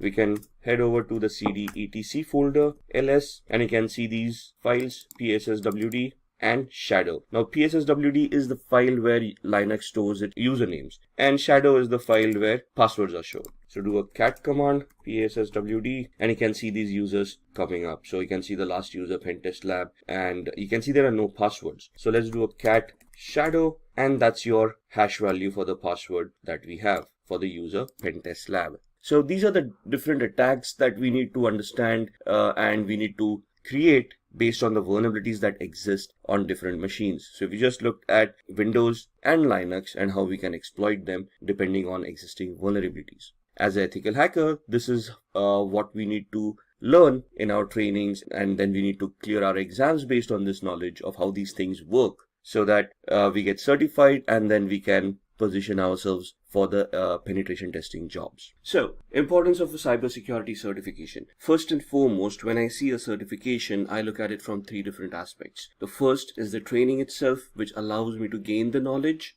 which allows me to understand the aspects of security or whatever the certification is there for. The second aspect is the exam itself. How do I need to prepare myself for the exam, and how do I need to approach the exam? How do I need to ensure that I pass in my first attempt? And the third aspect is the certification itself, which allows me to be eligible to apply for a particular job role. So, obtaining a cybersecurity certification ensures or shows to the organization that you're applying to that you do have that prerequisite knowledge and you should be shortlisted for an interview. The knowledge that you have gained during the training will help you when you attend that interview and when you attempt to answer the questions asked to you. So, these certifications are designed for a specific role. For example, a forensic investigation certificate will teach you how to investigate a crime scene forensically, a digital crime scene for a matter of fact. A certified ethical hacking course will teach you about penetration testing. So, it is you who's going to decide which certification you require and then get certified on it. Of course, a fresher with a cybersecurity certification will have better employment opportunities because they can showcase their knowledge with the certification that they already have. Even professionals who want to enhance their careers can get into managerial or advanced certifications to improve on their knowledge and get promoted in their job profiles. So, cybersecurity certifications can be classified in three different aspects. The first one being the foundational level, then the managerial level, and the advanced level. In the previous video, we just had a small overview. Here we are going to discuss about what the certification covers, how the exams are conducted, and the price points for each and every exam. So let's start with the foundational certifications. We start off with CCNA, which is the basic certification for networking. So the CCNA routing and switching certification, basically it helps you build your networking career. You will join an organization as a networking engineer where you can help the organization establish their routing, the pathing of how data packets will travel across the network. This certification covers all the basic concepts that you require to understand networking. The basic requirements for this certification are that the candidate must have a bachelor's degree, but apart from that, there are no other prerequisites. So it's just that you need a bachelor's degree, and then you can apply, you can study for this, you can undergo a training, and then you can attempt the exam. The certification provider obviously is Cisco, so the knowledge that is limited to this training and certification is for Cisco devices only. The exam fees for this certification is approximately $325. The exam, when it is conducted, it has around 50 to 60 odd questions which need to be answered in 90 minutes. The type of questions that you're going to get is multiple choice questions, where you have a question and 4 answers and you have to choose the correct answers among those. Drag and drop, where you have to click on an object and drag it to its appropriate place, probably an architectural diagram, and you have to let's say pick on a router and place it into a particular position. If you place it correctly, you answer the question correctly, otherwise it's wrong. And a simulator, where there could be a configuration, you need to configure it in a particular manner and then check whether the configuration is correct or not. The pass mark is around 800 to 850 out of a possible 1000 marks. So each question will have a different weightage depending on the depth of the question, depending on the difficult level of the question or the difficulty level of the question, which would then count towards your marks. And if you score 800 to 850, that's when you clear the exam. The job roles, as we have discussed over here, would be more on the network administrator side or a network engineer side, depending on the level of experience that you have. The salaries that are expected from these job roles in the US are around $55,000 to $90,000 annually. The next one is the CompTIA certification called Security Plus. CompTIA is also a global certification authority for InfoSec courses. So this certification teaches candidates on how to secure applications, networks, and devices. It focuses on hands-on practical skills in the field of network security. I have trained people on this certification myself, so I know this certification is quite hands-on. It deals with the concepts to the core. It helps you understand the concepts, and then in the practical hands-on demo, you need to execute the practical yourself so that you can gain that knowledge. The recommended level for a candidate to attempt this training would be at least around 2 years of experience in the IT sector. In addition, if you have already been certified for Network Plus certification from CompTIA, which is the baseline networking certification, this is also a preferred way to go for this certification. As said, CompTIA is the certificate provider, and the exam fees for this certification is $339. The exam is quite simple, 90 questions in 90 minutes. That's 1 minute per question. It sounds like a lot of time, but believe me, the questions can be a little bit confusing, can be a little bit lengthy, so you will require all those 90 minutes to answer those questions, especially when they're tricky and they're technical in nature. The questions would be multiple choice and performance based. The pass mark for this exam is around 750 points out of a possible 900. The job profiles for this kind of a certification is when you want to apply for a security analyst position or a security engineer's position, where you're going to analyze some data to understand and figure out what problems are ongoing in the organization. The average annual salary of this person would be around $72,000. Then comes the CEH, or the Certified Ethical Hacker training from EC Council. Now, this is a very well-known course, and also EC Council is a global certifying authority, very well accepted across a lot of countries. This is an offensive certification. So here you're basically trying to become a penetration tester. You're taught how to hack, you're taught how to attack a particular organization from an ethical hacker's perspective. So the job profiles that you'll be looking here are of a pen tester, where you go into an organization, you test their security controls, or you test their devices, find out flaws within them, and then provide recommendations of how to plug those flaws or mitigate those flaws and improve the security of that organization. It is recommended that you have 2 years of experience at least in networking or security for these to attempt this kind of trainings and certifications. Again, a basic understanding of networking, maybe a little bit of applications, operating systems would be necessary before attempting this certification. The certification provider is EC Council, and the exam fees for this certification is $500. So the exam here would be 125 questions, which needs to be attempted in 4 hours, and you will only get multiple choice questions in here. Now for CEH, there are 2 exams. One is the multiple choice questions, and the second is a practical exam where you need to solve some given problems to you in an iLab scenario, and if you are able to solve them properly, you then get certified for CEH practical. The cutoff varies from 65 to 85% depending on the questions that you have answered and the weightage associated with each and every question. As said, the job roles would be as a penetration tester or a security engineer, and your salaries would start from around $90,000 annually. Then comes the CND, or the Certified Network Defender, also from EC Council. Now this is more on the network defense side. So here again the job roles would be where there's a network that you have and you're going to try to secure the network and the communications that are going to travel over the network. So you need to be a network administrator, a network security engineer, or in a similar profile to understand how networks work, and then you're going to attempt to secure those networks. The certificate provider again is EC Council, and the certification is placed a little bit below CEH. So it becomes Network Defense, then CEH, where you're going to become a penetration tester. The exam fees for this certification is $350. The exam is of 100 questions to be answered in 4 hours. Again, it's just a multiple choice questions. So you get a question with 4 options, you answer the correct one, and you move on to the next question. The pass percentage again varies from 60 to 85% depending on the questions answered and the weightage of that question. Job roles to be applied: network defense technician, CND analyst, or a security analyst from a network perspective. Salaries would range from $65,000 to $75,000 per annum.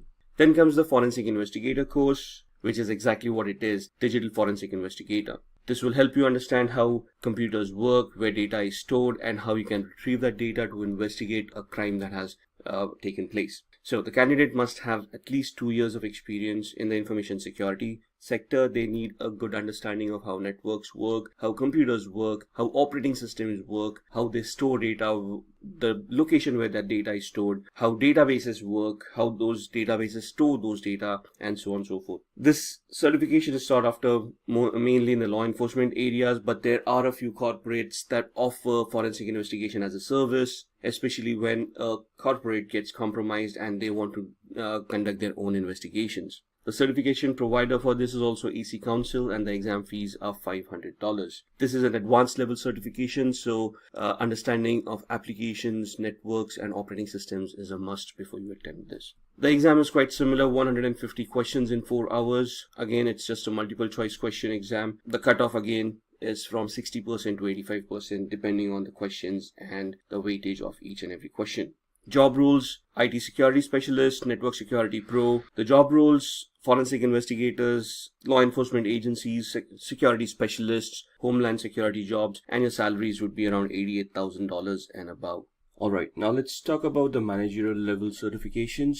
COBIT stands for Control Objectives for Information and Related Technologies. It's a certification that will give a candidate an in-depth knowledge of the framework which COBIT is all about, and the framework helps you manage and govern enterprise IT environments. Now this is an advanced certification, so around 8 years of managerial experience is suggested before you attempt the COBIT 5 certification to understand all the aspects and to help you implement the framework properly.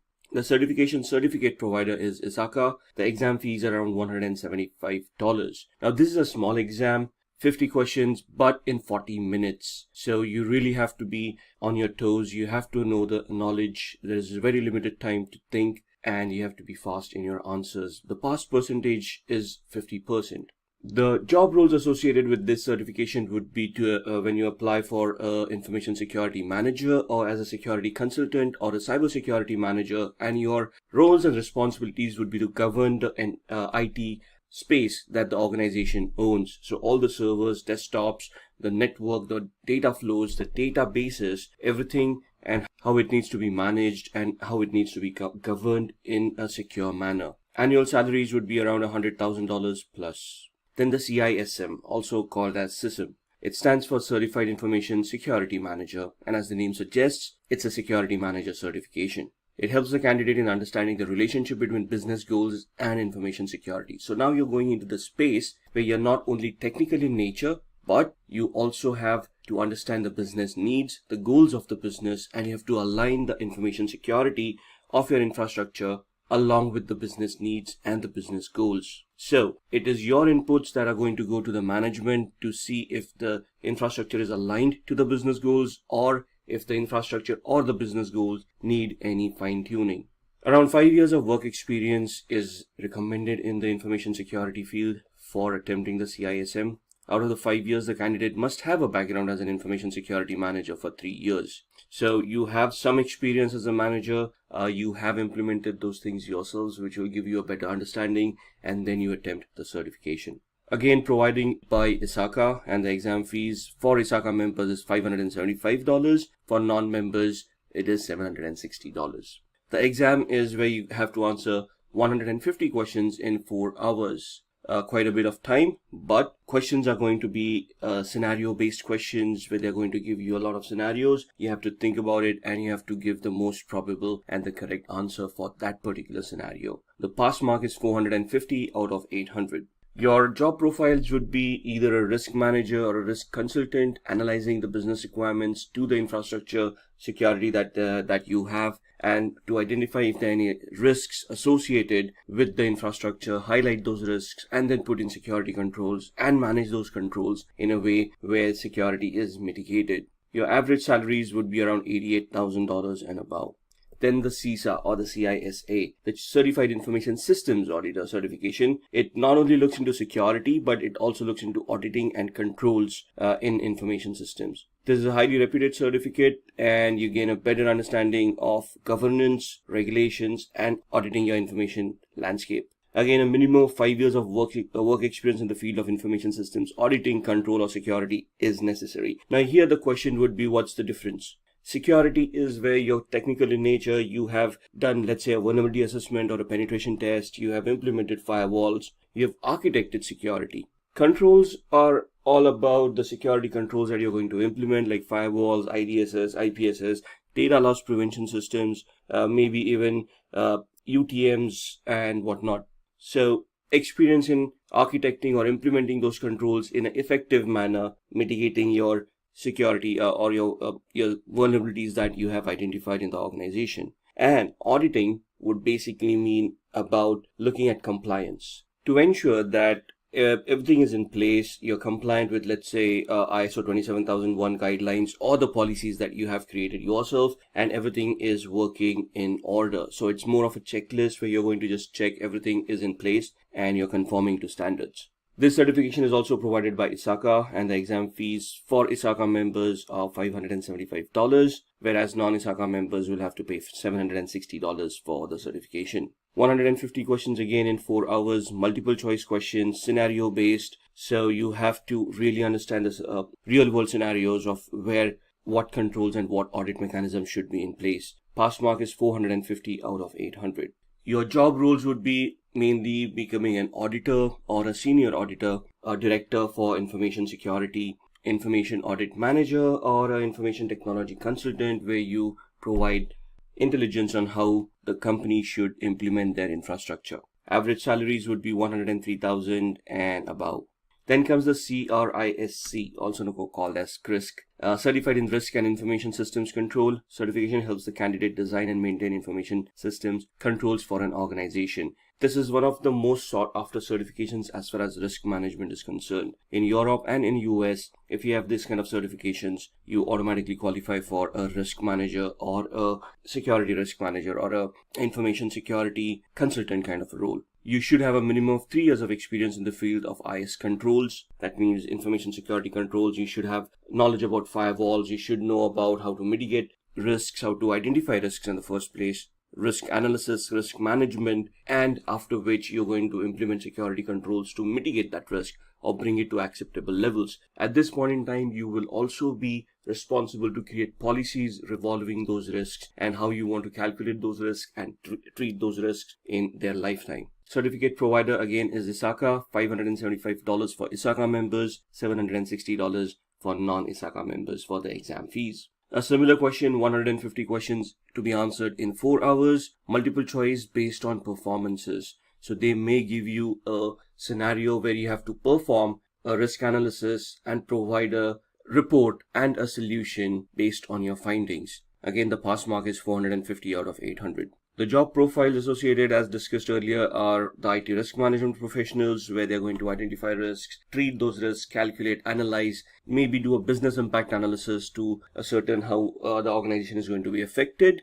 And then you will also be looking at compliances as far as these job roles are concerned. Average annual salary would be $119,000 and above. Moving on to advanced level certification. Now, this is where we come across the CISSP or the CISSP certification, Certified Information Systems Security Professional. This is the gold standard of all certifications. If you have this certificate, you can basically be assured of a job in the IT world. Now, just to qualify, you'll have to have 5 years of experience in the information security field. There are 8 domains that are specified by CISSP, and you have to prove that you have knowledge and you have work experience of around 5 years in at least 2 of those domains. If you do not have those kind of experiences, you can still attempt the exam, but you become an associate of ISC Square, which means that you get 6 years to accomplish the 5 years of experience requirement for this certification. Before taking up the CISSP certification, it is suggested that the candidate clears all the intermediate level certifications. Not all, but some of them. In fact, I have seen people do the other way around. They qualify for CISSP, they give the exam. Once you're CISSP, the CISA or CISM, CISE or CISM exams are way easier to crack. But you need to have that kind of experience. I have seen people with 15 years of experience and more fail at this certification in the first attempt. The certificate provider is ISC Square. The exam fees is $699. Like I said, this certification is most sought after, the gold standard. In fact, there's hardly any other certifications after this that you might want to do. The questions, now the exam has changed. If it is the English version that you're giving, it's 150 questions to be answered in 3 hours. If it is the non-English exam that you're attempting, then it is 250 questions in 6 hours. It's a marathon, and if you're opting for the 6-hour exam, you need to plan it really well. It sounds really easy, but the questions are quite tough. They're scenario based and the answers are quite confusing as well. You would get multiple choice questions, you would get drag and drop, and you might get simulators as well. The pass mark is 700 out of 1000, but each question has a different weightage. So it depends on which questions are asked of you and which questions you have answered correctly. The job roles associated with this certification would be anything and everything in information security at the managerial level and above. So information security manager, risk manager, information system security officer, the CISO role, the CISO, chief information security officer. Any role that you might think of as a risk from a risk compliance strategy could be achievable after this kind of a certification. The average annual salary is $108,000 for this certification. So let's start looking at the certifications. So to be an ethical hacker, you must hold a certification which specializes in ethical hacking or in cybersecurity. Companies look for candidates who are globally certified. When we say globally certified, they're looking for a certificate that has been given by an organization that is recognized globally and is well accepted in the industry. So these are the top 5 certifications a candidate can obtain. The first one, become a certified ethical hacker.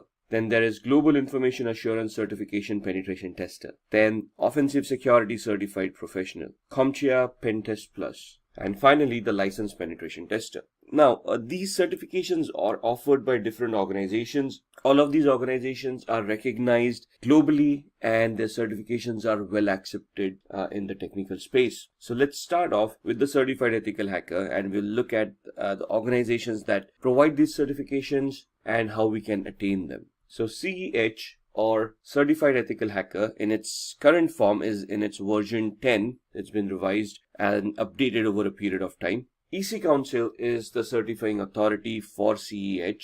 They have their own authorized training centers through which you can attend trainings, give those exams, get yourself certified, and thus become globally certified and can be eligible to apply for security related jobs. It is a very well-known certification and is widely accepted at the same time. It would test the candidate's knowledge of security threats and preventive measures. Now, there are 2 types of exams that you can give with CEH. One is a multiple choice question exam, which is theoretical in nature. They ask you questions and you answer the correct one. You select the correct answers. If you clear, you get certified. The second certification nowadays is where there's a practical exam associated with it. That's you'll have to purchase the voucher for that exam and give that exam. The practical exam is held in a virtual lab where you're given scenarios, and based on those scenarios, you have to resolve the questions given to you and give proof of the resolution, which would then get you certified as an ethical hacker. The theoretical exam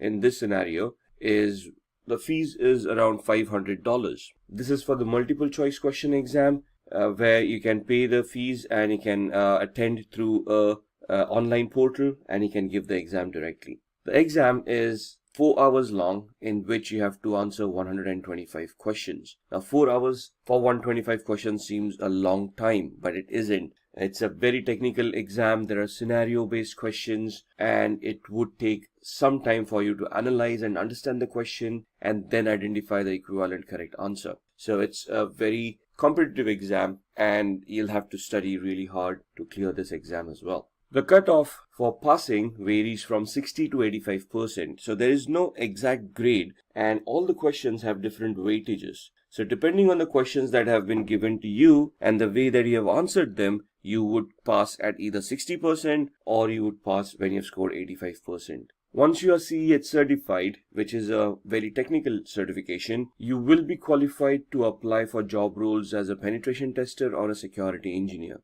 These are job roles where you would be responsible of ethically trying to attack applications, servers, switches, and try to find out vulnerabilities within them. The training of this certification will make you adept in most of these tools that are required. There are a lot of practicals in this trainings, and if you successfully completed those practicals, clearing the exam is a easy task. With the practicals comes your knowledge and would help you understand how you would be performing penetration tests in the real world. An average annual salary in the USA for a CEH certified person is around $91,000 and in India is around 4,76,000 odd rupees. The salaries would vary as far as organizations are concerned. More established organizations can afford to pay a little bit more, but these are average rough salaries that we have seen across the market. The next certification is the GPEN, also known as the Global Information Assurance Certification Penetration Tester. This certification looks into the different pen testing practices and methods, also focuses on the various problems and pen testing. So again, this is where you're getting certified as a penetration tester. So it's again a technical certification where your knowledge on networking, applications, and security of which will be tested.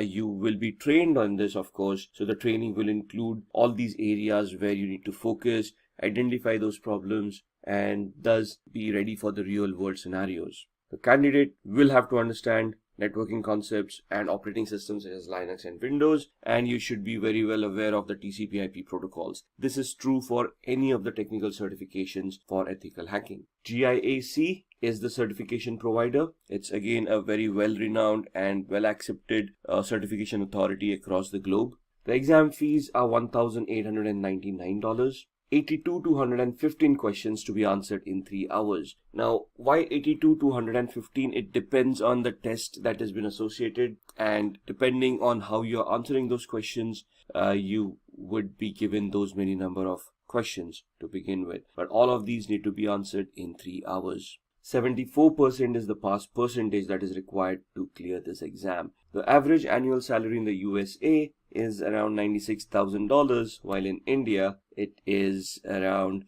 similar to certified ethical hacking. Then looking at the next certification from Offensive Security called the OSCP, Offensive Security Certified Professional. This is another penetration testing certification, highly technical in nature, and it is an entirely hands-on certification. The previous two certifications that we saw, we talked about CEH, where there are two different exams. You could either take the theoretical exam and give your MCQs, or you could take the practical one. Here you don't have an option. This is a practical exam. So the test is conducted on a virtual network. So they send out instructions to you. There's a virtual lab that is given out to you, and they give you the questions, and you have to perform those assessments, create those reports, and provide it to the certifying authority, in this case Offensive Security. If you match their criteria of whatever you have identified in those reports, you get certified. Here, the requirements of good understanding of networking protocols, how systems function, how Kali Linux operating system functions, and the candidate must complete Offensive Security's penetration testing with the Kali Linux course and pass the hands-on exam. So this focuses purely on Kali Linux. Kali Linux is an operating system that is freely distributed over the internet and comes structured with around 300 plus tools used for ethical hacking. So this course totally relies on Kali Linux for you to use as a tool set for penetration testing. The certificate provider, as stated, is Offensive Security. The name of the course is OSCP, Offensive Security Certified Professional. exam is around $800 to $1,550. Now understand that this exam is technical and is hands-on. So for you to prepare for this exam, they come up with virtual labs where you can start practicing and honing your skills. Depending on the number of days for which you have purchased the access to that particular labs, the amount will vary from $800, which would be the minimum access days available, to $1,550, where the maximum number of days would be given to you for practicing. Once you're ready, even during the time span of where you have that access, once you're ready for the exam, you can attempt the exam and clear. The average annual salary is similar, around $91,000 for the US market and 905,000 rupees in the Indian market. Then looking at the CompTIA Pen Test Plus. CompTIA is another certification authority or a certification provider, a training provider that will help you get yourself certified in the ethical hacking space. So they have certification called Pen Test Plus, which is focused towards penetration testing. So it is an intermediate level certification. It assesses the vulnerability assessment and the penetration testing skills of a candidate. Here, the training will provide you with all the essentials where it will help you identify how to do vulnerability assessments, how to identify those vulnerabilities, and then which tools to utilize for what kind of a penetration test. For the requirements, a minimum of 3 to 4 years of hands-on experience in the information security field. Also, a CompTIA Security Plus or a Network Plus or equivalent knowledge is required. So in the Network Plus, they talk about securing networks, and they help you understand the OSI layers, the TCP/IP layers, and help you understand the protocols and all of those things. So having that knowledge is an added advantage. The certificate provider is CompTIA, and the cost of the exam is around $349. Maximum number of questions is 85, and I think it's a 3-hour exam. The passing percentage is scoring 750 marks out of a possible 900. So the scale is, the minimum you can ever score is 100. If you're completely unprepared, the maximum you can score is 900. You get a leeway of 150 marks for your certifications. So you have to score a minimum of 750 to clear the exam. Average annual salary for a CompTIA Certified Penetration Test Plus professional is $97,000 in the US market, and in the Indian market it would be around 5 lakh rupees. Then comes the licensed penetration tester. Now this is an advanced certificate again from EC Council. This is where EC Council gives you a license which certifies that you have undergone thorough training and have cleared your exam, in which you can conduct or lead an audit for vulnerability assessment and penetration testing. It is an expert level certification, comes after the CEH certification. It is the ultimate test which tests the candidate's penetration testing skills. So there are 2 certifications over here. One is the ECSA, EC Council Certified Security Analyst. Once you clear that, you can appear for the licensed penetration tester. Both of these are hands-on certifications. So you will be given a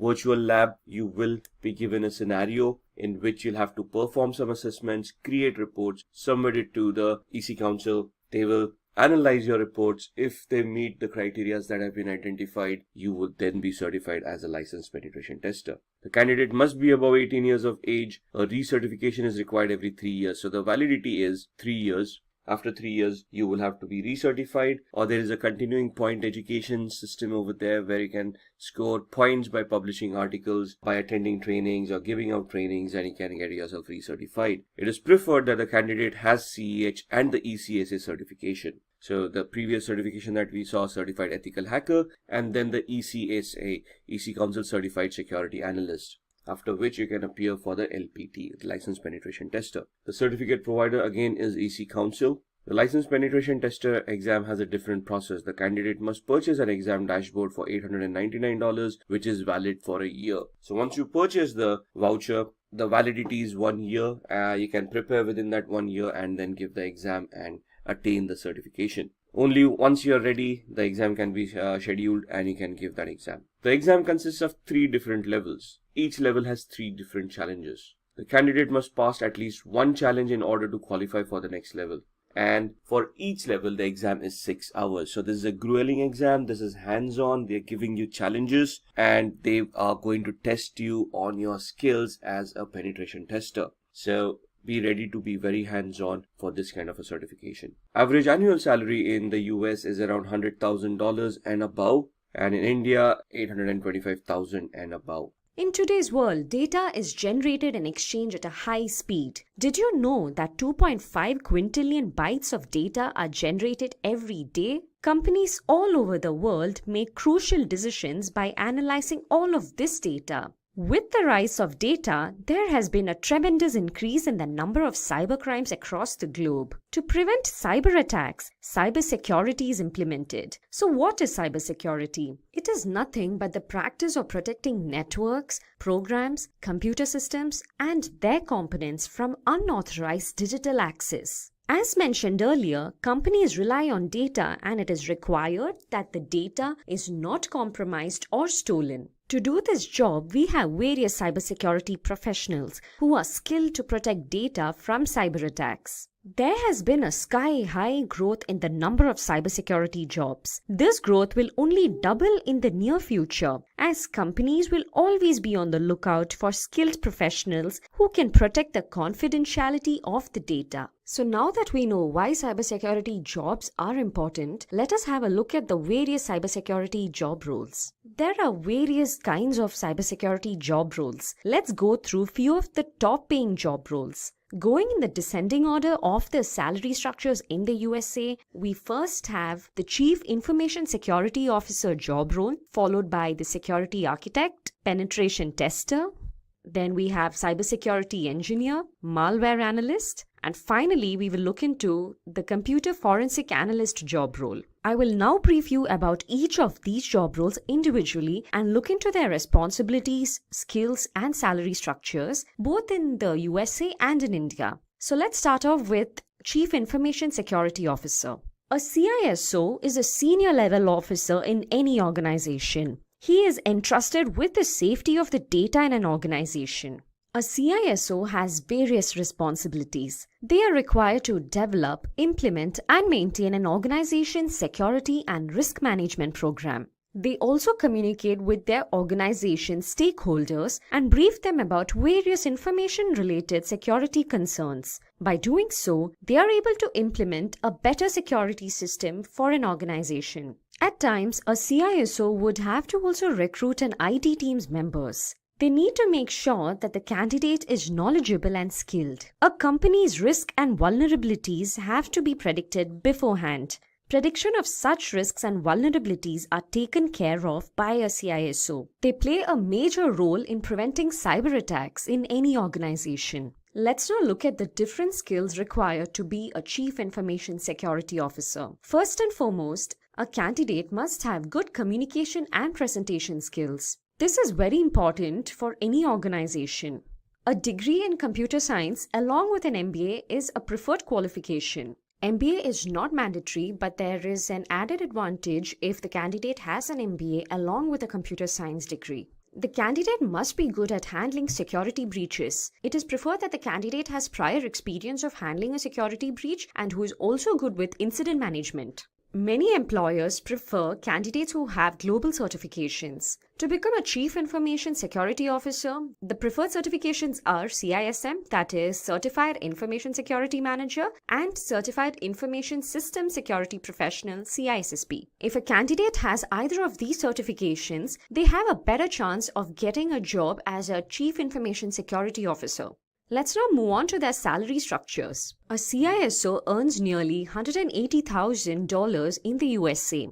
In India, the salary is nearly 25 lakhs per annum. That's a lot of money. So these were the responsibilities, skills, and the salary structure of a Chief Information Security Officer. Let's move on to our next role. Our next role is that of a Security Architect. A security architect maintains the security of an organization's computer systems. They prevent the computer systems from malware attacks. Let's look into their responsibilities. First and foremost, our security architect identifies weak spots in a system by performing vulnerability tests. These tests are carried out on a regular basis. Along with vulnerability tests, risk analysis and security assessments are also done by a security architect. Installation of routers, VPN and firewalls are approved by a security architect. These devices are very important when it comes to the security of an information system. Well, a security architect rightly approves the installation of these devices. Digital signatures and public key infrastructures are designed. In addition to all the above responsibilities, a security architect also provides technical assistance and guidance to the other security team members. Let's now move on to the skills required to be a security architect. First and foremost, the candidate must have a computer science or an information technology degree. Coming to the experience, the candidate must have an experience in the field of risk management, as the role of a security architect is a lot to do with managing risks. Understanding of the network basics and various security protocols along with cryptography is required to be a good security architect. Lastly, the preferred certification to become a security architect is that of a CISSP, which is Certified Information System Security Professional. As mentioned earlier, this is only a preferred certification. A candidate who has this certification has a higher chance of bagging a security architect job. Let's now look into the different salary structures in the USA and in India. In the USA, a security architect earns nearly $123,000 per annum. In India, a security architect earns nearly 20 lakhs per annum. So that's all about security architect. Let's now move on to our next role, that is penetration tester. A penetration tester, also known as an ethical hacker, is a cybersecurity professional who tries to exploit a security system's vulnerabilities just like how a hacker would do. A penetration tester mimics the role of a hacker. Let's look into the various responsibilities of a penetration tester. As the name suggests, a penetration tester needs to perform penetration tests to discover and identify vulnerabilities in a system. In addition to this, they are also responsible for designing new penetration tools. All the penetration tests results are documented, and based on the document, new security measures are discussed with the other IT team and the management. A penetration tester performs tests by developing codes, and they also conduct security audits which help them understand the vulnerabilities in a system. Let's now look into the different skills required to be a penetration tester. A candidate must have 1 to 4 years of experience in the information security field. Knowledge of Windows, Linux, Unix operating systems is required. Also, the candidate must know C and C++. Languages such as Java, PHP, and Perl are preferred by employers, but not a requirement. To successfully bag the position of a penetration tester, the preferred certifications are Certified Ethical Hacker, that is CH, and Certified Expert Penetration Tester, that is CEPT. Let's look into the salary structures of a penetration tester. In the USA, a penetration tester earns nearly $117,000 per annum. And in India, a penetration tester makes nearly 4 lakh rupees per annum. So those were the responsibilities, skills, and salary structures of a penetration tester. Let's now move on to our next job role, that is cybersecurity engineer. On the whole, a cybersecurity engineer protects an organization's network and its data. They also plan security measures to prevent an organization from cyber attack. Let's look into the responsibilities of a cybersecurity engineer. They design cybersecurity platforms for a company. They are also responsible for planning and implementing cybersecurity measures. Well, a cybersecurity engineer solely designs, plans, maintains, and implements security measures in an organization. They are also required to report and communicate with the other teams in an organization. A cybersecurity engineer is different from a network security engineer. While a network security engineer looks into the troubleshooting, a cybersecurity engineer looks into the prevention of cyber attacks. Let's look into the skills required to become a cybersecurity engineer. Just like the other job profiles, a degree in computer science or information technology is a must. Well, 2 years of experience in the relevant field is required to become a cybersecurity engineer. A cybersecurity engineer is needed to design security systems. Hence, a candidate with a good problem-solving skill is required. Along with good problem-solving skills, the candidate must also be good with networking skills. As mentioned earlier, knowledge of C and C++ is a must. Java and Python knowledge is preferred to be a cybersecurity engineer. Moving on to the salary, a cybersecurity engineer earns nearly $96,000 in the USA. Whereas in India, a cybersecurity engineer earns nearly 7 lakh rupees per annum. Moving on to our next job role, that is malware analyst. As the name suggests, a malware analyst is one who identifies various cyber threats such as worms, viruses, trojans, bots to understand their nature. A malware analyst is skilled at analyzing the different malware threats in a system. Let's now look into a malware analyst's responsibilities. They are responsible to identify threats, and once they identify, they are supposed to document the methods to avoid such malware threats. They also research and develop malware protection tools.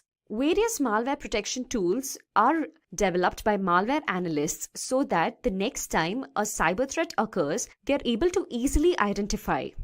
In addition to the above responsibilities, a malware analyst is also responsible to constantly be updated with the new malware threats. Moving to the skills required, a candidate must know Windows, Linux, Unix operating systems, and knowledge of C and C++ is a must. Usage of tools like IDA, Pro, OliDBG, RegShot, and TCP View is suggested. Having a GIAC reverse engineering malware certification is a plus point. The certification is only a preferred certification. It is not a must that the candidate must possess this certification. Moving on to the salary structure, a malware analyst earns nearly $80,000 in the USA and earns nearly rupees 6 lakhs per annum in India.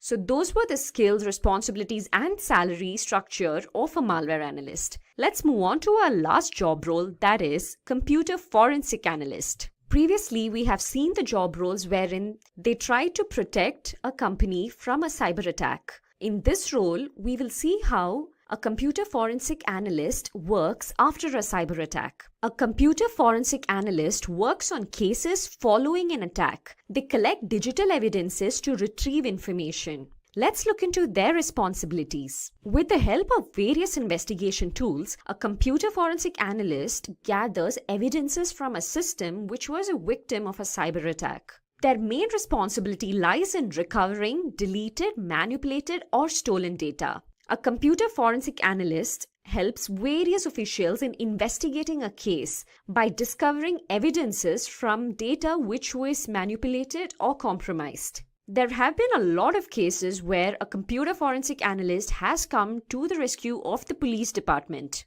Moving on to the skills, the candidate must hold a bachelor's degree and work experience in the related field is required. For the post of a computer forensic analyst, it is not necessary that the candidate must hold a computer science degree, but the candidate must have relevant work experience. A candidate must have knowledge of networking, law, and criminal investigation, as they have to do a lot with investigating cases as well. A sound analytical mind is critical as they have to analyze data and arrive at conclusions as to identify the cybercriminals. The preferred certifications to become a computer forensic analyst are Certified Forensic Computer Examiner, that is CFCE, and Certified Computer Examiner, that is CCE. Well, these were the skill sets required to become a computer forensic analyst. Moving on to the salary structures. A computer forensic analyst earns nearly $71,000 in the USA. And in India, a computer forensic analyst earns nearly 8 lakh rupees per annum. That was all about computer forensic analyst. Well, those were the 6 top paid jobs in the field of cybersecurity. Now, I will run you through a sample resume of a cybersecurity engineer. This is only a sample resume of a cybersecurity engineer. You can alter it according to your own preference. Here, we first start off with the name and your email ID and phone number. Then a quick summary about yourself and what you're good at and what you are looking for in an organization. After which you can give your LinkedIn profile link and your GitHub profile link if you have one. Moving on to the experience. Here you would have to give the company's name and the tenure. Ideally for a cybersecurity engineer, the minimum number of years required is 2. And below that, you can write the different responsibilities that were taken care by you in your previous organization. TCP/IP network administration and security monitoring are two important responsibilities that any cybersecurity engineer must have on their resume. It is great if you have configured firewalls and IDs as well. Underneath that, you can mention the education, and it is required that you have a degree in computer science or in information technology. You can then mention your university and your GPA. Moving on to the skills. We have technical skills and non-technical skills here. Under technical skills, you would have to write the languages that are known to you. For example, C, C++, which is a must. Java and Python are preferred too. Knowledge of Windows, Linux, and Unix operating systems will also have to be on your resume if you're applying for a post of a cybersecurity engineer. The other skills depend from person to person. Here I have IDS and IPS penetration vulnerability testing, encryption technologies, knowledge of SQL, and at the end you can also write the certifications. Ideally, a cybersecurity engineer must have CCNA, CCNP certifications. In addition to it, even a CompTIA Plus certification is preferred. Moving on to the non-technical skills, here you can mention the languages that you're good at, the different competitions that you have participated in. It can also have your co-curricular activities, and anything to do with problem solving would also be an added advantage. Now let's begin with who is a certified ethical hacker. A certified ethical hacker is a person who's also known as an ethical hacker. An ethical hacker is just the opposite of an hacker. A hacker is a person who with malicious intent tries to misuse vulnerabilities that they have identified in an organization structure and then gain access to unauthorized data. Whereas an ethical hacker does the same thing. They try to locate the weakness, they try to locate the vulnerabilities, and they see how they can be misused. However, the intent is completely different. And that is what differentiates a hacker from an ethical hacker. Hacker would be a criminal with a malicious intent who would try to misuse and personally gain by doing criminal activity from that particular activity that they have done. Whereas an ethical hacker would try to help the organization in an authorized manner. So that's where the permission comes into the picture. The ethical hacker has permission from the organization to conduct some activity that would identify vulnerabilities or weaknesses in the information technology structure of that organization. And then once they have been identified,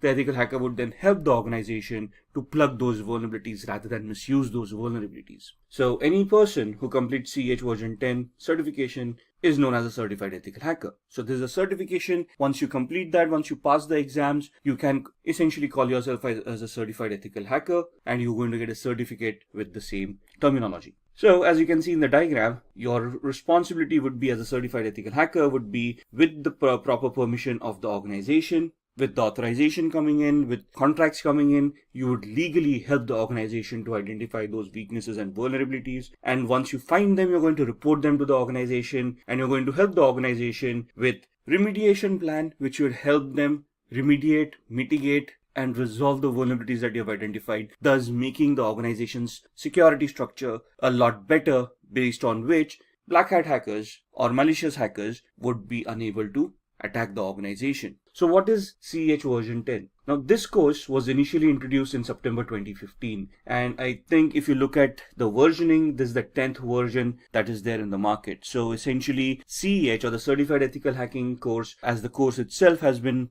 for a long time in the industry. It's a very well accepted course, and it's a well renowned course. The current version as it is was introduced in September 2015 and is one of the toughest certifications in the cybersecurity field. This includes a lot of information that you have to learn, that you have to know before you can attempt the certification. You will master all ethical hacking methodologies that are used in penetration testing and ethical hacking situations. What does that mean? That means that CEH version 10 is a structured course that will help you look at all the phases that are used in ethical hacking, all the terminologies that are utilized, all the tools that are utilized in such a manner that you can penetration test or a vulnerability assessment and identify and test the vulnerabilities for their complexity. And this course, once you complete the course, you would have mastered all the ethical hacking techniques that are required. There are two exams. One is a written exam and the other is a practical exam. Now you can opt for either or. The written exam is basically a multiple choice question exam where they'll ask you scenario based questions and you have to answer those questions. That is something that we're going to look into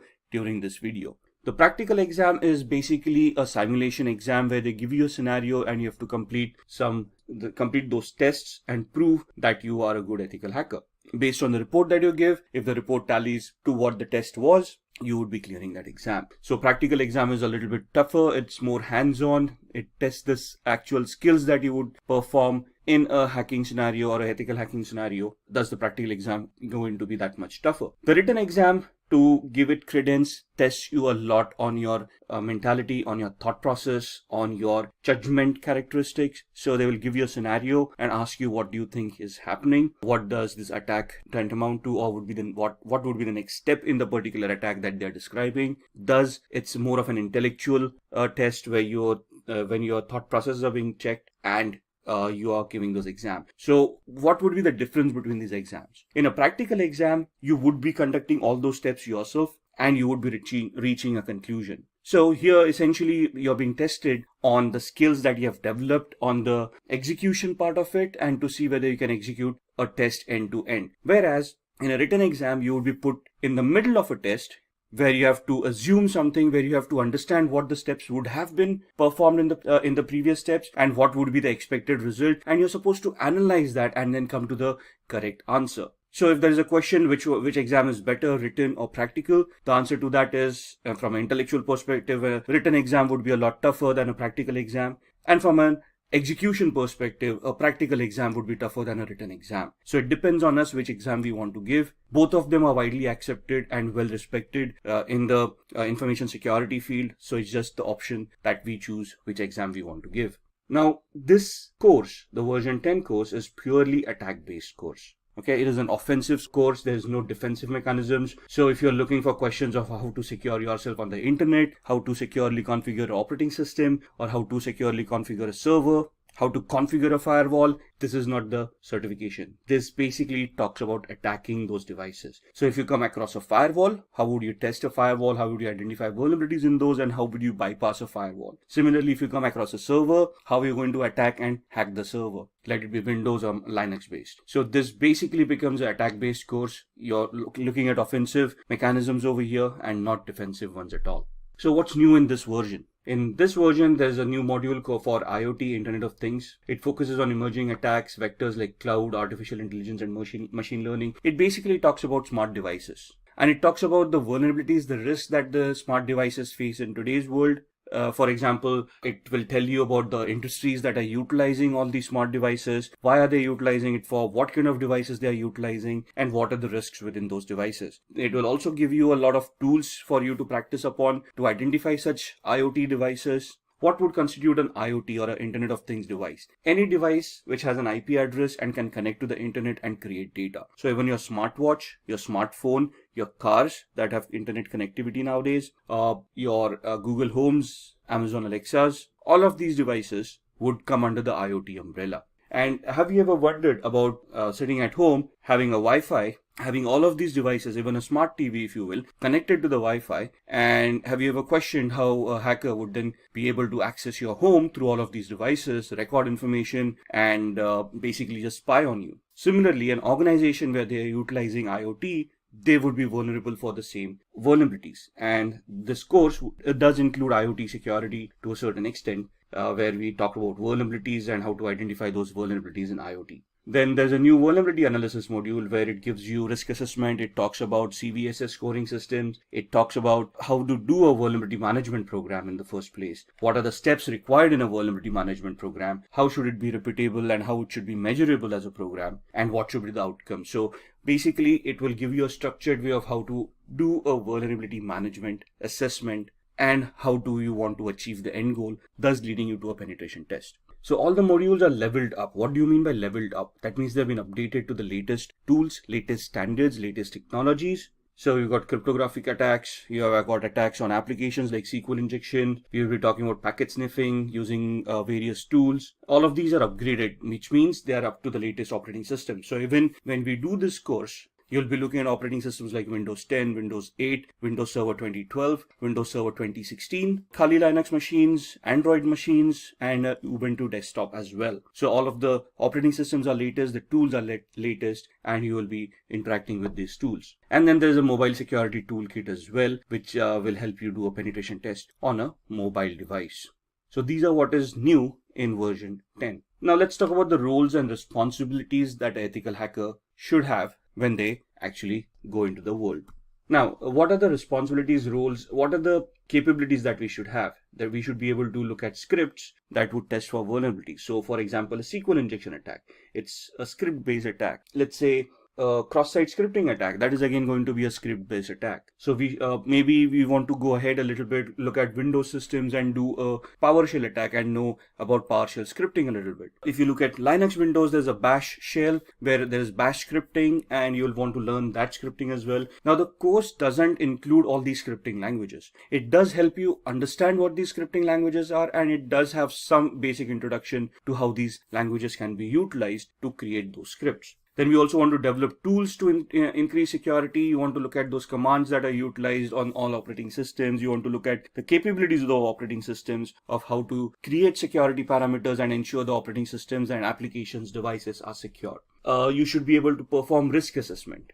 Now, when you say risk assessment is the likelihood of an attack being actually executed on an organization based on the threats and the vulnerabilities that we have identified. So risk assessment is something that you find out a vulnerability and then you try to figure out in a hypothetical manner of what is the likelihood of that vulnerability being exploited by a hacker if they find that vulnerability. And if they do execute that, what is the impact that is going to happen on the organization, and what is the penalties or the repercussions that the organization is going to face if that vulnerability is exploited. That's what a risk assessment is. Then we should also be able to develop security policies or set up security policies and implement them to ensure that the security mechanisms are standardized and are consistent. And then we should also look at training staff for network security to ensure that they are aware of these vulnerabilities and they know what their responsibilities are to maintain some semblance of security in the organization. So why do we want to become a certified ethical hacker?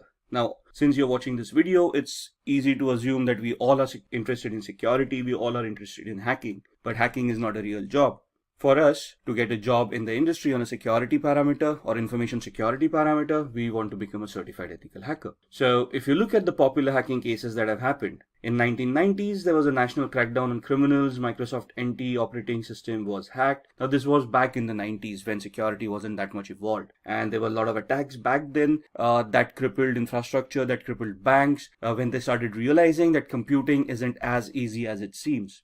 Of course, if you use a computer, the functionality is always there, but if the functionality is not properly configured, you're just exposing yourself to cyber criminals where they're going to steal information and your organization may just go bankrupt because of that. In 2013, an example, Adobe reported 2.9 million accounts as stolen. In 2016, Kaspersky, which is an internet security firm, announced that there were 758 million malicious attacks that occurred worldwide. Imagine that, 758 million malicious attacks that were identified and reported. In 2018, Facebook reported a loss of 30 million accounts that were stolen. 2018 again, Quora reported 100 million customer accounts being stolen. And in 2018 again, Marriott, 500 million travelers' accounts stolen and manipulated. Now, when you say accounts were stolen, how does it affect the organizations? Now, first and foremost, if those accounts were stolen, that means usernames and passwords were cracked, and those accounts may have contained credit card information or may have contained some personal information that would identify the person and thus make them gullible for a social engineering attack or an identity theft attack. So it has a cascading effect. If I would have been affected, or you would have been affected with these attacks, the repercussions would have been catastrophic. Your credit card information being stolen, that means somebody else would have misused it and you would have seen a huge bill come your way. Now, you can go back to the bank and dispute that, but that's again a dispute that you're trying to have with the bank for something that you didn't do, which requires a lot of energy and a lot of time. And at the end of it, somebody has to pay for that particular loss. Now, in this scenario, the bank would have had to bear the loss, but then that's a loss for the bank and bank doesn't want to do that. And that's where they would try to hire certified ethical hackers who would try to test these vulnerabilities and plug them in so that the end consumer is also secured, the bank is also secure, right? In this case, Marriott, there were 500 million travelers' accounts that were stolen. A lot of credit card information was leaked out. Email accounts were hacked and compromised. And thus there was a lot of repercussion that happened. Now, the thing is that there are also laws that these organizations need to adhere to that tell the organizations how to keep their information secure and also have penalties in place if the organization gets hacked. And the penalties are pretty severe. So organizations do not want to get hacked or do not want to get compromised, not only from the customer's perspective, where they would be losing customers, losing reputations, and then thus facing losses, but also from a legislative perspective, where they would have to pay fines to the government for the frauds that have happened.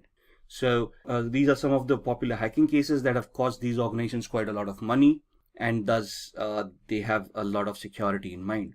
If you look at the news, in BBC News, there was something reported from a French police that there was a virus that infected more than 850,000 computers worldwide. Now, on the similar lines, if you remember ransomwares, and if you look at Wannacry that happened in 2018 or 2017, it also cost the world $4 billion in losses during that just one small month of its infection. Then Google basically disclosed that a large-scale hacking effort was targeted at Apple devices. And this has been, it has reported that there was a sustained effort to hack iPhones over a period of at least 2 years, which means that there's a specific target towards Apple consumers, and they are at a higher risk of getting hacked than others. Then the Texas government organizations hit by ransomware attack.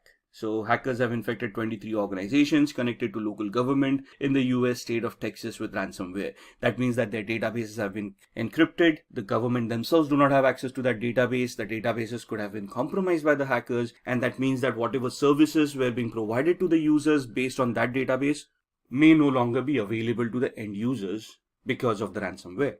Now, moving on with these, why do we want to become a certified ethical hacker? Increased attacks lead to more job openings. Now, if you look at ransomware, the Wannacry attack that happened in 2017, there was a knee-jerk reaction given by the rest of the world for IT security. Suddenly budgets started opening up. Suddenly people wanted more ethical hackers on their payrolls to test for vulnerabilities. In UK and Europe, we have GDPR, which is again another law that imposes severe penalties on organizations that get hacked and for not having proper security and a vulnerability assessment and penetration testing program in place. So that leads to a lot of job requirements as well, where organizations look at people with this special skill set to help them mitigate the vulnerabilities, to safeguard them and their customers from hackers and also from penalties from law enforcement and governments. So thus the demand keeps on increasing for ethical hackers, which automatically means that the salaries are going to increase as well. So more the demand, lesser the supply, higher the salaries. That's plain economics. Then challenge hacker with malicious intent. So from an ethical hacker's perspective, it is our duty to safeguard an organization, which means that will be pitched against hackers, and we have to ensure that those hackers would be challenged to the maximum limit before they even try to get access to any of the resources that we are trying to protect. It offers a boost in your career. So more efforts that you put in, more vulnerabilities that you find, the better the career prospects that you have, and the better job aspects that you're going to get. And this also lets you keep yourself updated on the latest technology. As the technology progresses, as we evolve on technology, security will also evolve, and the ethical hacker would need to keep themselves updated on these technologies. So why do we want to get the certification, and what would it mean by being a CEH certified individual? Take this into consideration. You are applying for jobs, and you have been applying for cybersecurity related jobs, of course, and you go in for an interview. In the interview, you are asked quite a few questions, and they will be testing you on cybersecurity concepts. So they will be asking you a lot of technical questions about cybersecurity, about information security, and any other related topic. So let's say in a few minutes into the interview, there are some concepts that you have not brushed your skills upon, and they ask you about certifications. And one of the main certifications that is sought after is the CEH certification. And if you're not certified, that's where things can become a little bit problematic, where organizations today very proactively start looking for people or candidates who are already certified rather than take them on board and get them certified. So in this scenario, having a certification would obviously help not only to be shortlisted for the job, but the certification involves a lot of training which would help you understand the concepts and prepare you for the interview a lot better as well, right? So getting yourself certified is quite necessary in today's world. Let's look at what the certification is all about. The certification involves a very hands-on training that trains an individual into thinking about cybersecurity from a hacker's perspective and developing this mindset is very important because to catch a thief, we have to think like a thief. Teaches the candidate to spot vulnerabilities in a system, so it trains you on how to identify flaws, how to verify that they exist, and then how to treat them as well. Like I said, this is a very sought after certification, and companies look for people who are already certified as CEH or a certified ethical hacker. So what is this certification all about? This is a globally accepted certification, and it tests the knowledge that a candidate will have about threats and their preventive mechanisms. So the certification, the exam itself will test you on the parameters. The training would provide you with all the information that you require to clear the exam and to gain knowledge from a real world perspective. So it will train a candidate to think like a hacker. It will train the candidate to use the tools to identify those flaws, to spot those flaws in the first place. And it will give an understanding to the candidate where to look for those flaws in the first place. So essentially, when you get certified as a certified ethical hacker, you become a white hat hacker or an ethical hacker, which means that you will be looking at flaws ethically and reporting them to those organizations. The certifying authority is the EC Council. It is a very well known and a widely accepted certification authority across the globe. It is based out of the United States, but the certification is valid across the globe. So what does it take to take the exam, and who can take the exam in the first place? Now, the basic criteria is that a candidate should be 18 years and above. So any person who has completed an official EC Council training is eligible to attempt the exam without going through an application process. So there are two ways you can actually attempt the exam. You either have work experience, that means you're already in the cybersecurity space, you already have some hands-on knowledge, and you want to give the exam. In that scenario, you just have to prove that you've got 2 years of experience with network or information security, and then you can apply to EC Council to directly appear for the exam without attending the training. Else, you can then approach EC Council and register yourself for a training course, after which you can give the exam. So there are two ways that you can deal with it. What are the fees for this exam? Now, the fee itself is $500 for the exam. Candidates who take the second route, where they prove that they have experience and they directly want to appear for the exam, there is another additional $100 of application fee that they have to pay to EC Council for them to verify that you actually have that experience and then allow you to appear for the exam. So what are the exam questions like? What is the exam all about? The exam code is 312-50, and there are 125 questions that need to be answered in 4 hours. Now that sounds like a lot of time, but trust me, it isn't. The questions are descriptive in nature. They give you a scenario. You have to identify those keywords based on the knowledge and the understanding that you have, and then gauge the correct answer for that particular scenario. And the scenarios could be a little bit complex, could be a little bit confusing. The exam will be a multiple choice question exam, so 1 question with 4 answers. If any question has multiple answers, they will mention it in the question itself. The pass percentage cuts off at around 60 to 85%. So there is no fixed percentile. Every question has a different grade, every question has a different value, and based on the questions that you have been asked and the correctness of the answers, you would either pass somewhere between 60 to 85%. The results are immediate, so once you complete the exam and you submit it, it will let you know there itself whether you have cleared or not. So what are the skills that you require for this exam? You must have very good networking skills, and when we say networking skills, you should know your protocols, you should know how computers communicate with each other, the protocols like HTTPS, FTP, SMTP, and anything about the OSI layer.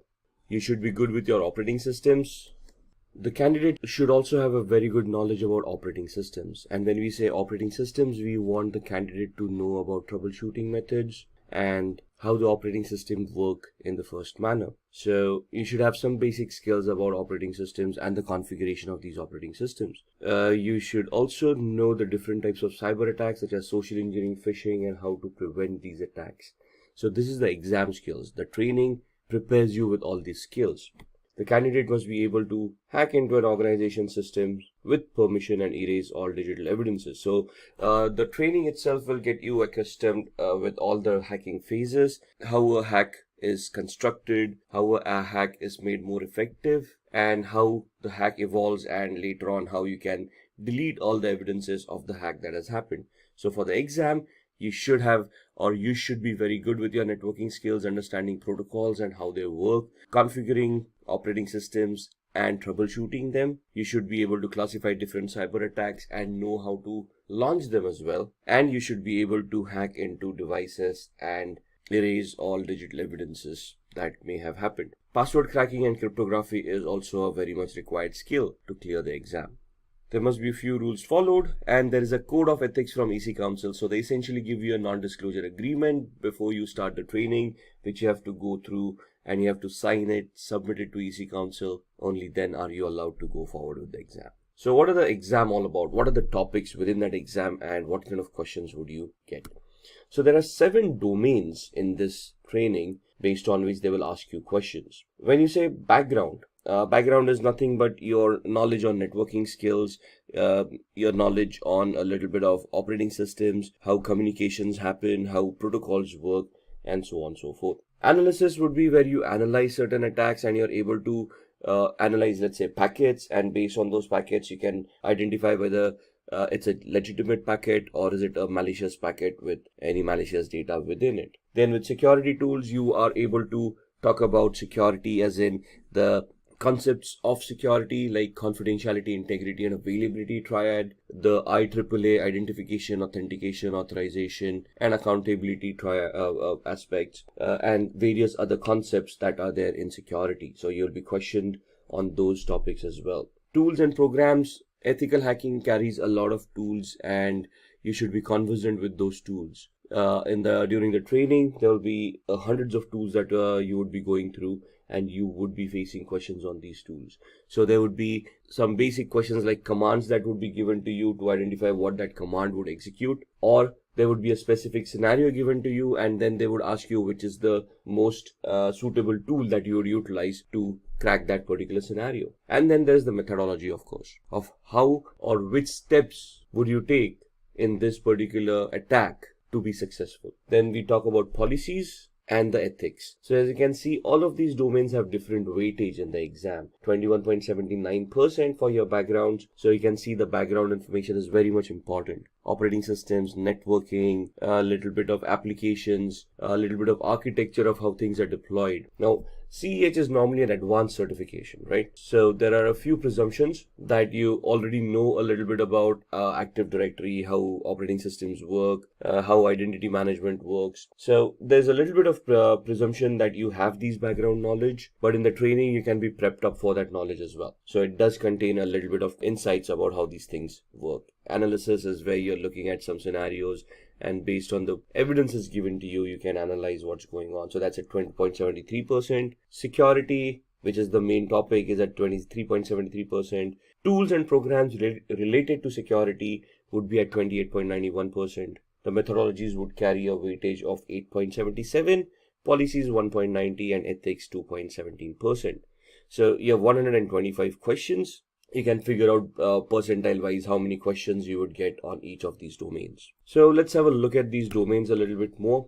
The background is about network and communication technologies. Again, like I said, protocols, procedures, services, how computers work. So ports on a computer, how ports are utilized by services, and how communications happen over these services and these ports. How we can scan these ports to identify what's going on, and then try to find out vulnerabilities within them. Then we have got information security technologies and the information security threats as well. So when I want to launch an attack on a device, where would I find vulnerabilities? Is it just on the network? Do I look at the operating system? Do I look at different applications that are there on the operating system, and so on and so forth? So where are the threats? That's something that we need to identify, and that's what this domain deals with. So 27 questions from this domain. Then analysis and assessment, information security assessment and analysis, and the security assessment process. So let's say you're in a penetration test and you want to launch an attack. What is the assessment that you want to do before you launch that attack? What is the process you want to conduct? And how you're going to analyze the vulnerability in the first place to identify which penetration test or which attack you should do at that particular point in time. Then security would talk about information security controls. Controls would be all the security elements that you can implement to prevent hacking. So firewalls, IDS, IPS, antiviruses or endpoints. All of these would be included in this domain. Information security attack detection. So it's not only about how you can attack, you also want to know if you're being attacked in the first place. So analysis would basically identify how you're being attacked, and the detection is where you first detect that something is wrong, after which you can analyze it, right? And how you can prevent security attacks happening at your organization as well. So which firewall would fit at what OSI layer, what in the architectural aspect, where do you want to place an IDS or an IPS, where would you want to place a firewall, where would you want to place a UTM, to have a layered approach, a structured approach towards security, where a hacker would have to peel off layers of security to reach the data that they wanted to get access to in the first place. So there will be 30 questions from the security domain, 16 questions on the analysis and assessment domain. The fourth domain is the tools, systems, and programs. So this is where all the tools that you would have utilized resume. So this is where all the tools that you have utilized in the ethical hacking scenario, and there will be questions asked about those tools. So in the training, there are some tools that are prescribed in the course where you'll have to concentrate on those tools. You'll have to get your hands on those tools to understand how those tools work, and then give appropriate answers in this domain. So there would be 36 questions for tools, systems, and programs. Then the fifth domain is procedures and methodology. Information security procedures and assessment methodologies would be asked over here. So how would you conduct a test? How would you conduct a vulnerability assessment?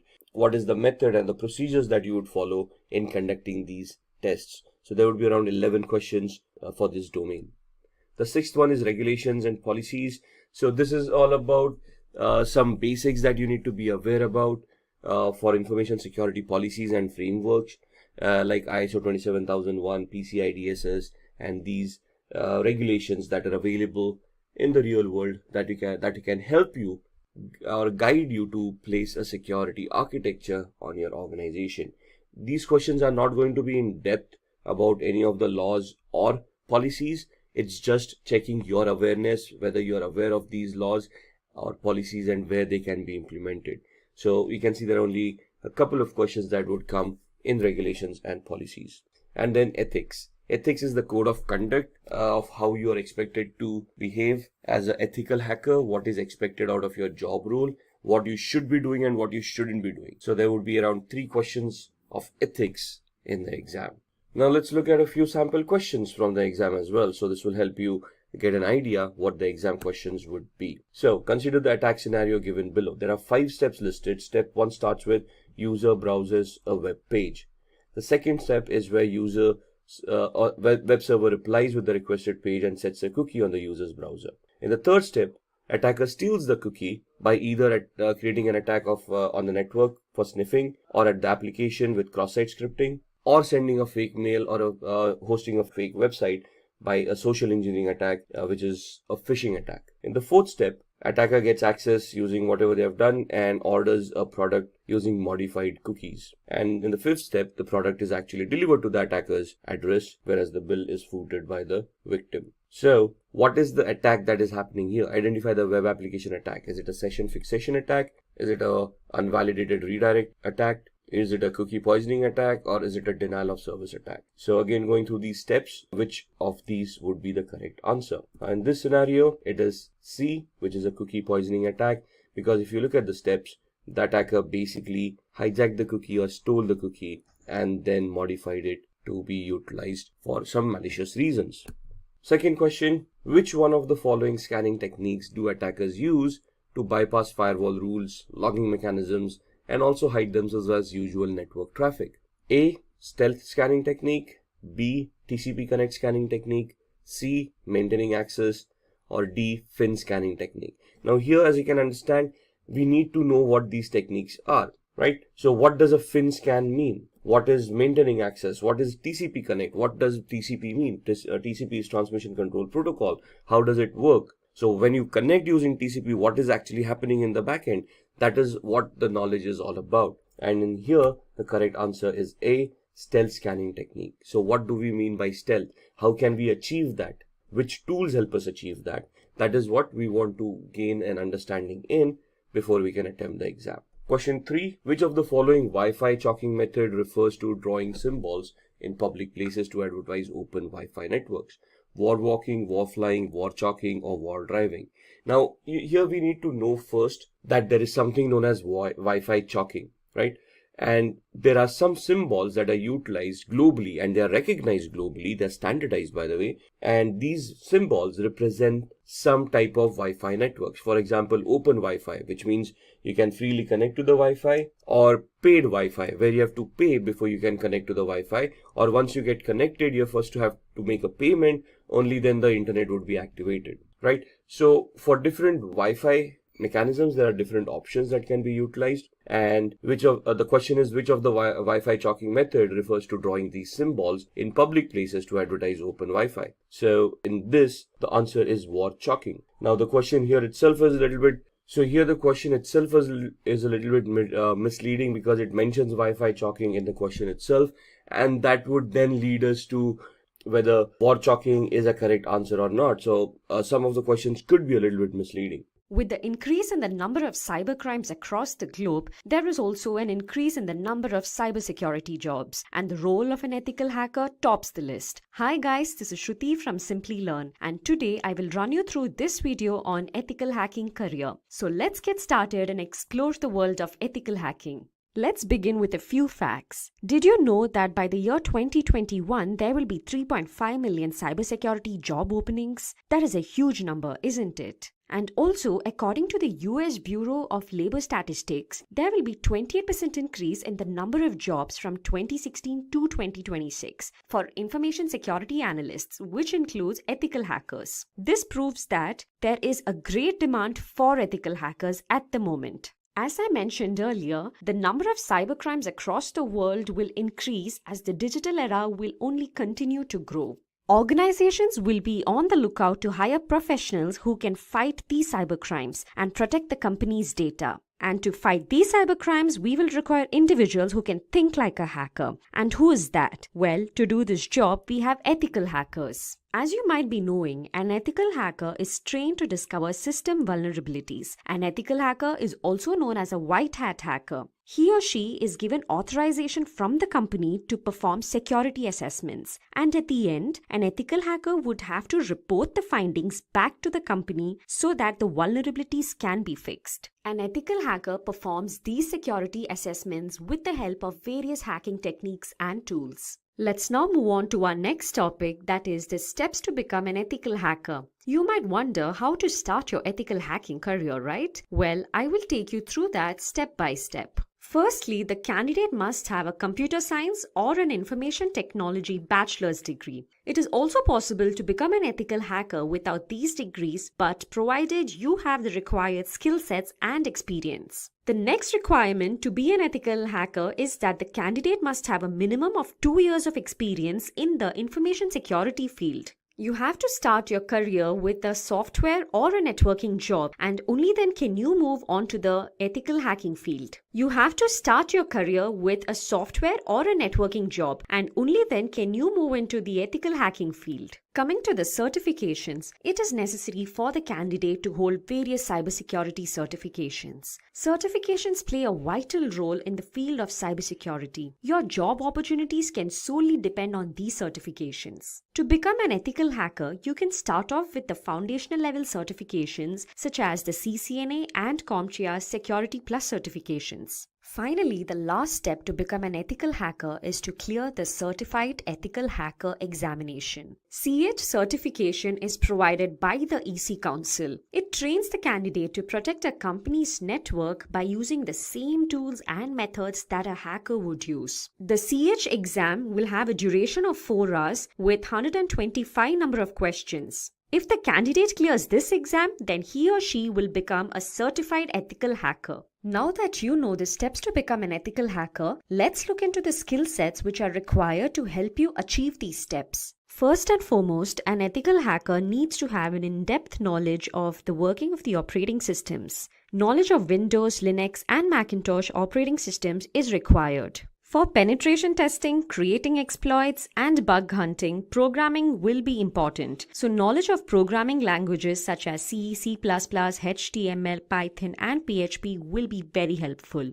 Basic knowledge of networking, TCP/IP protocols, and OSI model is necessary as networking is the foundation of cybersecurity. For securing databases, knowledge of SQL, NoSQL, PostgreSQL is necessary. Cryptography is used to secure information. It is the process of converting data from a readable format to a non-readable format and vice versa. Cryptanalysis is decryption without a secret key. In most cases, certified ethical hacker would need to perform cryptanalysis. Hence, ethical hacker has to be comfortable with cryptography and cryptanalysis. Ethical hackers should be proficient in network security control measures such as intrusion detection and intrusion prevention techniques. Now let's move on to the responsibilities which are taken care of by an ethical hacker. Let's have a look at these responsibilities. An ethical hacker is responsible for scanning systems, open and closed ports using tools like Nessus and Nmap.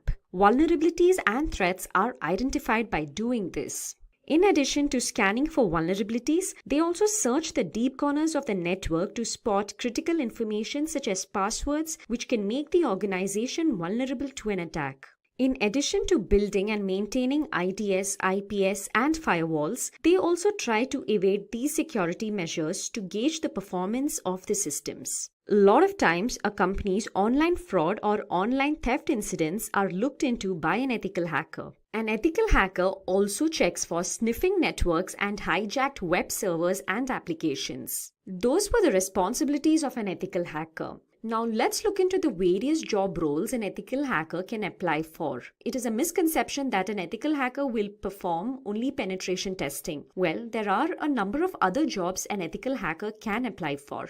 The different job roles such as that of a penetration tester, information security analyst, security consultant, and an information security manager. Let's have a look at each of these job roles one by one. A penetration tester performs the typical responsibility of an ethical hacker. That is, he or she tries to exploit a security system's vulnerabilities. This is carried out using different hacking tools and techniques. An ethical hacker can also apply for the role of an information security analyst. There is a difference between the job roles of a penetration tester and that of an information security analyst. Here, the candidate will be required to primarily design and protect the organization's network from various cyber attacks. Finally, the candidate is also required to document the identified security breaches so that it can be omitted the next time. The responsibilities of a security consultant is more or less similar to that of an information security analyst that we saw previously. As a security consultant, you will be responsible to design, implement, and maintain various security architectures. In addition to this, you're also required to upgrade the security systems as and when required.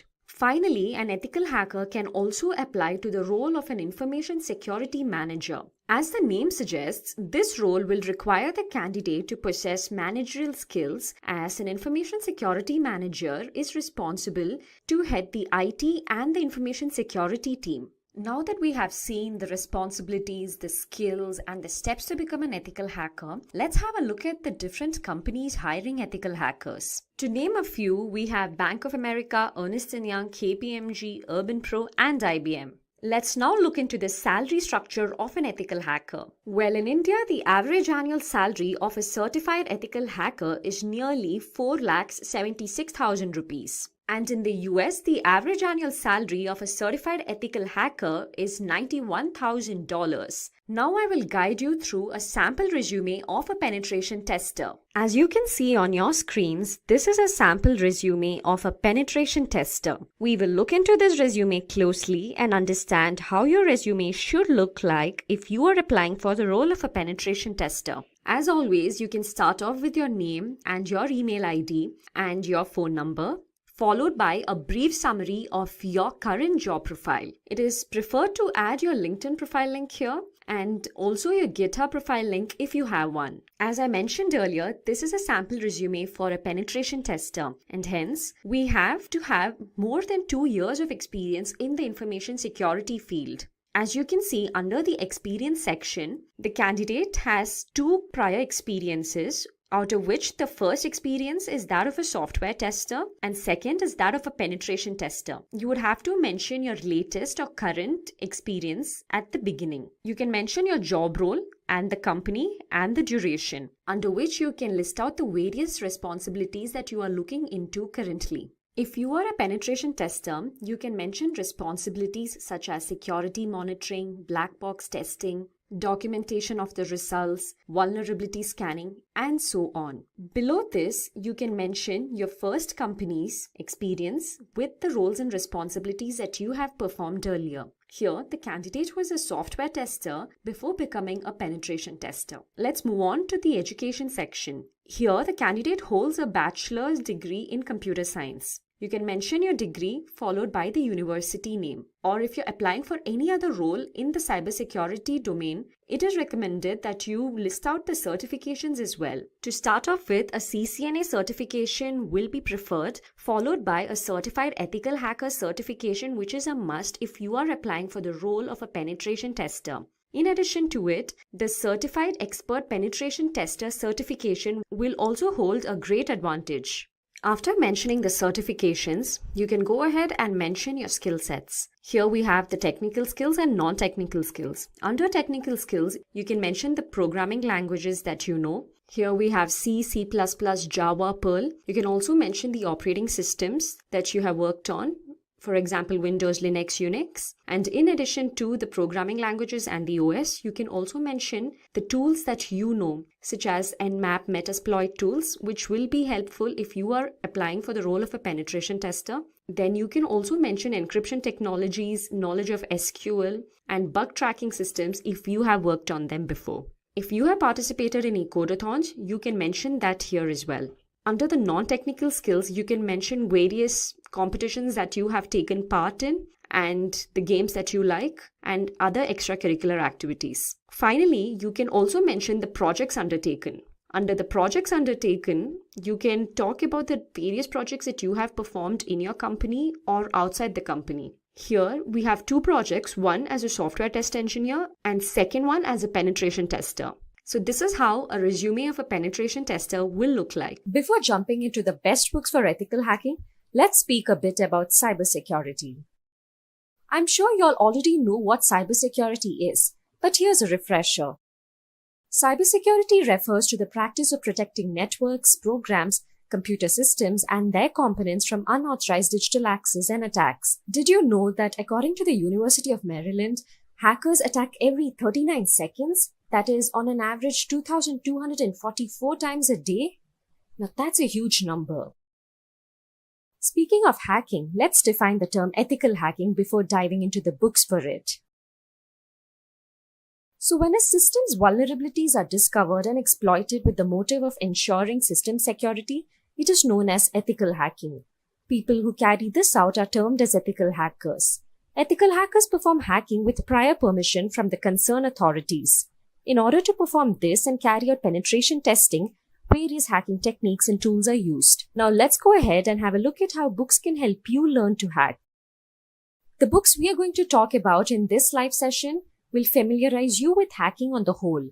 These books will introduce you to new ideas and help you solve problems. Reading in general is great as it helps with your thought process and keeps you mentally alert. It is important that you use the information in the upcoming books only for lawful purposes. So let's get started and see the best books which can help you with hacking. The first book we have is The Basics of Hacking and Penetration Testing. This book is written by Patrick Ingebretson. For all your beginners out there, if you're clueless about how to go about hacking, then this is a good read for y'all. Having said that, this book is not just for beginners, but even for those individuals who are only exposed to superficial penetration testing logic. This book dives deep into the tools and processes that are used by penetration testers to gain access to the systems. The Basics of Hacking and Penetration Testing book will help you achieve a better understanding of offensive security as well. You'll be acquainted with various phases of ethical hacking here. The book contains 7 chapters and it focuses on hacking tools such as Backtrack Linux, Google Reconnaissance, Nmap, Nessus, Metasploit, and Hacker Defender Rootkit to name a few. The fun part is that each chapter consists of hands-on exercises that help you interpret and implement results in each phase. This book is apt for students, beginning InfoSec professionals, and security consultants. The second book we have is Hacking, A Beginner's Guide to Computer Hacking, Basic Security, and Penetration Testing. It is written by John Slavio. This is yet another go-to book for beginners. This book can be your first step to a career in ethical hacking. It will cover all the basics with respect to hacking, security, and pen testing. The tools covered in this book are history of hacking, types of hackers, various types of hacking attacks, basic hacking tools and software, and hiding IP address. It also speaks about mobile hacking, hacking an email address, penetration testing, and spoofing attacks. Up next, we have Hacking, the Art of Exploitation. It is written by John Erickson. This book has 2 editions, one which was published in 2003 and the other in 2008. This book is famous for the hacking approach it teaches. It focuses on network security and computer security. It helps you understand how to develop exploits rather than just using them. If you want to up your ethical hacking game, then this book definitely requires a read. Hacking, the Art of Exploitation in its 2nd edition introduces you to C programming from a hacker's perspective. Out of the plethora of concepts that you will learn in this book, few crucial ones are that you will learn to program computers using C and shell scripts. You will also be able to outplay security measures like intrusion detection systems. Having said that, you will also learn to hijack TCP connections, crack encrypted wireless traffic, and speed up brute force attacks. Let's now have a look at the next ethical hacking book on our list, and that is Kali Linux, an Ethical Hacker's Cookbook. This book revolving around Kali Linux is written by Himanshu Sharma. Kali Linux is primarily used for advanced penetration testing and also for security auditing. It contains numerous tools that are geared towards various security tasks such as security research, penetration testing, and so on. This book will help you get started with installation and configuration of Kali Linux, which will enable you to perform your tests. In addition to that, you will learn to perform web application exploitation using tools such as Burp. You will also be acquainted with performing network exploitation using Metasploit and Wireshark. Lastly, you will know how to conduct advanced penetration testing. These were few of the concepts you will be learning besides a lot more others in the book. At number 5, we have Metasploit, the Penetration Tester's Guide. This book is written by 4 authors, David Kennedy, Jim O'Gorman, Devon Kearns, and Marty Aharoni. The Metasploit framework is a powerful tool for hackers to exploit IP addresses and ports in it. This framework makes discovering and exploiting vulnerabilities easy. But for first-time users, it can be a little tricky. Hence, this book will teach you all about Metasploit. You will learn the framework's interfaces, module system, and more as you launch simulated attacks. After which, you will move on to advanced penetration testing techniques, which include network reconnaissance, client-side attacks, wireless attacks, and targeted social engineering attacks. You will also learn to integrate Nexpose, Nmap, and Nessus with Metasploit to automate discovery. Up next, we have Penetration Testing, a hands-on introduction to hacking. This book is written by Georgia Wiedemann. As the name suggests, this book throws an insight into penetration testing. A penetration tester discovers security weaknesses in operating systems, networks, and applications. Penetration techniques are used to gauge enterprise defenses. This book focuses on the core skills and techniques a penetration tester requires. Here, you'll go through the prime stages of an actual assessment, which includes gathering information, unravel vulnerabilities, gaining access to networks, and so on. In addition to the above, you will learn to crack passwords with the techniques of brute forcing and word lists, bypass antivirus software, automate attacks, and you will also learn to use Metasploit framework for launching exploits and for writing your own Metasploit modules out of the many other learnings. Moving on to our next book, we have the Hacker Playbook 3. The Hacker Playbook 3, Practical Guide to Penetration Testing, is written by Peter Kim. This is the 3rd iteration of the Hacker Playbook series. It brings with itself new strategies, attacks, exploits, tips, and tricks. Besides all the new concepts, it also highlights a few techniques from the previous versions. Many schools have this book incorporated in their teaching. The Hacker Playbook 3 Red Team Edition acquaints you with the Red Team. Red Teams simulate real-world advanced attacks to test your organization's defensive teams. A red teamer will accurately test and validate the overall security program. Reading the Hacker Playbook 3 will help you advance your offensive hacking skills and attack paths. In addition to that, it also focuses on real-world attacks, exploitation, custom malware, persistence, and more. This heavily lab-based book will incorporate several virtual machines and custom the Hacker Playbook tools. At number 8, we have Black Hat Python. Python programming for hackers and pen testers. Justin Seeds is the author of this book. As you know, Python is a very strong programming language and it comes to great use when creating powerful and effective hacking tools. Python is the chosen language by many security professionals across the world, and many exploit frameworks are written in Python. In this book, you'll go through the darker side of Python's capabilities like infecting virtual machines, writing network sniffers, creating trojans, etc. This book covers some networking fundamentals, interesting network tooling, web applications, Windows privilege escalation tricks, and more. This book, as the author says, is a fun read. Moving on, at number 9, we have the Web Application Hacker's Handbook, Finding and Exploiting Security Flaw. It is written by David Stoddard and Marcus Pinto. This new edition focuses on updated web applications, exposing them to attacks, and executing fraudulent transactions. This Web Application Hacker's Handbook is updated to speak about the latest step-by-step methods for attacking and defending the large range of ever-evolving web applications. It also discusses new remoting frameworks, HTML5, UI redress, and hybrid file attacks, to name a few. It looks into attacking authentication, attacking the application server, finding vulnerabilities in source code, etc. If you have already mastered the first edition, you can focus on new concepts in this one. Now let's head to our last book on our list. At 10, we have Web Security Testing Cookbook, Systematic Techniques to Find Problems Fast. The author of this book is Paco Hope and Ben Walther. Security testing is quite often a neglected one when it comes to the tests performed on web applications, but it is a very crucial one. This book teaches you how to check for the most common web security issues. It also acquaints you with installing and configuring free and good security testing tools. You will also understand how your application communicates with users, and this book will help you build tests pinpointed at AJAX functions and help you automate the tests. With the knowledge of this book and the free tools used here, you can defend your site. So those were the top 10 books for ethical hacking. Now that you had a look at the books, let's move on and see how Simplilearn can help you become an ethical hacker. Simplilearn provides a Certified Ethical Hacker CEH version 10 course. This CEH certification training course provides you hands-on training that will help you master the techniques used to penetrate network systems and defend your system against it.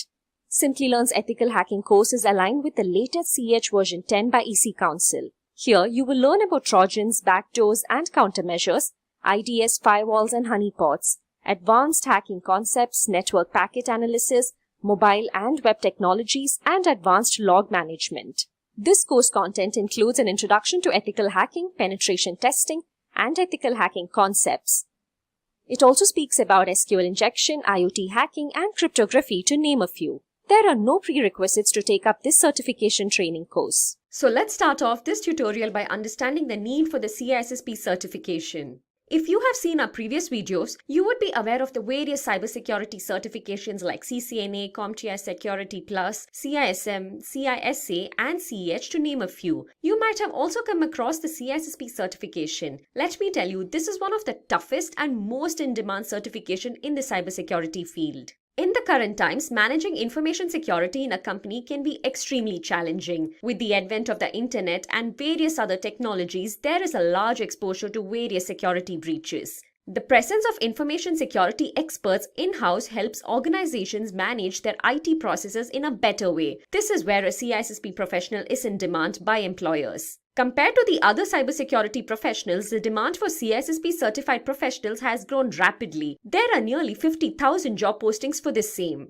Now that you have an idea of the demand of CISSP certified professionals, let's move on to understanding what exactly is CISSP. CISSP stands for Certified Information System Security Professional. It is considered the gold standard in the field of information security. This certification is taken up by IT professionals. It trains a candidate to become an information assurance professional. Taking up the CISSP certification will help you define the design, architecture, controls, and management of highly secure business environments. You will also be called a CISSP professional only after you successfully pass the CISSP exam. So now let's have a look into the CISSP exam requirements. The primary requirement for any candidate is that they should have at least 5 years of work experience in the field of information security. In addition to this, it is also suggested that the candidate clears other certifications like CCNA, CompTIA Security Plus, CEH, CISM, and CISA to name a few. CISSP is considered as an advanced level cybersecurity certification. Hence, it is better if the candidate clears the basic level and the managerial level certifications before moving to the CISSP certification. As I mentioned earlier, this certification is suitable for professionals who have a minimum of 5 years of work experience. Professionals working as security consultants and managers, network and security architects, IT directors, security auditors, and chief information security officers can take up the CISSP certification. Let's now move on to our next topic, that is CISSP domains. This entire certification is grouped into a total of 8 domains. The broad spectrum of topics included in CISSP ensure its relevance across all disciplines in the field of information security. Successful candidates are competent in the following 8 domains. They are security and risk management, then we have asset security,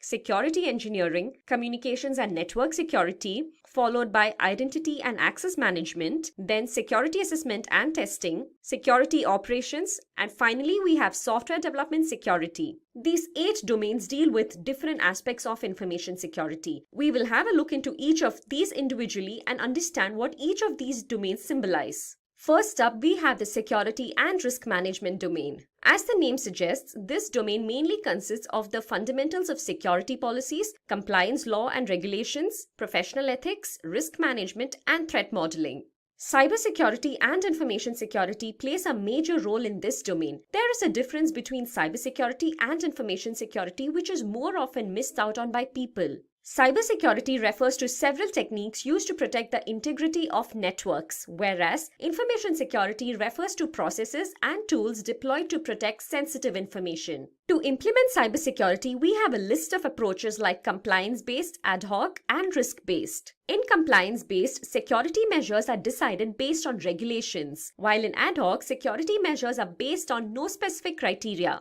In risk-based, security measures are based on unique risks depending on the organization. Let's now have a look at the CIA triad. Here, C stands for confidentiality, I for integrity, and A for availability. Confidentiality, integrity, and availability have served as the industry standard for computer security since the time of the first mainframes. Confidentiality means that information and functions can be accessed only by authorized parties, for example, military secrets. Integrity means that information and functions can be added, altered, or removed only by authorized people. And availability means that systems, functions, and data must be available on demand. Now that we have understood the CIA triad, let's have a look at the GRC trilogy. This trilogy is a structured approach adopted by organizations to align IT objectives with business objectives. First up, we have governance. Such a program has motives like ensuring goals are achieved, providing strategic plans, and so on. Governance is taken care of by the senior professionals of an organization.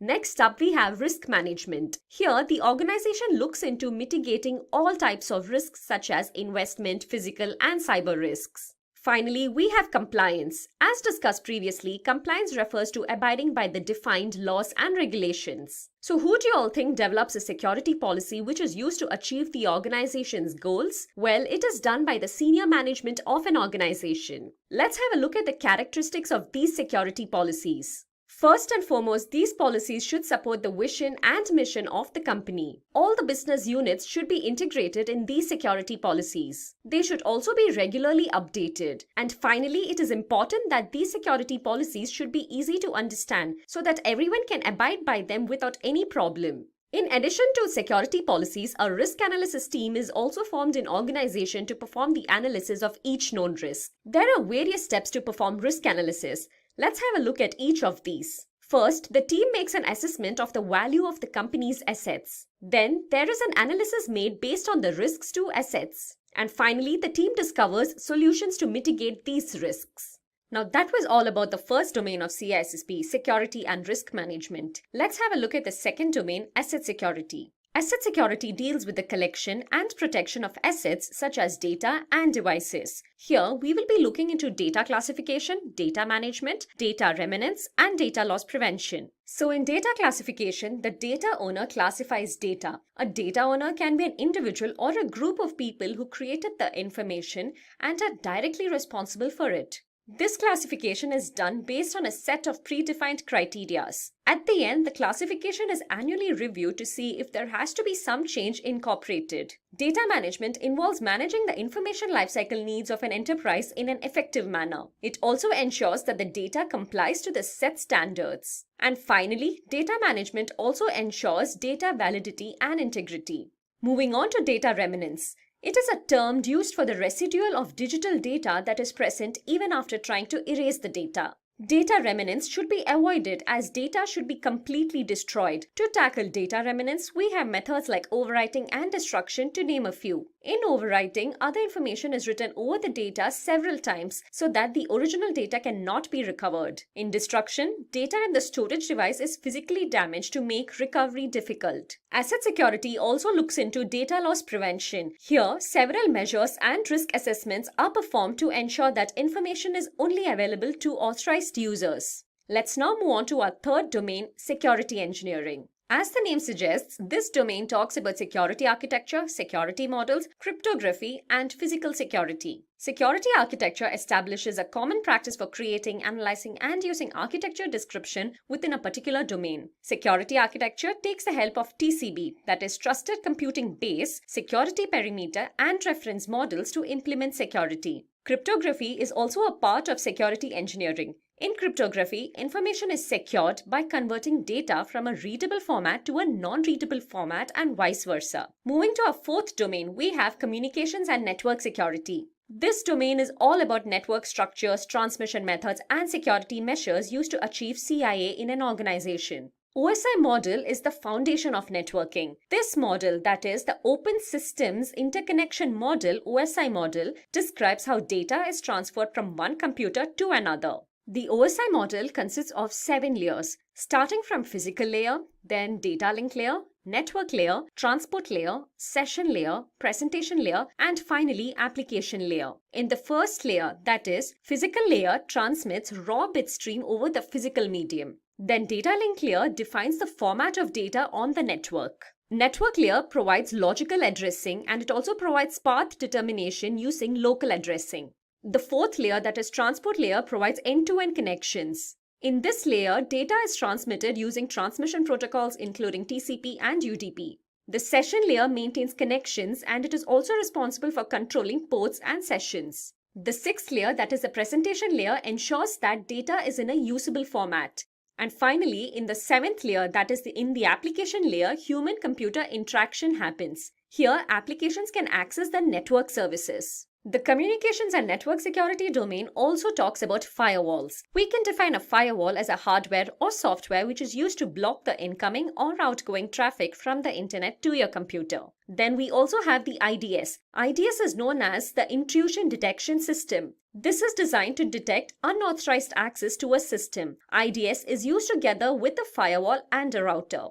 Moving to identity and access management, our fifth domain, let's have a look at what this domain is all about. This domain of CISSP is all about the access control, identification, authorization, and attacks on access control and its countermeasures. To be able to access a dataset or a resource, a subject has to be identified, authenticated, and authorized. Identity management, Kerberos, and access criteria are few of the crucial fields here. In identity management, through automated means, users are identified and authenticated.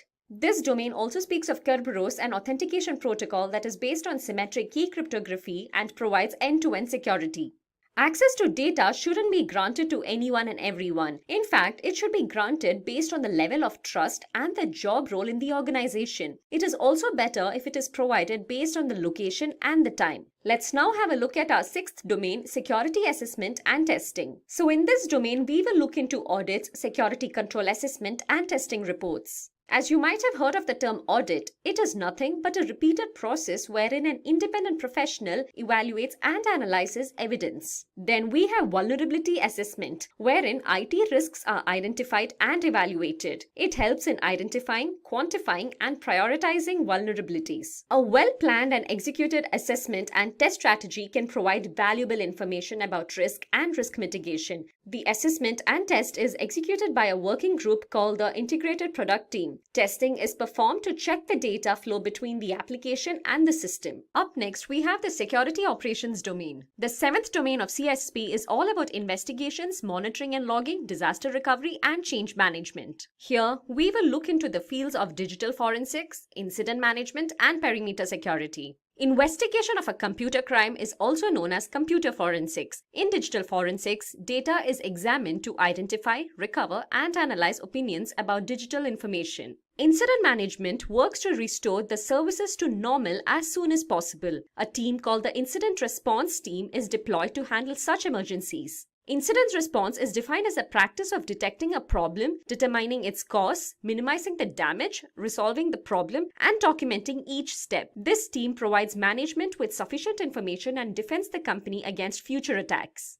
In perimeter security, there is perimeter defense, which allows us to detect and keep a check on unauthorized physical access. This field also controls the access to the facility. Moving on to our eighth and final domain, we have software development security. As the name suggests, this domain talks about security in a software development lifecycle. Here, we will be looking into topics like API, malware, spyware, adware, social engineering attacks, and SQL injection attack. Let's start off with the application program interface known as API. API is basically a collection of protocols and functions used to create applications. It supports formats such as representational state transfer REST and simple object access protocol. REST is nothing but using the present features of the web in a simple way. And SOAP, which is an acronym for Simple Object Access Protocol, is a messaging protocol for exchanging data among computers. Now let's move on to malware as a security threat. Malware is a term which refers to malicious software, viruses, ransomware, and worms.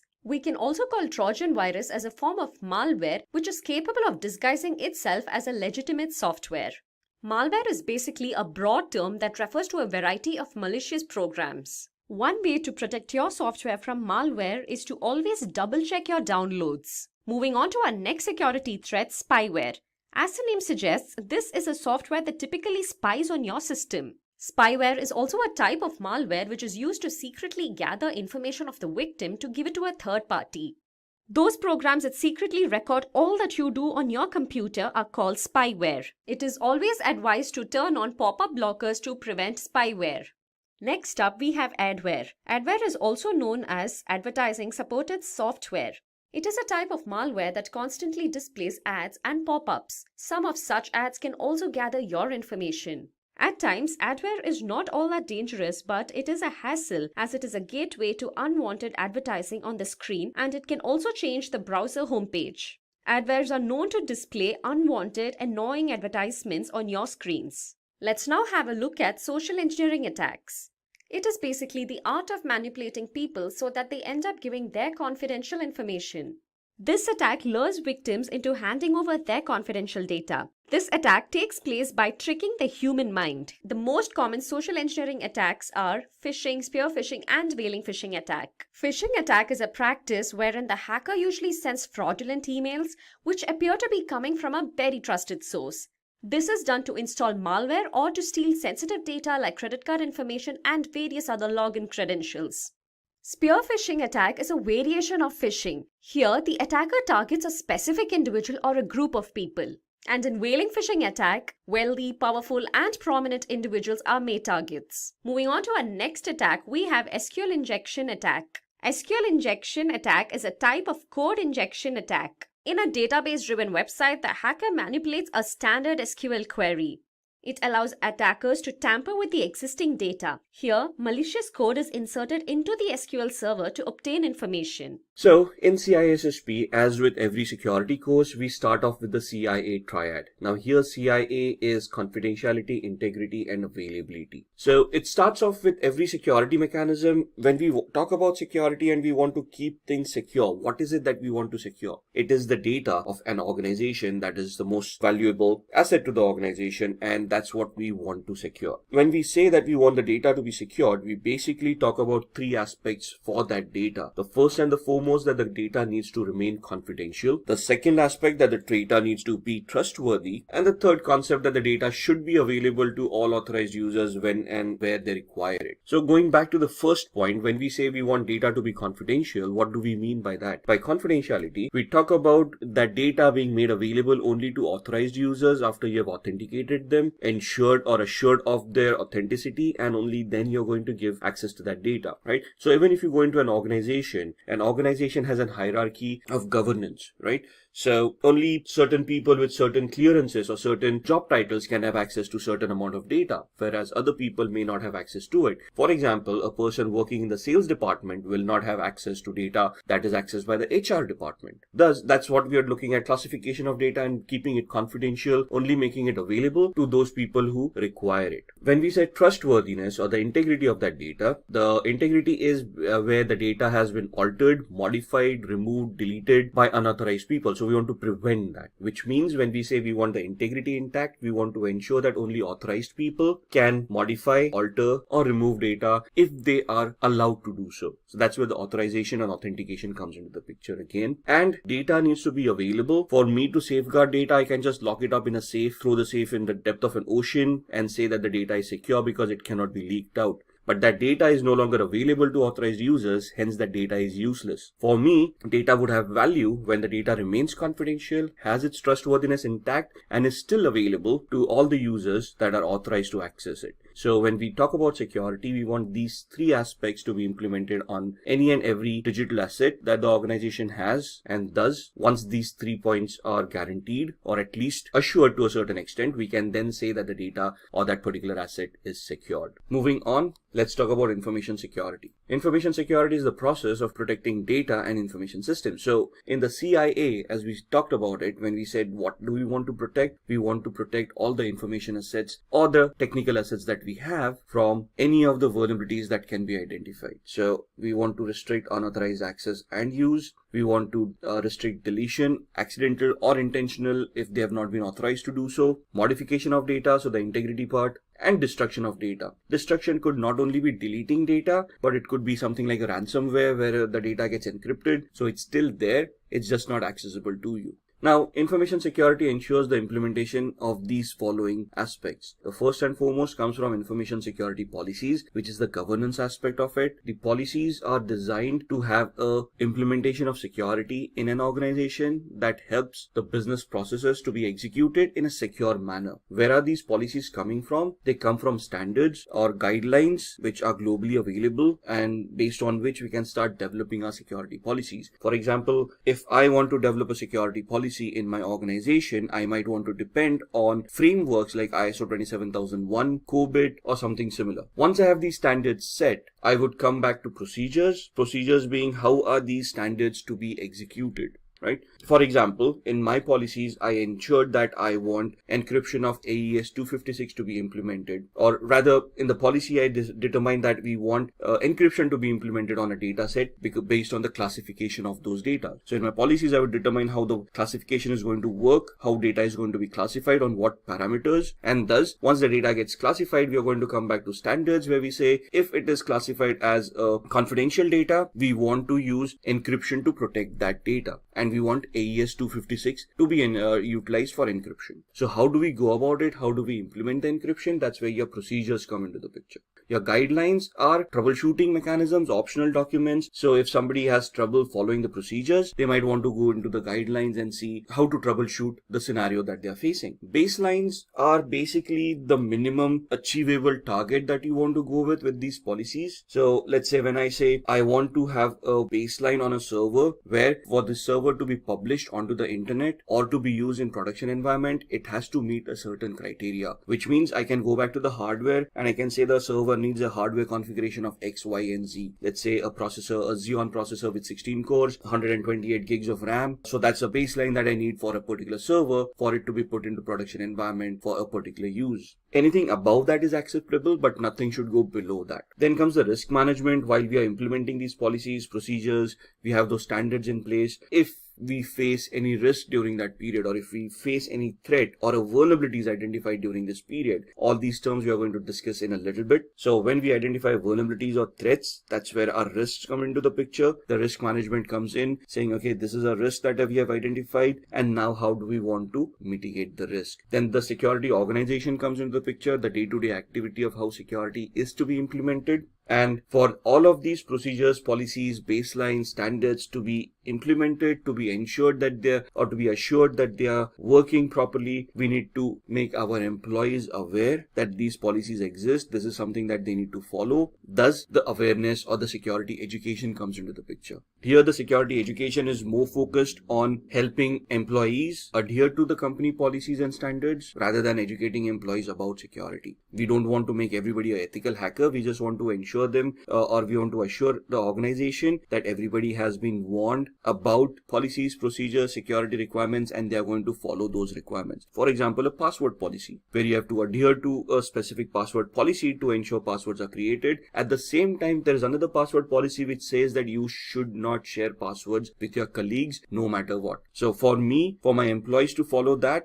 I need to make them aware that these policies exist and there are repercussions if they do not follow these particular policies. So coming back to the governance part, what is governance since we have been talking about it? Governance ensures that the security strategies are aligned with business objectives and consistent with regulations. So what does it guarantee? Appropriate information security activities are being performed. Based on what? Based on the policies that we have created, based on the standards that we have and the baselines that we would have created. So security has to be comparable, right? So if I say I have secured against particular attacks, the attacks have to be identified, and then compared to those particular attacks, I can say I have mitigated these activities by having specific security controls. Thus, I can say that I am secure. The governance aspects keeps a watch on all these security controls to see that those security activities are ensured, are being implemented, and are performing to the best of their abilities. That's where your governance comes into the picture. The risks being reduced, so the risk management also comes under the governance, where you're looking at newly identified risks and you're then implementing security controls that would mitigate these risks. Then we are looking at information security investments appropriately directed. So when I say I want a security control, which would be a firewall, IDS, IPS, antiviruses, whatever is required, it needs to have a return on investment which is acceptable for the organization. You don't want to spend up too much of money in security, thus creating losses for the organization.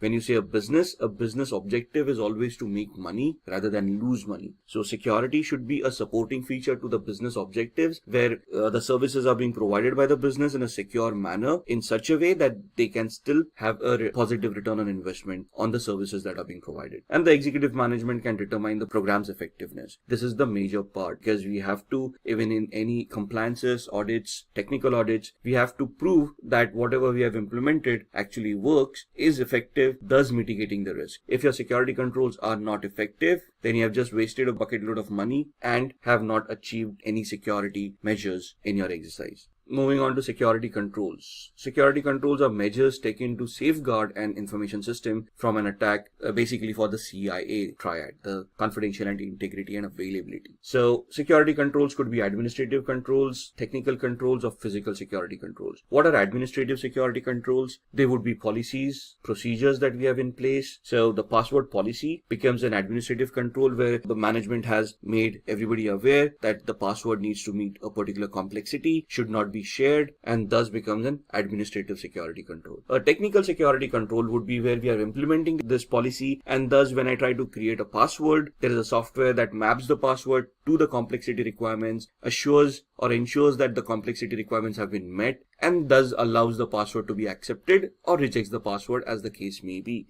That is a security control. A physical security control may be, let's say, a CCTV camera which you're going to use to monitor people and ensure that nothing untoward happens. It's not only against physical crime, but let's say access to a particular room where nobody is seen tailgating, maybe monitoring a server room which is very well secured and ensuring that unauthorized people do not get access or purposefully or intently do not access that area at all times. So these are the 3 levels of security controls that can be implemented to enhance the security of an organization. Then we come to security policies. Policies is an overall broad statement produced by a senior management that dictates the role of security within the organization. For example, the password policy that we talked about, it just said that it needs to meet a certain complexity, which is a broad statement that is being made by the management saying we want to adhere to this policy to ensure that we do not get hacked by brute force attacks or dictionary attacks or whatever it is. The broad statement is trying to prevent certain attacks from happening on the organization. How it is implemented, that's where the procedures and everything else comes into the picture.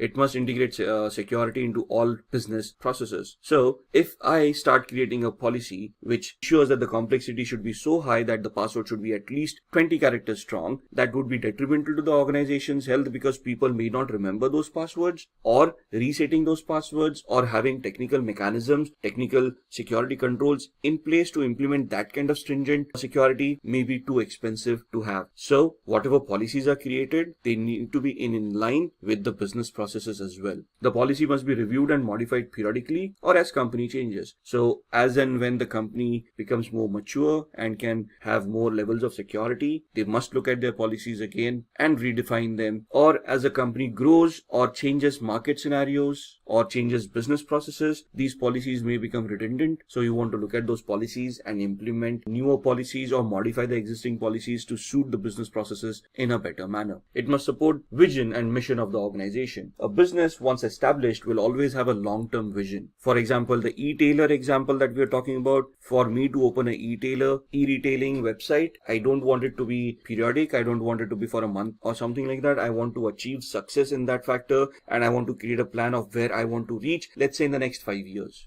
So how do I achieve that? That's something that I need to plan as a business plan. All my security mechanisms that are in place should be in alignment with the business plans, business visions across the number of years that we have envisaged the business to perform. So that's where the policies come into the picture. Policies are always long-term, not short-term documents, but need to be periodically reviewed and modified as the business grows or business changes its posture. Then looking at compliance. Compliance means conforming to a rule such as a specification, policy, standard, or law. So we have looked at compliance from a perspective where we talked about ISO 27001 or PCI DSS or those frameworks. Now these are not laws, but these are standards or frameworks that have been created over a period of time through experience. And these are targeted towards organizations, towards specific industries. For example, PCI DSS is only towards finance organizations where they have payment gateways in place. The ISO 27001 is a more generic policy which can be implemented by various organizations. HIPAA, Health Insurance Portability and Accountability Act, is an American act that talks about health-related data of its citizens. So these are compliances. These may not be laws, but you need to adhere to these to be effective and to be allowed to conduct business in that particular industry. Then we have Code of Ethics. Code of Ethics state safety of the Commonwealth, duty to our principles and to each other requires that we adhere and be seen to adhere to the highest ethical standards of behavior. Therefore, strict adherence to this code is a condition of certification. What are the ethics? Protect society, the Commonwealth and the infrastructure, act honorably, honestly, justly, responsibility and legally, prove diligent and competent service to the principles, advance and profession. Now, the code of ethics are codes created by ISC² for the CISSP professional, and you need to adhere to these codes. If they identify violation of these codes from any member, they would debar the member, strip them of the certification, and even blacklist them based on whatever ethics they have violated. So even before the exam, you have to go through the code of ethics. You have to accept the code of ethics. In the exam, you may get up to 5 to 6 questions just on code of ethics. Then comes the legal systems. That's where the law comes into the picture. Law could differ from country to country or from region to region, and thus, depending on which country you're in, you may need to be aware of those laws of those countries. As far as CISSP is concerned, ISC² is concerned, they are an American organization, so they would talk about mostly American laws and a few European laws or directives as well. So there are 3 different laws that we talk about: civil, common and religious laws. Depends on the country, the culture of that particular country. The information security professional should understand the different legal systems followed internationally. So you also may come across the classification as civil law, criminal law, and law of torts.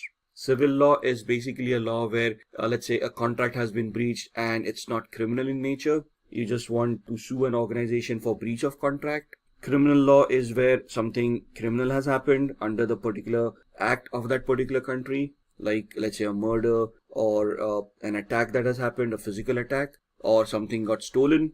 And the third one was the law of torts, where it's more of a compensatory law where you can file a case, a civil suit, demand compensation in lieu of the wrongs that have happened to that particular organization or that individual. Then comes the personal security. The people inside the organization need access to data to complete their assigned work and hence have the potential to misuse these privileges. And thus, you should have personnel security as well. Now, when we talk about hiring practices for people, most of the organizations perform background checks, and we get confused why these background checks are being done. The background checks are essential to the health of the organization, where you are ensuring that the person is not a malicious person, has the prerequisite certifications or the qualifications, have never been debarred or have never been prosecuted, do not have a criminal background, thus preventing physical attacks on the organization. For example, a competitor may attempt to place in your organization a spy to gather information on the secrets of that organization and report it back to the competitor.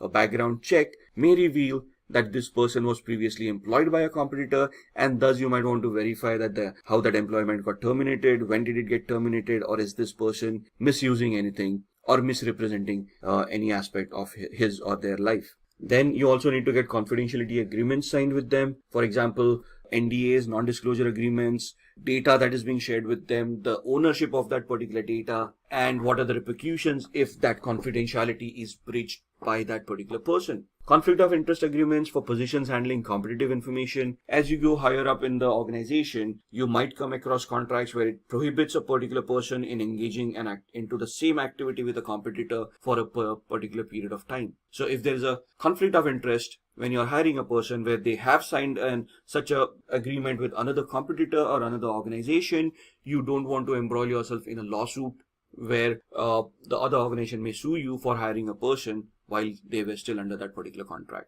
So it's not only to look at the background of these people, but to safeguard the organization from any lawsuits or any violations of contract as well. Get the non-compete agreements for the positions in charge of unique corporate processes. That again goes on to say if you're going to leave the organization, you cannot start up a competing business similar to the organization's business, and so on and so forth. Now let's come back to the technical aspect and start talking about vulnerability, threats, and risk.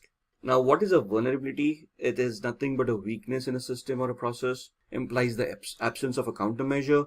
Vulnerability is internal and is more easily managed. So it's basically a flaw or a misconfiguration or a design flaw or something like using defaults, username, passwords, configurations, where if that particular flaw is misused, it will lead into a security event on that particular device for that particular organization. So when we say a security event, it has to be detrimental in nature. So if somebody is using a weak password that can easily be cracked, that is a vulnerability where you have identified a weak password, and then you want to prevent that vulnerability by imposing a security control or a countermeasure. The security control here starts off with the policy of having a robust security policy where a password policy comes in that describes the complexity of a particular password. And then you talk about a technical countermeasure where you have implemented an identity and access management plan, which would ensure that the person creating that password adheres to the complexity of that particular policy. Then a threat. The threat is the possibility that the vulnerability might be exploited, which will result in loss. So if somebody has created a weak password and it has been allowed, that's a vulnerability which can be exploited by the usage of brute force attacks or dictionary-based attacks to crack passwords. If the password is cracked, somebody unauthorized may get access to that data, thus resulting in a loss for that organization. So the threat is the possibility of that particular vulnerability being exploited. And then comes the risk. The risk is basically the likelihood of that attack being happened. So I have a weak password. It can be exploited by a brute force or dictionary attack. The likelihood of that attack is what determines the risk level for me. Now, the likelihood will always be hypothetical, but we don't want to run helter-skelter, and we do not want to take the possibility to extreme. So that's where your business processes come into the picture. Your security policies come into the picture. Based on the business processes and the policies implemented, if I have a weak password, what would be the loss that I would face for that particular person? For example, a fresher coming into an organization, having a weak password, but having limited access to data, would have a lesser risk because of the loss being lesser than a CEO of an organization using a weak password and thus getting exploited, because the CEO will have access to more proprietary data that, if gets into the competitor's hand, would lead in huge losses. Thus, the same risk of having a password cracked for a fresher will have a lesser loss, thus a lesser risk compared to the same risk to a CEO, where the loss would be higher. So a threat could also be in multiple aspects. Threats could be natural, that means to fires, flooding, tornadoes, anything that is an act of God that can happen with minimal human interaction. Or the second threat would be man-made, where man is responsible for it, like theft, hacking, rioting, war, anything that is created by a man, or rather humans. And technical in nature, could be software bugs where vulnerabilities are created, or server failures where something technical has gone wrong and you need a technical skilled person to come in and repair that particular aspect. Then the fourth one would be a supply system failure or a chain supply failure, where you have dependencies. For example, any organization will have a dependency on an electricity service provider, where they are providing electricity as a service which powers on the IT infrastructure. If the service provider fails and there is an electricity or a power cut, your systems are not going to work. Thus, you need a secondary mechanism to prevent that threat from being realized. Once we have identified these threats, we have identified these vulnerabilities, and we have identified the likelihood and the probability of that attack, that's where we come across the risk management exercise. Now, what is risk management? Risk management is a hypothetical exercise where we have identified a vulnerability, we have looked at the threat that it may have, and the likelihood of that threat being realized. Once we have identified the threat, the risk level, that's where the risk management comes into the picture. Reading from the slides, a core component of enterprise security program. Why? Because we need a baseline, and we compare security to a baseline. For example, I've got a firewall that has been configured in a particular manner. Now, when I do a vulnerability assessment on the firewall, the vulnerability assessment gives me a report that states that some of the rules may now be redundant, thus allowing access to unauthorized users. This becomes a risk, or this becomes a threat. If this threat is identified by unauthorized people, they would then try to attack this firewall to gain access to that data which they are unauthorized to access, thus leading to losses for an organization. What is the likelihood of this happening? If the likelihood is high or low, that's what the risk management program is all about, right? And based on these risks, we implement security controls, we manage the security controls, and then we verify the security controls for future risks to coming into the picture. It must be defined, and it is always defined as an ongoing project, because risks will always change based on the businesses, based on the security controls that you have. This will give a guidance to an organization of how security is being implemented, how it has enhanced over a period of time, and how security mature that organization has become because of the risk assessment program. It also helps you to satisfy two aspects: due diligence and due care. What is due diligence? Due diligence is basically the research that organization does in identifying those risks and mitigating them. The due care is the actual part of mitigation, where you have implemented a security control to mitigate the risk that you have identified. So if company is negligent, that means if the company doesn't have a risk management program, it is not going to be that security oriented, or the security is not going to be that great. Thus, the company may not comply to laws, regulations, and standards, thus causing them penalties, lawsuits, and other repercussions in the industry based on whatever they are doing. For risk management, we come to frameworks. The frameworks are used to categorize information systems so that we can identify threats or risks based on the classification.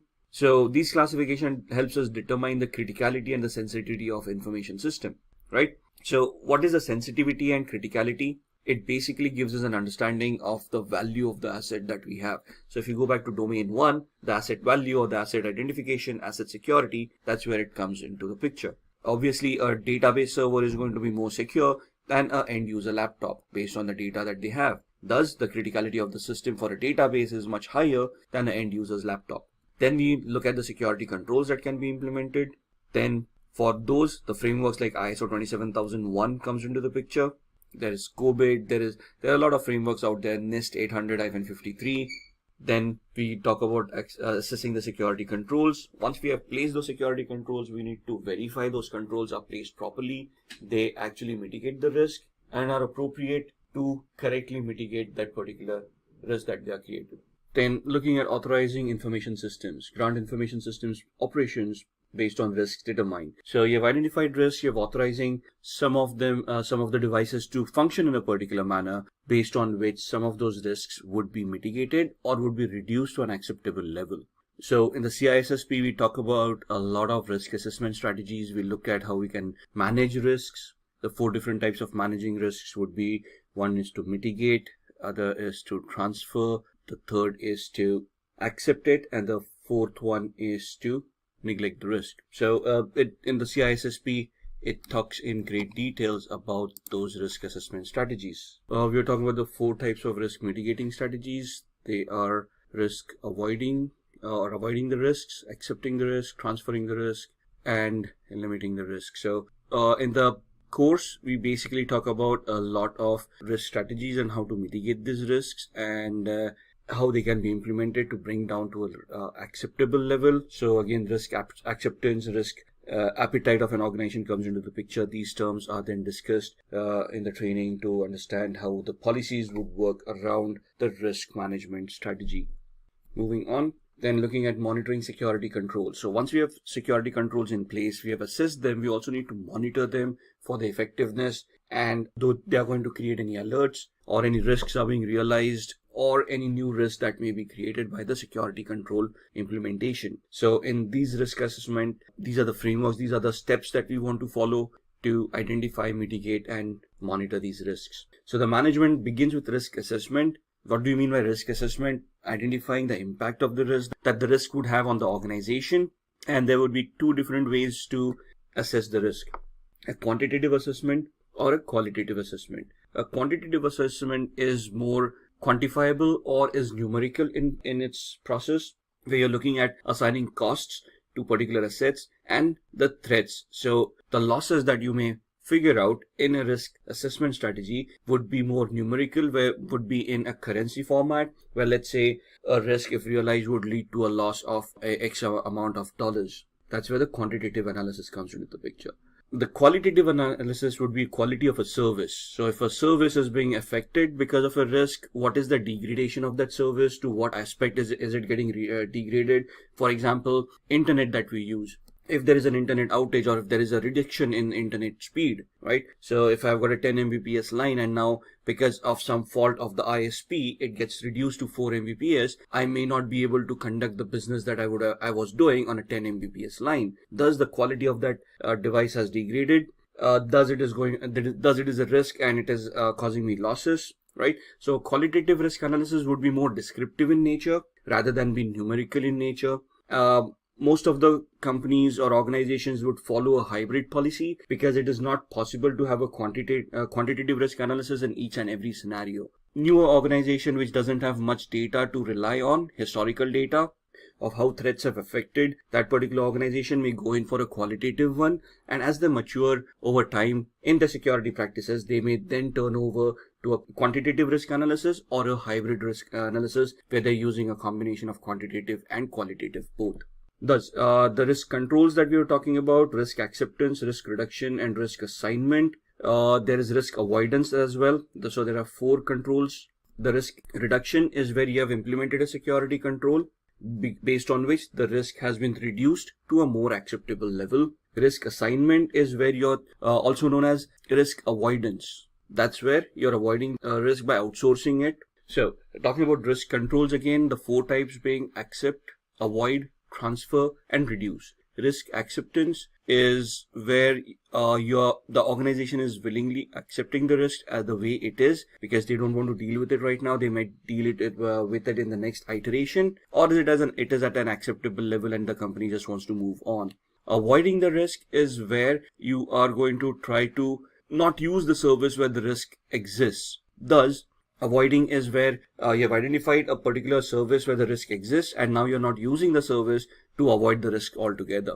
Risk limitation or risk reduction would be where you are implementing a security control to mitigate the risk. And then risk transference is where risk assignment comes into the picture, where you are transferring it to a third party, like outsourcing it by using insurance to limit the risk. So for example, the threat is of a fire, the risk is high, but you cannot do anything about it. So you purchase insurance. So if the fire actually happens, you would still be reimbursed for the losses that you have faced. Coming back to countermeasures, we have discussed administrative countermeasures. These are policies, rules, regulations, laws, customs that a company needs to adhere to based on the industry that they are in. Then there are technical controls, software controls, anything that is technical in nature, IDS, IPS, firewalls, encryption, anything that is going to help you implement the CIA.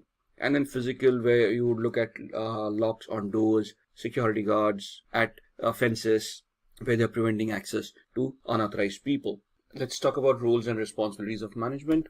Now, as far as management is concerned, or the hierarchy is concerned, you can see on the screen there's a senior management, the security professional, data owner, custodian, and user. Now, these are from exam perspective, from the certification perspective. Obviously, the hierarchy in an organization would be slightly different. But here the senior management is the responsible party for the entire security mechanism. So they must drive the entire security program. So CISSP talks about a top-down approach where the senior management has realized the importance of security and is implementing at all levels within the organization. Thus, they are a part of it and they are supporting the security program. They define the tolerance of risk of how much risk is to be tolerated by an organization from a monetary perspective or the qualitative perspective as well, depending on the laws, legislations, regulations, compliances, and the contracts that the business has signed. They will rely on security professionals to manage the risk,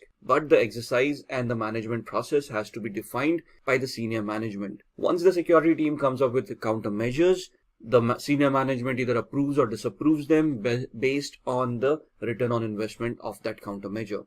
The security professional assists with the development of policy documents, gives their inputs because they are the people who are in the day-to-day process of dealing with these. Thus, they can identify gaps and give good inputs to modify or to create the policy in a more robust manner. The security professionals may be a part of the risk assessment and risk management team as well, especially the security technical aspects of it, assist with the implementation and maintenance of countermeasures. So the administrative, technical, or physical measures that you have identified, you may be requested to implement that. For example, the locks that we have on the door, the swipe locks, they are connected to a database where the database is maintained. So as a security professional, you wouldn't be responsible to fit those locks, but to create the database, manage and maintain the database where that information is kept upon, where people are authorized and authenticated, and would be responsible for monitoring, auditing, and security assessments as well. The data owner, the owner of that particular data part,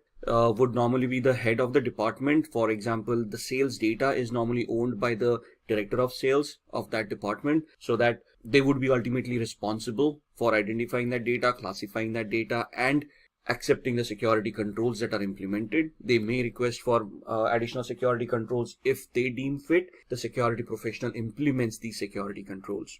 Then the custodian, a person who is responsible for implementing the approved security controls or managing the day-to-day activity of the security controls. For example, the security professional has identified an access control to be implemented on a data set that the data owner owns. The data owner has approved of it. It is the custodian who is going to implement that strategy or implement the control on it. The user is basically the user who or the person who accesses the information and IT resources. Thus, whatever access controls have been implemented would identify the user, authenticate, authorize them, and hold them accountable for whatever they are doing. If the user is unable to authenticate, access would be denied. We will focus on the second domain of CISSP, which is asset security. So let's understand the need for asset security through a small scenario. Well, it was yet another regular day in Tim's organization. Everything was going on fine until the organization faced a cyber attack.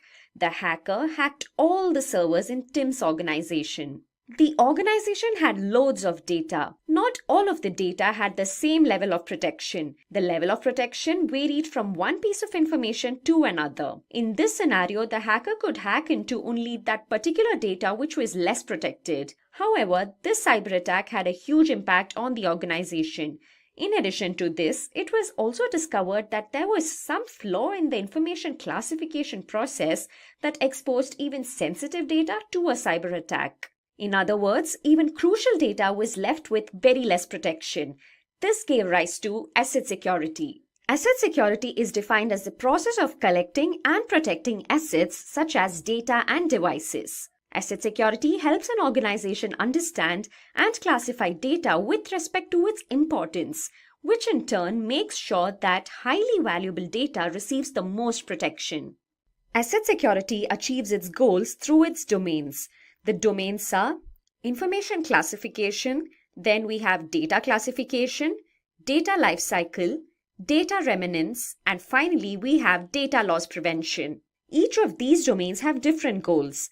All of these domains together make up asset security. Now let's have a look at each of these domains individually. First up, we have information classification. As you saw what happened in Tim's organization, it is understood that importance of data varies largely. We have to classify data before we can move on to protecting it. We need to be able to identify which is the most crucial data with respect to our organizations. Information classification is defined as the process of segregating data based on its importance to provide adequate level of protection to every piece of data. Information classification is different for each sector. Based on their objectives, the classification varies. In the general sector, information classification is used to minimize risks on crucial information, whereas in the government or military sector, it is used to prevent unauthorized access. And finally, in the commercial sector, it is used to keep sensitive information private. Here, it is seen to it that information is not disclosed to a company's competitors. Let's now move on to our second domain, that is data classification. As the name suggests, here data is basically classified based on a set of considerations. Here we will look into factors like data retention requirements, then data security requirements, data disposal methods, data encryption requirements, and finally compliance requirements. So these are the factors which are taken into consideration while classifying data.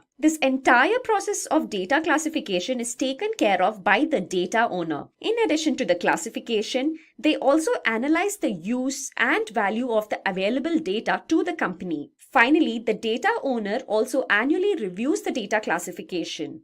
Before classifying data, an important step is to understand the data life cycle. All of us speak of data all the time. However, do we know the various steps a piece of data goes through? Well, for that, let us have a look at the third domain, data lifecycle. We will start off from the data creation step and understand what happens to the data after that. As you see on your screens, we have 6 steps in the data lifecycle stage. They are create, store, use, share, archive, and destroy. Starting off with the create phase. This is the first step in data lifecycle. Here, new data is generated or the existing data is updated. After the data is created, we use data repositories to store the created data. Without storing data, we cannot derive any information from it. Hence, this step is very crucial. In the third phase, data is viewed or used in some application or processed. In addition to data being viewed and processed, it is also shared between various users and customers. Our fifth phase is archive. Here, data which is not used frequently, that is, inactive data, is identified and then moved into long-term storage systems. And finally, we have the destroy phase. As the name suggests, data is simply destroyed here. Data can be destroyed either digitally or physically. Not to forget, you cannot simply destroy data. It should be done based on regulations. But have you wondered what happens if data is not destroyed even after we try our best to erase it? Well, this gives rise to data remnants. In simple words, data remnants is a term used for the residual of digital data which remains even after attempting to erase that particular data. Data remnants should be avoided as it is not good to have remains of a piece of data which was intended to be destroyed. Security professionals should be well versed with techniques to avoid data remnants. So how do we tackle data remnants? For this, we have various methods. They are purging, clearing, overwriting, degaussing, storing, and finally, destruction. Let's have a look at each of these methods individually and understand how they help in tackling data remnants. First up, we have purging. Purging is done to minimize risks on crucial information. In clearing, data from storage devices are removed. However, it can be reconstructed by using various softwares. Third, we have overwriting. Here, we write over the original data several times so that the original data cannot be recovered. Degaussing is the method used to destroy data on magnetic storage tapes. Next up, we have storing. Before storing data on media, the data is encrypted for the purpose of safety. Finally, the sixth method is destruction. Here, storage devices which hold the data are physically damaged. Incineration, crushing, and shredding are few of the methods used for destruction. Now let's move on to our fifth domain, data loss prevention. In this domain, various security measures are adopted that will help in making data available to only the authorized users. Here, we will look into 4 of such measures. The first measure is data inventory. In this step, data is identified and then classified. In the second step, the data flow is plotted over the life cycle. The third measure is data protection strategy. Here, a number of risk assessments are performed. The fourth measure is implementation. In this step, we take up cases which have had a history of data loss for testing purpose. Those were the 5 domains under asset security. In addition to these, it is also required that we understand the term privacy with respect to asset security. Privacy is a very crucial aspect when it comes to asset security. Information privacy and data privacy are more or less the same. This term is used to differentiate one person from another. It relates to the personal data stored on computers. So what kind of data falls under this category? Well, we have data such as medical records, office data, financial data, etc. which fall under this category. To uphold privacy, we use technologies like pseudonymization, tokenization, and anonymization. Well, pseudonymization refers to a data management process. Anonymization refers to a process of either encrypting or removing personally identifiable data so that people who the data describes remain anonymous. And finally, in tokenization, a sensitive piece of data is substituted with a non-sensitive equivalent. CISSP stands for the Certified Information Security, or rather Certified Information System Security Professional. It is considered as a gold standard in the field of information security. It is a management certification. So when you're in the senior management, this is the kind of certifications that you would require for your management skills. Now, this is a non-technical or a semi-technical certification. Here, it's nothing about vulnerability assessment or penetration testing. You're not going to do anything hands-on. You are not expected to know hacking, or you're not expected to know how to configure firewalls, antiviruses, and whatnot. It's basically something that over a period of years of experience, you have evolved a certain understanding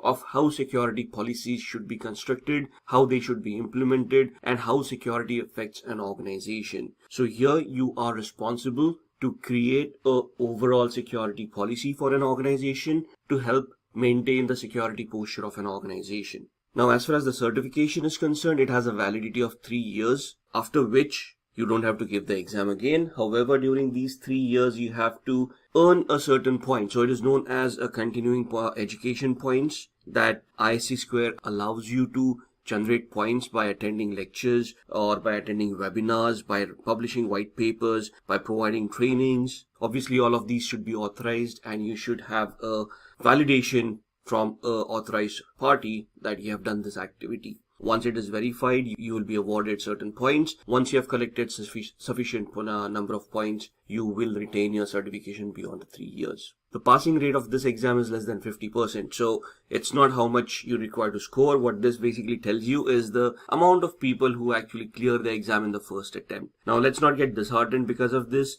Essentially, the exam is quite tough. It's known as a mile wide and inch deep exam. That means you need to know just about everything and anything that is there to be known in information security, and that's something that we are going to discuss when we go into the 8 domains of CISSP. What happens is there are a lot of people who are not actually prepared for the exam, who think they are prepared, attempt the exam, and sadly fail in their first attempts. Some people just misjudge the exam and not prepared for it. So the fact that I'm trying to put across is be very well prepared. I have seen people who study for months together, attempt a lot of questions, ensure that their knowledge is up to the mark, and only then do they attempt the exam.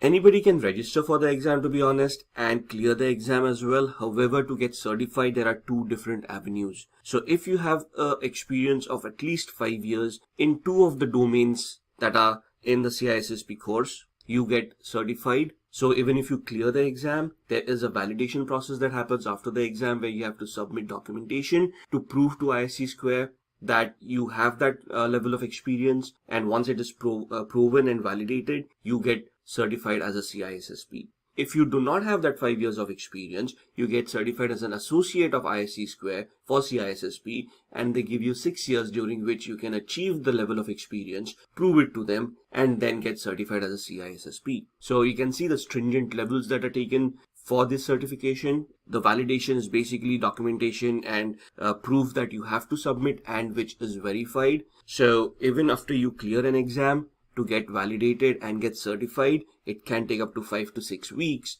for ISC² to validate and provide you with the certification. With that, let's go and see the exam. Let's have an overview of what the exam is all about. The governing body is ISC², that's what we have been referring to, and the professional experience, at least 4 years of college degree or additional credentials from ISC²'s approved list that will satisfy 1 year of required experience, and 5 years of paid full-time work experience in 2 or more domains. Like I said, anybody can give the exam, register for it, attempt it. Once you clear, then that's where the criteria of your work experience comes into the picture. You prove 5 years of experience, probably by a letter from your organization, from your HR saying you have this kind of experience that is relevant to the certification. They will ISC² will validate it, you get the certification. If you don't have that experience, you get associate of ISC², and then you get 6 years to attain that level of experience, after which you can get certified. The exam fees, $699, so it's an expensive exam.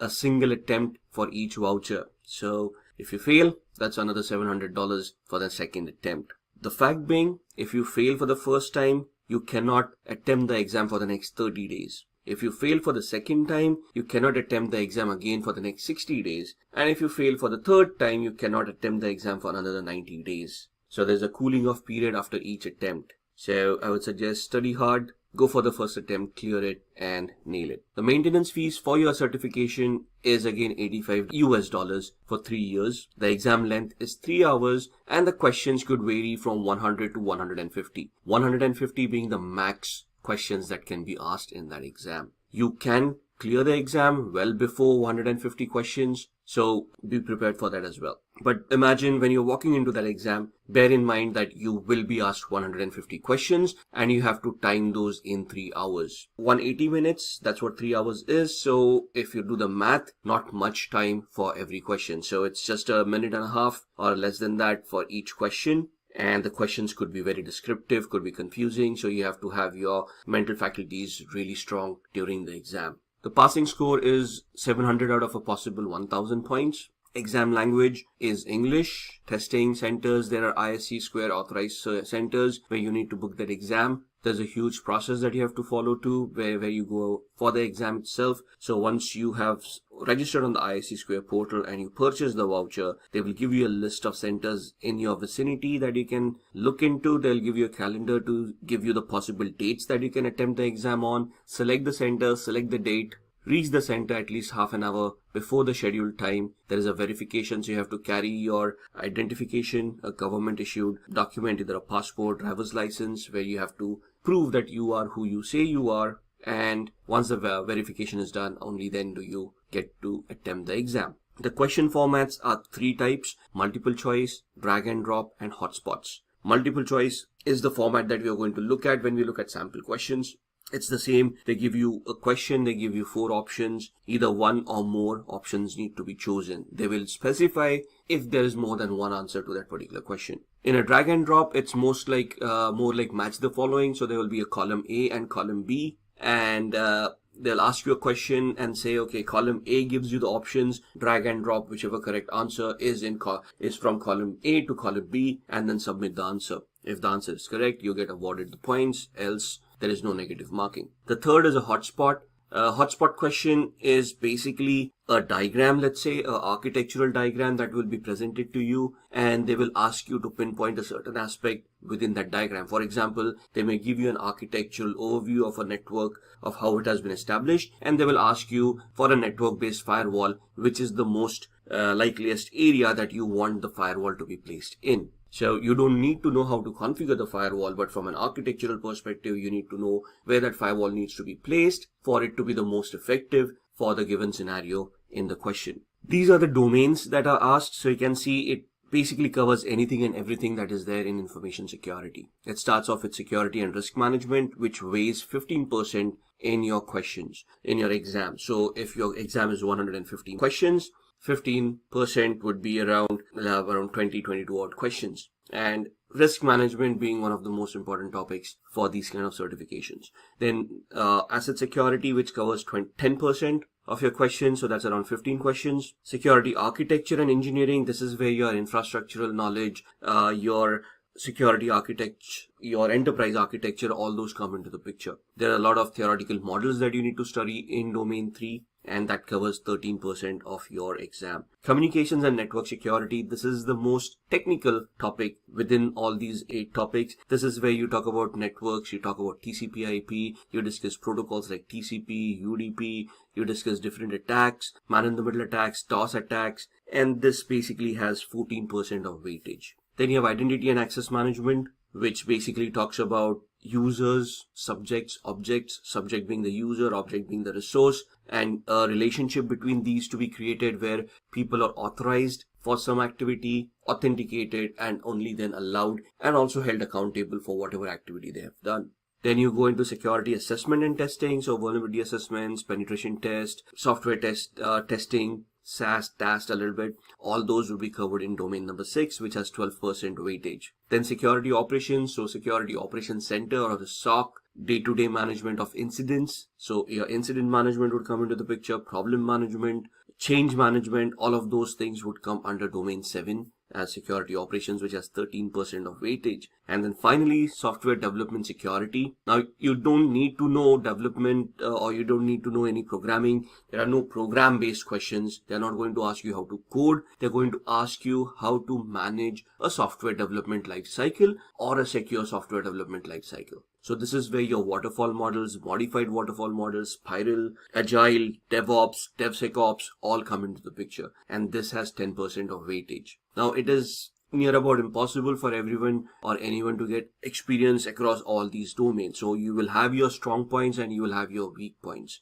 The task is to identify where you're good at, understand those things, make the maximum out of it, then identify your weak points and start developing on those. If you're able to look at it from a theoretical perspective, however, if you can get an internship or if you can get you can say just an insight of how it works in the practical world, it would be very helpful. Now, that being said, as far as CISSP exam is concerned, it involves a very ideal world. The real world actually doesn't come into the question because the real world will have a lot of business logic to it. By business logic, what do we mean? Every organization will modify their projects based on the expertise that they have, based on the talent that they have, and based on the people or the hierarchy of the organization that has been established. So it can be customized to each and every organization. Since an exam cannot deal with these kind of customizations, we deal with an ideal world. So for the CISSP exam, we assume that we have all the resources, we have all the people that are required, we have a hierarchy in the training which is given out where we have rules for each and every person and job titles for each and every person. right? So when we go through the training, it is very essential that we understand what these job roles are, what their responsibilities are, so that when we get those questions, we can identify which person is going to attempt what. In the real world, things are very different. We piggyback, we take on multiple responsibilities, and that is something that CISSP doesn't adhere to. So you have to be very careful. Identify the job roles, identify the responsibilities, have that map, the hierarchical map created very well, and then try to implement the ideal world scenario from the CISSP standards to see what is going to happen. That being said, let's move on. Let's discuss the domains. Now, these domains we've already seen. What we can do is we are going to move on to the sample questions for each and every domain. Once we reach the domain, we'll see what the topics in that domain are. We'll look at the sample questions. Then we will go to the next domain, see the topics in that domain, and then look at the sample questions as well. So, what to study and those sample questions revolving them. So, looking at the first module or first domain, security and risk management. Now, this is one of the largest domains that could be debatable for me. I would say the largest domain could be domain number 3, security architecture and engineering. Could also be domain number 4 because it is quite technical, communications and network security. And could also be security operations because that's incident management, change management, problem management altogether. But each domain is very important from the exam's perspective. If you're thinking about keeping a domain for options, forget it. That's not the right way to address the exam. Let's start off with the first one, security and risk management. This domain teaches you all about information systems management, and this talks about risks and everything. So what we are going to do is we are just going to go to the official document from ISC Square where these domains and their topics are given. So that's the exam outline from ISC Square towards CISSP. This is the latest document that is there available online. You can see the URL in my browser address bar, and these are the 8 domains. This is the exam, 3 hours, number of questions 100 to 150, multiple choice and advanced innovative questions. That's where the drag and drop and the hotspot comes into the picture. Though based on experience, I can tell you that 90% of your questions will be multiple choice. 10% would either be drag and drop and hotspots. Passing grade is 700 out of 1000 points. Exam language availability is English. Those who want to attempt in other languages, it is available, but then the exam is 6 hours and the questions are 250. So that's your option depending on which language you're most comfortable with. We are going to go with English. That's the language options coming in. CISSP linear exam, 6 hours, 250 questions. Everything else remains the same. These are the languages supported: French, German, Brazilian, Portuguese, Spanish, Japanese, simplified Chinese, and Korean. The weightage, I guess, remains the same. And that's the first domain, security and risk management. So what does it pertain to? Understand and apply concepts of CIA, confidentiality, integrity, and availability. In the first video, we have gone through all the 8 domains at quite some length. We have discussed what CIA is all about and how the interrelationship is. So if you want a deep dive, or rather a deeper dive than what we are doing for the domains, go back to the first video, look into that, and then you can come back to this video again. So evaluate and apply security governance principles. So we have to understand what governance is. Now, governance is basically having a overlying architectural security policy that can be integrated with an enterprise architecture, and thus having your security policy in alignment with the business goals and objectives. Security should never become a hindrance for a business. Security should always become a supporting feature which should allow the business to be executed in a secure manner. So as a security expert, our first goal is to identify what the business does, what the business processes are, what is the business trying to achieve, and then we try to create a security policy revolving these to enhance the business functionality in a overall picture. So you're looking at organizational processes, acquisitions, divestitures. Acquisition is when, let's say, scenarios where you are trying to create a security governance policy. Now the business is trying to change because they're trying to acquire another organization and merge it within this organization, and now your security policy should encompass not only your organization but the newly acquired organization. Let's say in the next 5 years a business decides that the newly acquired organization is no longer profitable and they want to sell it off, and now that's where the divestiture comes into the picture. You are now trying to separate the entity that you have just integrated in your security policy, and you're now trying to separate it with confidentiality, integrity, and availability of the company's data intact without affecting the organization at any point in time. Understand the fact that security is not only about hacking or getting hacked, it's about being secure at all points in time during business continuity and business, let's say business as usual kind of activities. So that's where your security control frameworks would come in. You're going to talk about ISO 27001. We're going to talk about COBIT, PCI DSS, NIST 800 series, and so on and so forth. And the most two important statements or terms in the CISSP is due care and due diligence. Due care is you doing your own research to identify what security controls need to be implemented or what kind of governance needs to be implemented, and due diligence is you yourself spending that much time, money, effort into implementing those decisions that you have come across during the due care, thus enhancing the security functions of an organization. So when we talk about business requirements, for a business to be effective, at the same time it needs to be legal, it needs to be compliant to regulations and laws and to the contracts that have been created by the organization. So as far as the concept goes, when we say that security needs to be in alignment with the business requirements, the business requirements imply that the business is legal, is compliant to regulations, is compliant to their contractual obligations, and is following standards that have been prescribed to them. So all of them come together, and that's where your security mapping comes into the picture. You're looking at legal and regulatory issues like cyber crimes and data breaches, licensing and intellectual property requirements, and so on and so forth. And it will also include ISC2's Code of Professional Ethics. Now, this is a document apart from the 8 domains that we have talked about. Thus, what does this document talk about? This is the prescription from ISC2 of professional ethics for a cybersecurity professional. Expect around 4 to 5 questions from professional ethics as well. So not only is this a document that you need to read and adhere to, you will be questioned upon this in your exam, and these are easy points to score. Professional ethics, something that is ethical, something that is not against the law. So it's kind of quite easy, but the questions can be confusing, so you need to go through the entire document really well. And then your organization will have its own code of ethics. However, if you look at the hierarchy, ISC2's ethics comes first. So your organizational ethics should not be contradictory to ISC2's ethics in the first place. Then develop, document, and implement security policies, standards, procedures, and guidelines. Identify, analyze, and prioritize business continuity requirements. So here, that's where your risk assessment comes into the picture. If you're looking at a particular risk, that means a particular vulnerability has been identified. You want to see the likelihood of that vulnerability being exploited, and then the business impact analysis that it may have, based on which you would then create a plan to mitigate that particular risk by having a business continuity or a disaster recovery plan coming into the picture. Now, this is, as far as this domain is concerned, you're calculating the risk.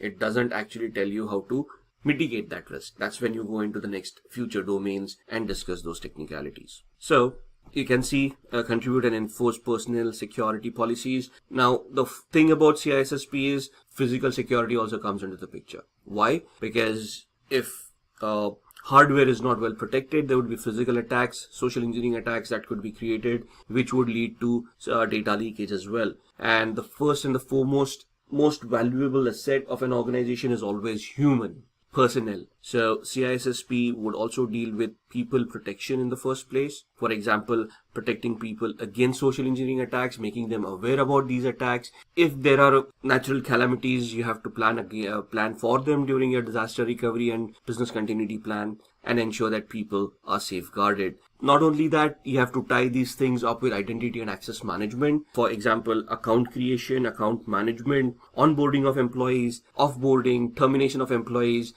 third-party contractors, consultants that you're going to hire which are not employees but third parties coming in to your organization, providing intelligence, and so on and so forth. So all of those come into the picture as well. And then that's where your risk management concepts come in. It gives you a very good overview of how to identify those risks and so on and so forth. Now, this is what the first domain is all about. It itself is very huge. And as we go ahead, we can tie this domain to the rest of the domains. For more deeper analysis, go to the first video, and then we can come back to this. So let's start with the questions. The first question, now these are very short one-liner questions. Your exams would be more descriptive. To be very honest with you, if you go online, no matter what practice questions that you try or whatever dumps, if you can find those, you will find none of them will be ever any close to the actual exam questions.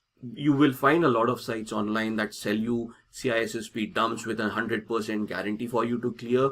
Don't fall for that. It's just a money-making scam. Those questions will be similar questions, something that will give you an insight of what the exam is going to be. But when you attempt the exam, you will find out that those questions are way different from the actual exam itself. Coming back to the questions, the primary goal of security awareness program is, now what is a security awareness program and why is it created? The primary goal. So is it to provide a platform for disclosing exposure and risk analysis, to make everyone aware of potential risk and exposure, to provide accurate risk and exposure results, a way of communicating security procedures? Now the answer to this is to make everyone aware of potential risk and exposure. Doesn't mean that you're trying to make everybody an ethical hacker. What you're trying to do is, in your organization, you are trying to create a security awareness program which allows your employees to know what kind of policies exist in your company, what rules need to be followed, what are the procedures that need to be followed for them to safeguard themselves and company assets as well, and ensure that data leakage and data loss are kept at a minimum. So you're basically trying to make everyone aware of the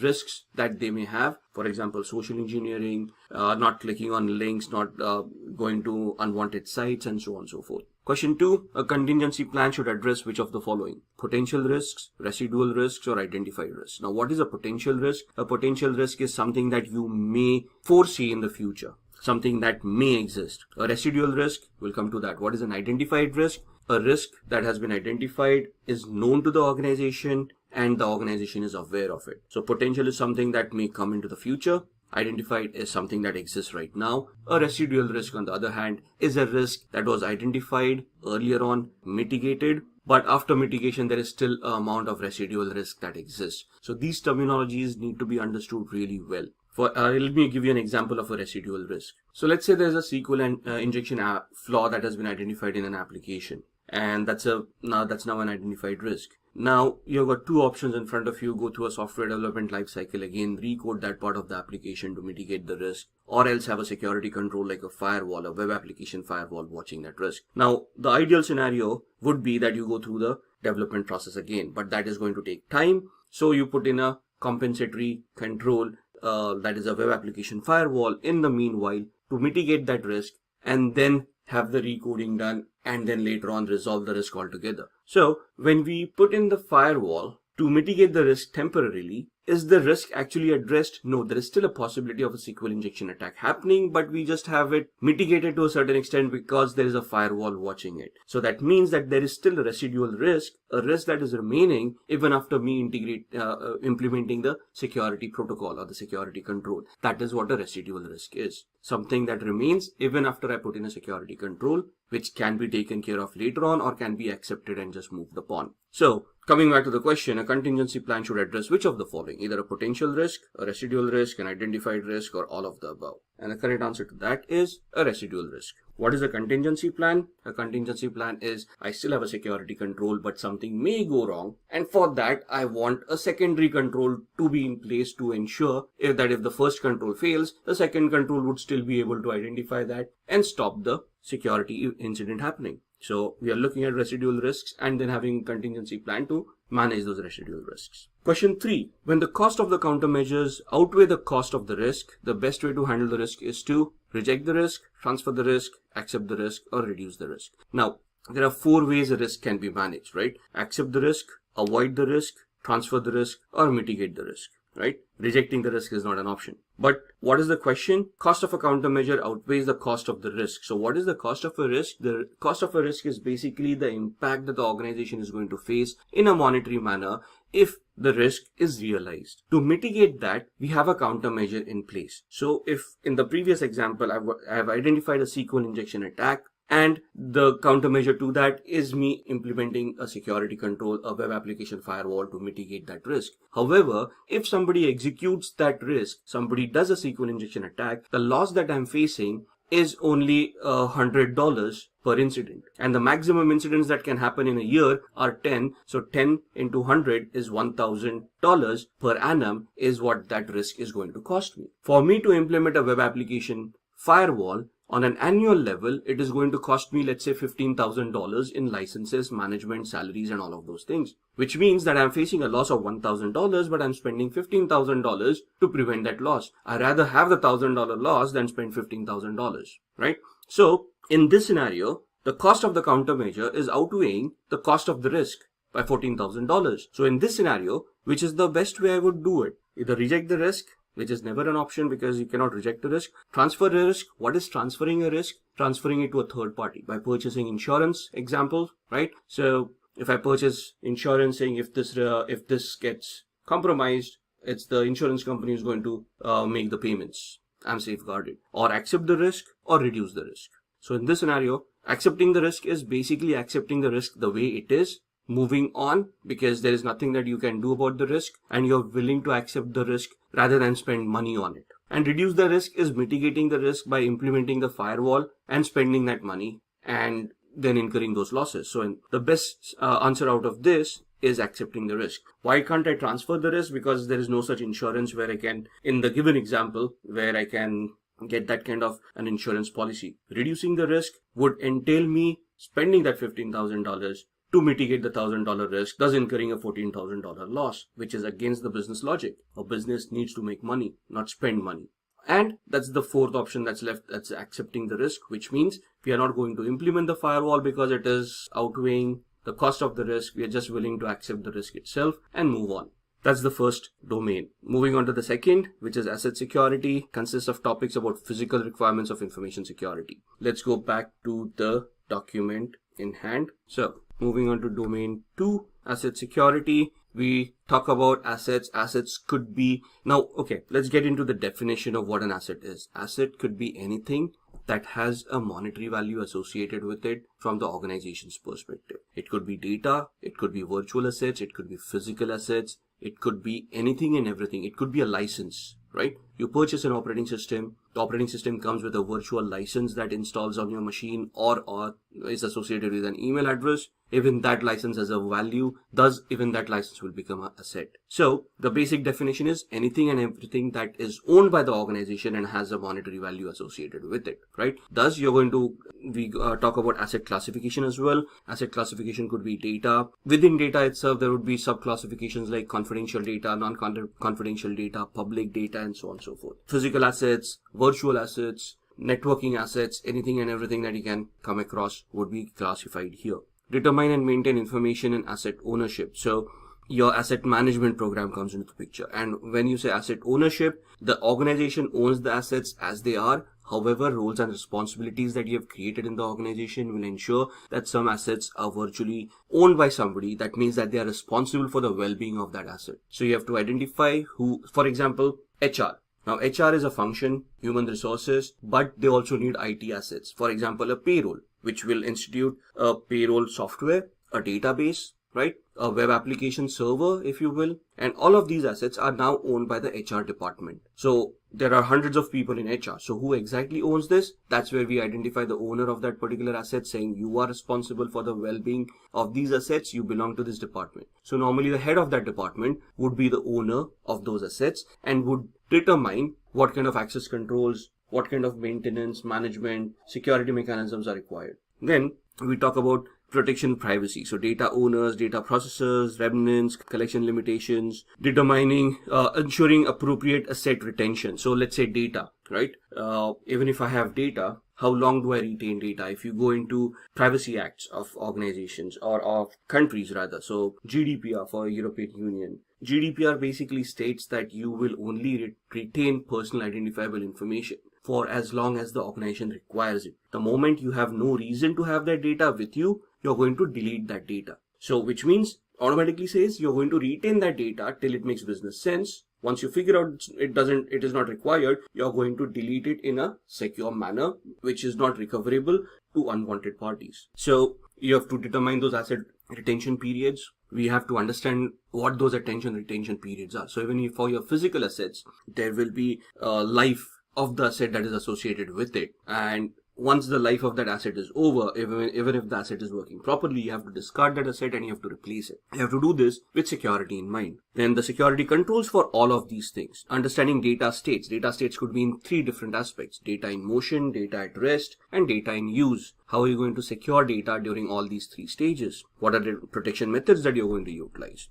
Then establishing information and asset handling requirements. So that's what domain 2 is all about. Let's look at the questions. So the first question in domain 2, which of the following is responsible for setting user clearances to computer-based information? Is it operators, data owners, security administrators, or data custodians? Understand the question: who is responsible for setting your user clearances to computer-based information? And the correct answer to that is security administrators. They are responsible for setting the user clearances. Who are going to be responsible for allowing the user clearances? That's going to be data owners. What is generally concerned with personal security? Management controls, operational controls, technical controls, or human resource controls. Now, what is personal security? Personal security is people-centric security. You're looking at people and you're ensuring that their security comes into the picture. Technical controls can be used for data assets or physical assets like information technology, but technical controls may not be that relevant for a human. A firewall is not going to help any human any which ways. Management controls are administrative controls. That means a policy that will help you implement controls. But for personal security, it's the operational controls that are going to be associated with it. Which of the following factors determines the frequency of information security audits in any given environment? So, the age-old question, for you to remain secure, how often do you want to conduct a security audit to verify your vulnerabilities, your penetration tests, to verify your security controls are working properly? So would it be dependent upon asset value, the risk-based approach, management discretion, or level of realized threats? And here, the answer to that question is risk. The moment a risk is identified, for example, at what various stages would a security audit be triggered for an individual asset as well? And that can be tied down to incident management, change management, and problem management. So if there is an incident, a security incident with a database server where there has been an attack on that server, I probably want a security audit done on that server to identify vulnerabilities, flaws, and then to mitigate those risks. Similarly, if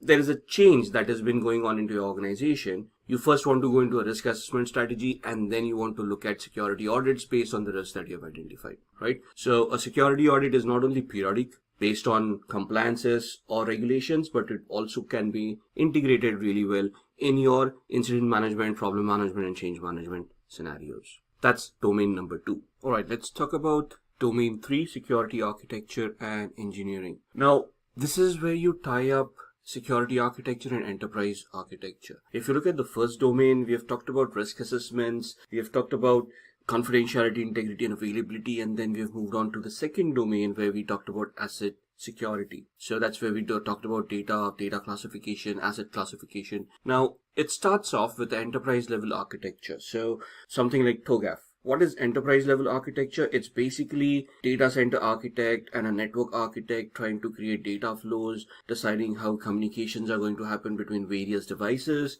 They're going to try to do network segmentation for web application servers, database servers, look at network isolations, network access control lists, and may even decide how firewalls and where firewalls would be required. Once that architecture is created, we need to secure that architecture to ensure that whatever data communications are happening within that framework, they are secured in a manner where all the risks that the organization may be exposed to are either managed, mitigated, accepted, transferred, whichever the way it is, right? So here you start off with physical security, you start up with trusted platform modules. So looking at the outline, this is where it starts off with implement and manage engineering processes using secure design principles. So this domain will talk about using TOGAF and then using a Zachman framework to interact with all the data owners, all the asset owners, querying them about the security of the assets, the requirements, because it is not the security architect who determines how secure the device will be. It is the asset owner who determines the requirement of security. For example, continuing with the HR example that we were talking about earlier, if the HR department of head is responsible for the database, for the payroll application, it is that person who would be determining the security levels. So based on the security architecture, let's say a Zachman framework, we would create a questionnaire that needs to be filled out by the asset owner, the HR department of head, and would be supplied to us, the security heads, and then we would try to create a security profile based on their requirements. So if the HR department head comes back to me and says that they require to be adhering to a particular standard or they want X kind of security, it is us who will validate that requirement, and it is us who will execute it and protect that asset based on their requirements. So this is where your service security architecture meets enterprise architecture by using various frameworks.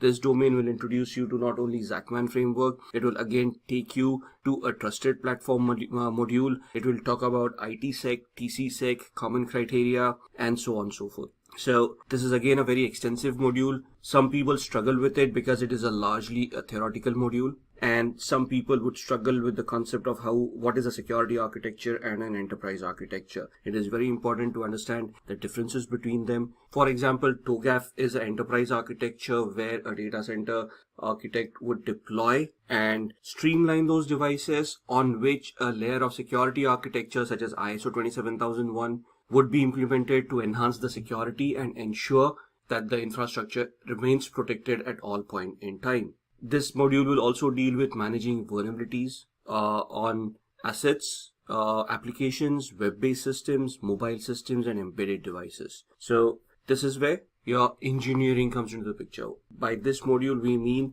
when we are deploying infrastructure, we need to engineer it with security in mind. We need to architect in such a way that security enhances the business needs, business requirements, and they are executed in a secure manner. Let's look at a few questions based on domain 3. Question 1. When a computer uses more than one CPU in parallel to execute instructions, it is known as multiprocessing, multitasking, multithreading, or parallel running. Now, here we need to understand what is the difference between multitasking, multithreading, multiprocessing, and parallel running. Now, it would be very difficult to explain all these processes in this video. So, here we are talking about executing instructions. That's multiprocessing. Multitasking is performing multiple tasks at the same time. Multithreading is where processes create their multiple threads to manage certain functions. Here, when we are parallelly executing instructions, it is known as multiprocessing. Question 2. Who mediates all access relationships between subjects and objects of a system? Now, what is a subject, what is an object, and what are access relationships? So access relationships would be your permissions that you have created. Now, what are permissions? Permissions would be something that a person is authorized to do. So if you look at the CIA, which we discussed in the module 1,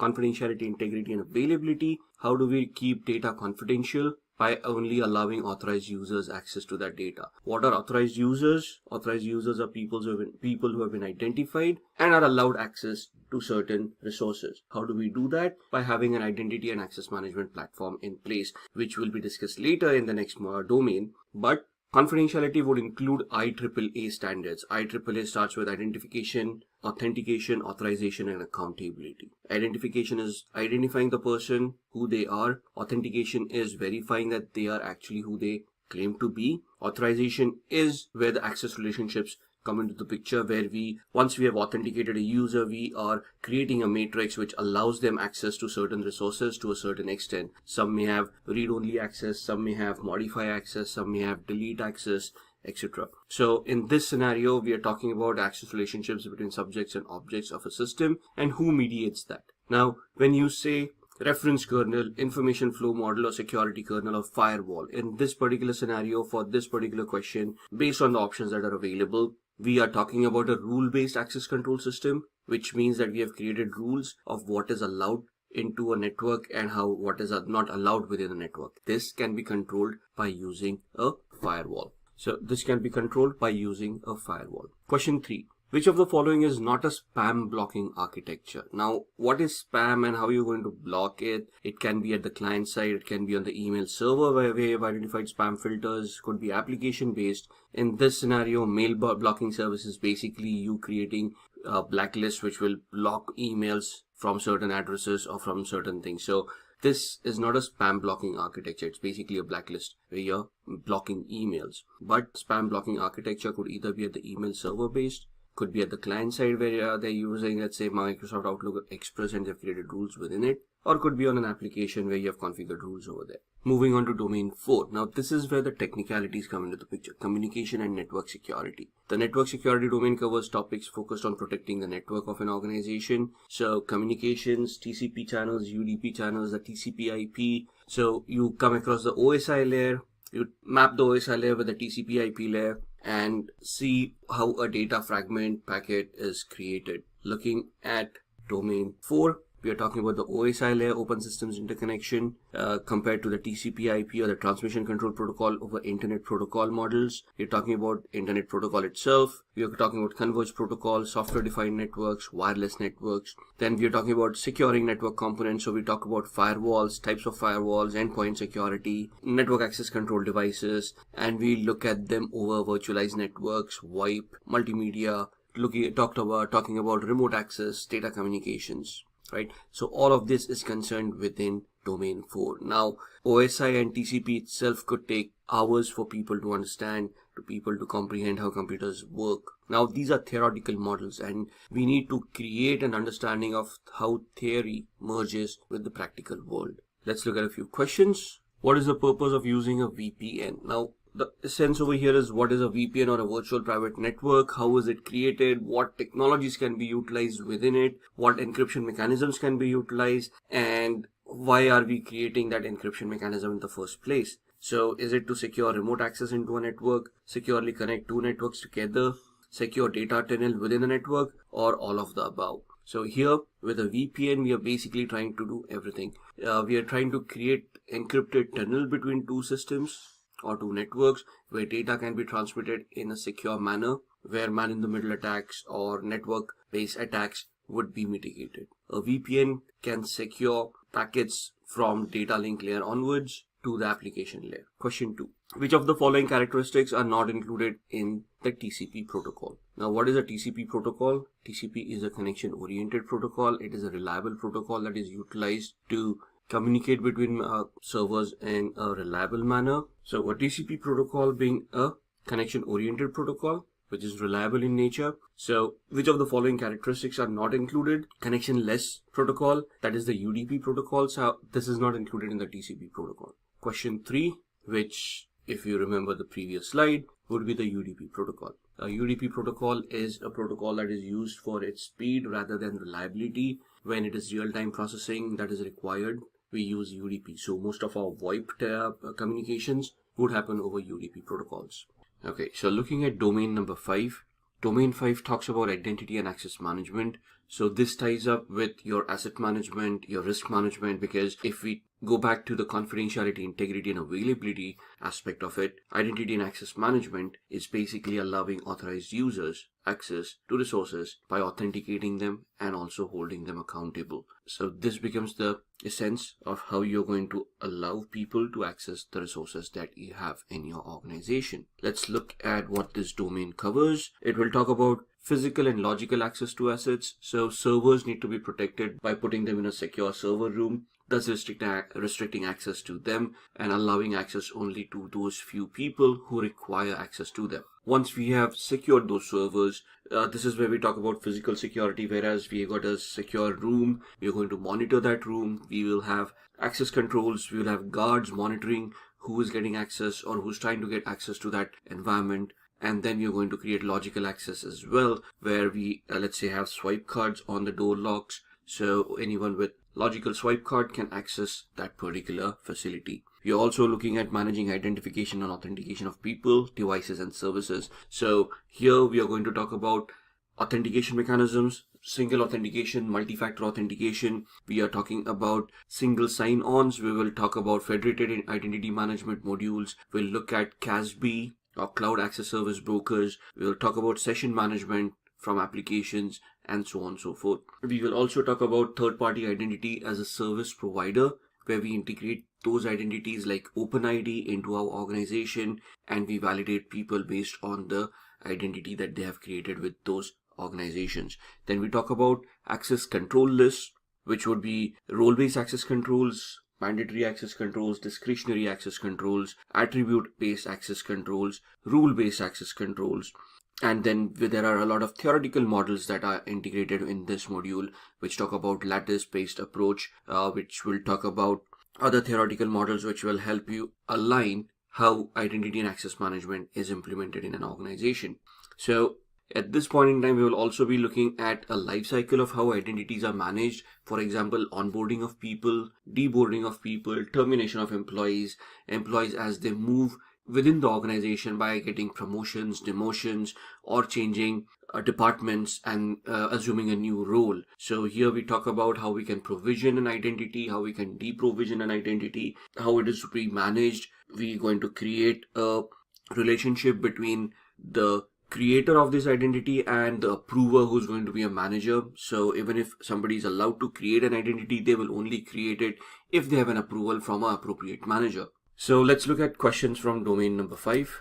The first one, which of the following is the most important factor while selecting a biometric system for securing critical assets? Now here, the domain talks about the types of authentication mechanisms. There are 5 types, essentially 3 basic types, which talk about something that you know, which is a password, something that you have, a swipe card, someone that you are, a biometric, somewhere that you are, location based, and something that you do, like CAPTCHA.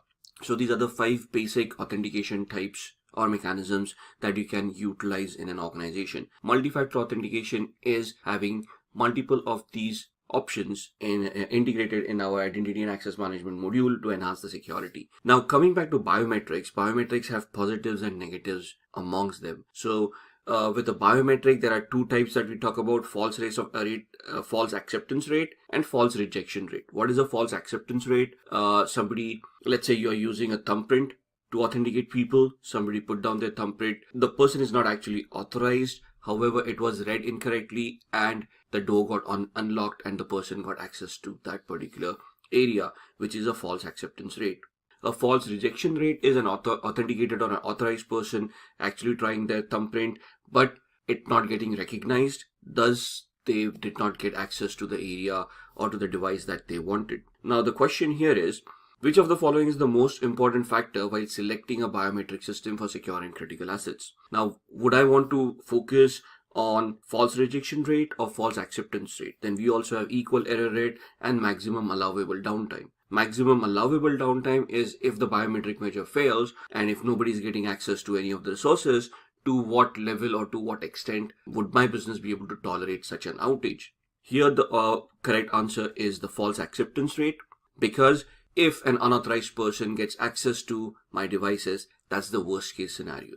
If the biometric system is down and nobody's getting access, that may still be acceptable rather than having an unauthorized person getting access to very sensitive data. False rejection rate is also detrimental to the organization. However, it is not as bad as having a false acceptance rate introduced in the organization. The second question, which are the 2 major factors to measure biometric performance? Again, the question from the previous one, FAR, false acceptance rate, and FRR, false rejection rate, or FSE and ERR, IER and FAR, FRR and GIC. They don't actually relate. So the correct answer here is FAR, false acceptance rate, and false rejection rate. So these are the 2 major factors. False rejection rate may still be a little bit acceptable, but a false acceptance rate is not tolerable at all. Next question. A commercial application for steganography that is used to identify documents or verify their authenticity is either a digital checksum, an MD5 hash, a digital signature, or a watermark. Now here the keywords matter. We are talking about steganography, so suddenly people start thinking about hiding data within data.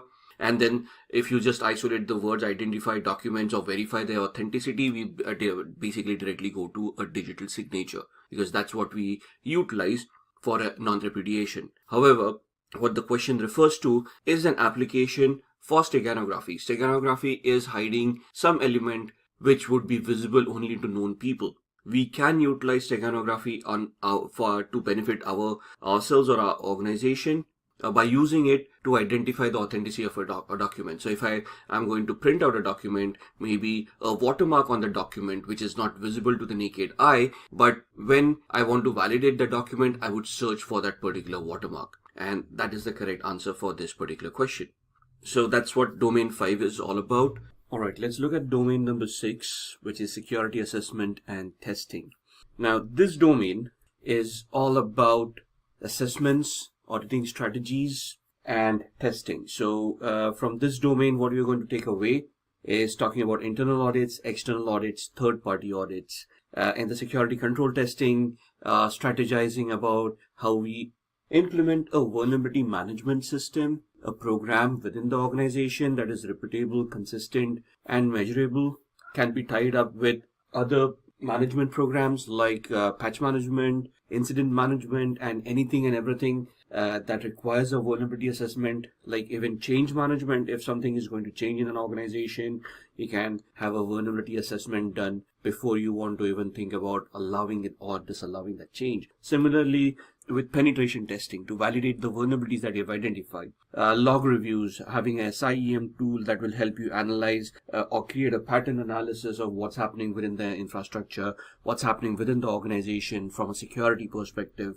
Then you're talking about collecting security process data, account management. When we say account management, identity and access management life cycle. So onboarding of an employee, offboarding of an employee, the lateral movements of an employee in an organization when they're getting promoted or they are transferred in from one department to another, right? So all of these would come under security assessment and testing to see how those policies are functioning, to analyze the effectiveness of those policies, thus the requirement for conducting vulnerability assessment and penetration tests. So let's look at a few questions on this domain. And let's start off with the first one. Which of the following ways requires the involvement of an information security analyst?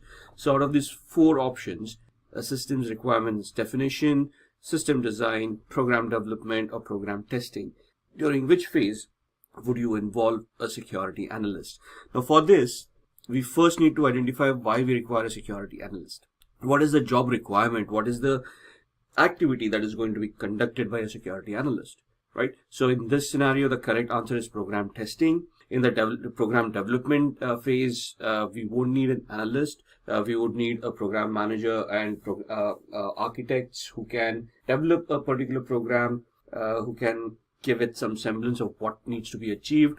In the system design, it would be again an architect who's going to develop that system. In the systems requirements definition, again, so in the systems requirements definition, it's a requirement gathering about what you need to adhere to, what is going to be the baseline that you're going to create. So from these 4 options, you need to identify where would you place a security analyst, right? In the exam, it's the most probable answer that you're looking for. It's not the most idealistic answer, right?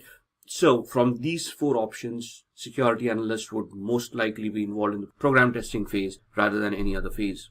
The second question, which of the following techniques is generally not used for monitoring purposes? Now, when you say monitoring, what is monitoring? Monitoring is looking into logs, activities, anything and everything that has already happened. So you're reacting to something that has already happened. And which of these following techniques is not used for monitoring? So you're collecting logs, you're analyzing those logs, what would be not be utilized? A penetration test, intrusion detection, violation processing, or countermeasures testing, right? Now, when you're monitoring, you would monitor a penetration test to analyze if the test was successful or not. Intrusion detection, that's the first input that you look at for analysis.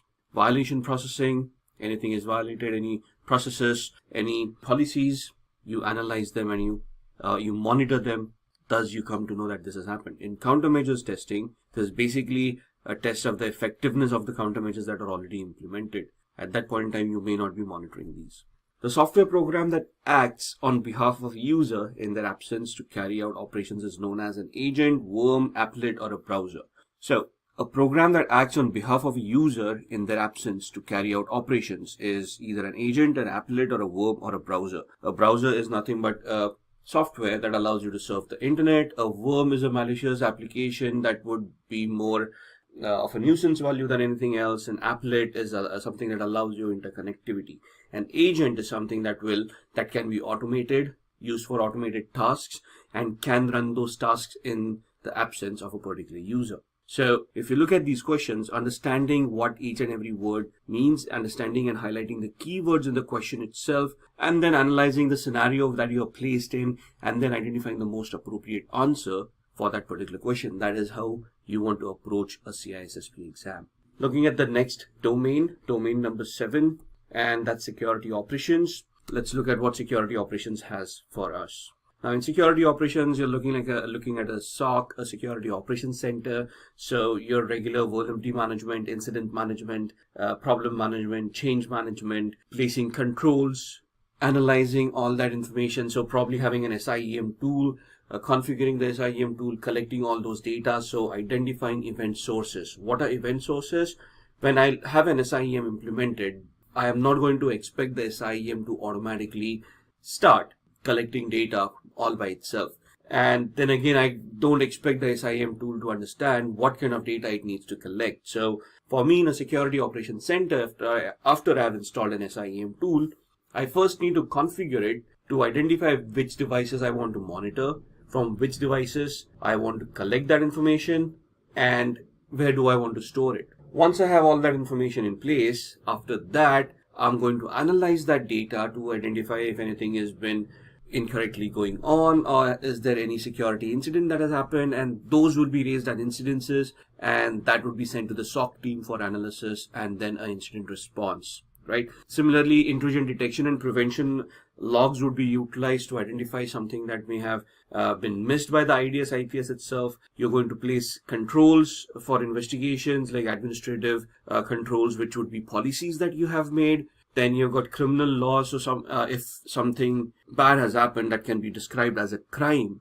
based on the law of that land, how you're going to deal with it. Civil laws, regulatory laws, and industry standards. Regulatory laws would be, for example, GDPR in the European Union, right? A civil law would be where there is no criminal activity that has happened, but let's say there's a breach of contract between two organizations and the civil lawsuit has been filed against an organization for a breach of service level agreements. Regulatory would be the GDPR Act, where you have to report to a regulatory body, and if there are any flaws, you could be fined. Industry standards, ISO 27001, PCI DSS, and so on and so forth. So when you're looking at these requirements for investigation, all of these would have prescribed how you're going to handle that investigation.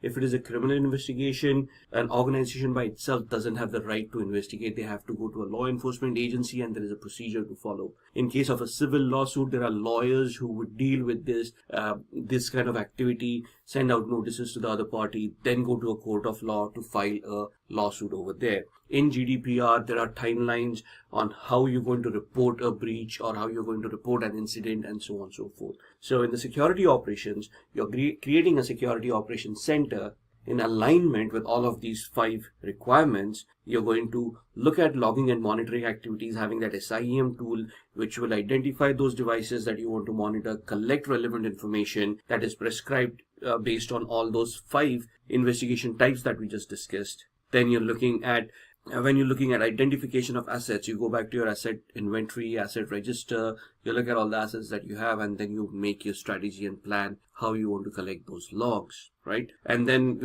this module will deal about how do you want to handle identity and access management, privilege account management, service level agreements, and so on and so forth. So this basically is the day-to-day business activity of an organization from a security perspective. So you are there to identify incidents. As a CISSP, you won't be executing this, but you would be creating policies revolving all of these aspects. So this is what you need to consider. This is what you need to strategize upon. And this is what you want to advise the organization to what needs to be in place to be more effective from a security perspective. Let's look at the few questions from this domain. How does a subject get access to an object in a multi-level security policy?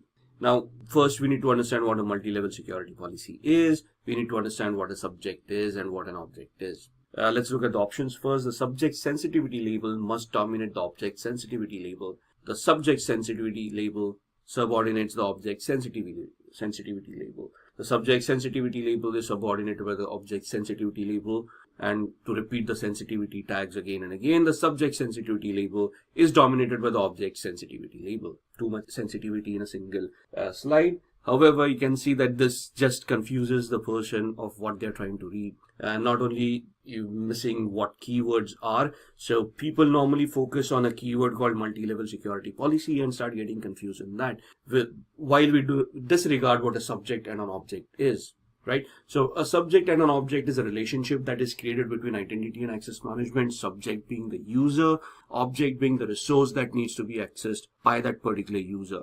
After which comes a multi-level security policy, which is basically the access control matrix that you have created between these multiple objects and multiple subjects. So, for example, in this domain, you would also talk about theoretical models for access management, including lattice-based approach, where the sensitivity labels come into the picture. You would talk about Clark-Wilson model, you will talk about Bell-LaPadula model, and a few other models, right? All of them theoretical in nature, which can then, based on other implementations, be implemented in a real-time scenario. So all that understanding comes into the picture, and then you need to identify how those sensitivity labels in a lattice-based approach could allow you to create those labels for your subjects and objects, and then the identity and access management tool would become the verification factor where it identifies the labels for the subject and the object, and they, based on those labels, they allow or disallow connectivity or allow connections to happen. Now here the correct answer is that the subject sensitivity label must dominate the object's sensitivity label. So the user should have a sensitivity label that allows them access to the object which has an equivalent sensitivity label. So understanding those models becomes very much important, not only from an exams perspective, but when you're creating a policy, you basically are going to use these terminologies and you're going to create a policy around this. Moving on, the second question, managers of which department are ideal for the development of information security policy for an organization? Business operation, information technology, purchase, or human resources? Now, managers of which department are ideal for development of information security policy for an organization? And when we say information security policy, we would obviously assume that is the IT department who's going to deal with it, and it's the information technology in this case. But that's incorrect. It is the business operation. Why? Because right from the first domain, so we would be taught in the training for CISSP that security needs to enhance the business functionality, not the other way around. So we are in the business, or we are in the function of conducting a business which would offer services, and those services that are being offered, the business activity that has been conducted, should be supplemented by security, so those business activities could be conducted in a secure manner. At no point in time is security going to be a deterrent to business. The only reason for anything to become a deterrent to business is the legality of it. If a business is illegal, it will not happen, or it should not happen. However, if the business activity is legal, then security should not stop that activity from happening. Security should be implemented in such a way that the business activity is strengthened. There is security embedded within it, secure by design, and then the business activity goes on. So even if you're a chief information security officer or a security manager, and you go and talk with the board of directors or the steering committee, as the terms you will come across in this training, you will understand that it's these people who would define how the business is going to work, what kind of business activity you're going to do, and then you provide the example. And I'll give you an example here. Let's say I'm an online retailer and I want to sell goods online, which is legal. I'm selling all legal goods. Now I want security team to come in, and they would help me to secure the function of being an online e-tailer, if you will. My security team is not going to come and tell me of not to go into that business or stop some services because they may be insecure, right? The security team's requirement is that if I want to sell goods online, they need to now create an architecture of devices, of clouds, of whatever is required to make it secure. So thus, the managers of business operations will always be the ideal department for the development of information security policies. They decide what the business is going to happen, and then the security team just complements it by adding the security to it. For example, just going on with this, a website is launched with HTTP. The security team comes into the picture and says data in motion needs security, so we're going to convert it into HTTPS. And at no point in time are they going to say HTTP is vulnerable, so we are not going to do this. We'd rather become a wholesale shop or something like that. And I'm just giving an example. And rather than me just rambling on, let's move on to the next question. Question 3, installing malicious software on the system to allow future backdoor access leads to violation of what integrity? Does it violate the data integrity, system, user, or network? Now, malicious software on a system to allow future backdoor access. So what are we doing here? We are basically installing a software or an application on a particular system which allows a hacker a backdoor access to the system. So this would violate the integrity of the system itself, right? The data would be compromised, but the data would be compromised because the system got compromised. A user doesn't matter because a backdoor is a backdoor entry where you can get access without even logging in as a user. And a network is just a way of communication at this point in time, but the essence being that system got infected, and through that infection, you got access to whatever was on that particular system. Now, that's domain number 7. Domain number 8, which is the last domain in the CISSP exam, is software development security, SDLC or SSDLC, Secure Software Development Life Cycle, right? That's what is discussed in this domain.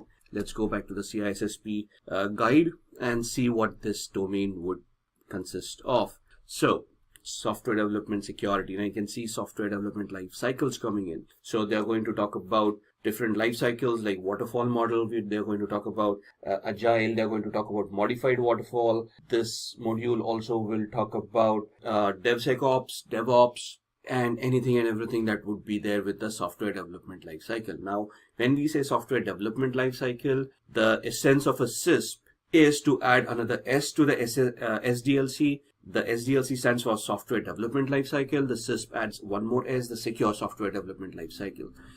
So, as with everything, secure by design, which means security needs to be integrated at every phase of the life cycle, and it should not be bolted on. For example, a waterfall model talks about how the software is going to be developed and how it is going to be published or released at the end of the life cycle. At no point in time does it talk about security. Thus, security architect at that point in time would come into the picture and decide what are the requirements of the software, what are the security vulnerabilities or the risks that they see. So threat modeling would happen, and all those things need to be introduced right from the inception. So if there are developers or if there is a business requirement for an application, let's go back to the previous example. I'm an e-tailer. So to become an e-tailer, not do I only need a website.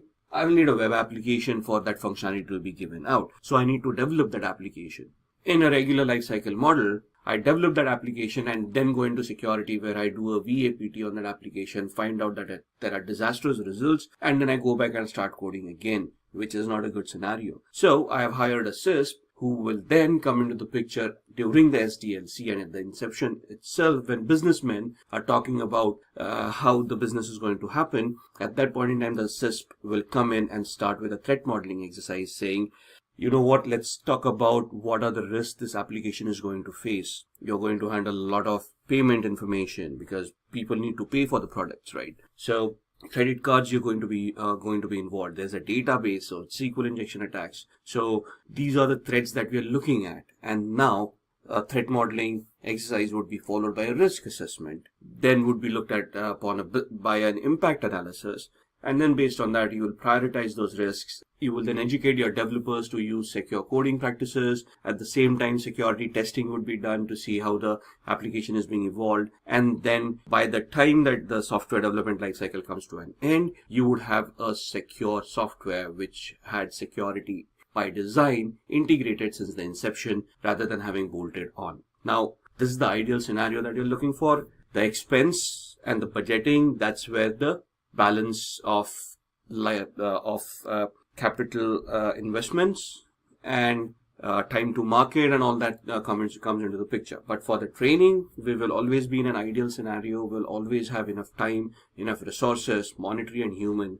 And the exam basically looks at a very ideal scenario in which you got just about everything. You just need to make the correct decision. At no point in time are you going to think that if I start doing a particular strategy, it is going to cost me a lot of money, so I don't want to do that. That's the real world scenario. In the real world, you look at the costs, you look at the timelines, deadlines, and then you take a informed decision of how much you want to invest in what. In the ideal world, for the CISSP exam or the CISSP exam, there are no limitations. You are looking at the most correct way of doing those things, and thus you identify those requirements, and that's how you answer the exam. So you're looking at the security software environments that you require, configuration management, auditing and logging of changes, security impact of acquired software. Now, in this scenario, we talked about developing a software. What if I purchase a third-party software and I introduce it into my organization? Now, this software, when integrated, how is it going to impact my current security controls, impact my current identity access management, my networking, my other applications, my communications? So that's something that you want to assess as well, right? So let's go for the questions. Question 1, in which of the following RAID level the drive array continues to operate even if any disk fails? Now, in the actual exam, they are not going to be very technical. It's a managerial exam, so they may not ask you these kind of questions, but the knowledge is still required. So you need to know that there is something called RAID, the different levels of RAID, because you might want to use that as a solution in a particular thing. How do you want to implement RAID and all of those? That's not the knowledge that we want. But in this scenario, RAID level 7 is the ideal answer. Question 2, which of the following steps can be utilized or can be used to protect an organization against the failure of a critical software firm? Now, basically, what does this talk about? This talks about disaster recovery, or this talks about business continuity. For example, there's a failure of some sort. When there is something that fails, what does it do? It interrupts the business. So the moment a business interruption happens, what should kick in? The business continuity plan. If the business continuity plan fails, then the disaster recovery plan kicks in. So if you look into it, as we go in, we might even come against terminologies like RTOs, RPOs, return time objective, and recovery point objective. And at that point in time, you want to look at how do we want to recover from a data loss. And thus, you will come across solutions. Now, of the 4 options, full backups, differential backups, and incremental backups. And the 4th one, software escrow agreement. What is the difference between these? A full backup is a complete backup of the entire data that you have taken. Now, it sounds easy, but in an organization, data could be terabytes, petabytes, and to do a complete backup might take days, weeks, or a lot of time, right? It's not just copying 1 megabyte from a hard disk to a USB drive and be done with the backup. So full backups may be possible, but not on a regular basis. So maybe you do a full backup every week, which means that at the end of the week, if the data loss happens, then you have lost the data for an entire week because the backup was last week. Thus, it's not a very good solution. And to complement that, we could use incremental backups and differential backups, right? So the training would include all of these definitions of what these backups are, what happens. And then the 4th option, software escrow agreement. What is that? Now, in a software development or a software lifecycle, if I've purchased a software from a third party, my biggest risk is not of me getting hacked or the software getting hacked. From a business continuity, the biggest risk is if the software provider goes bankrupt or is taken over by somebody else or stops supporting the software, then what?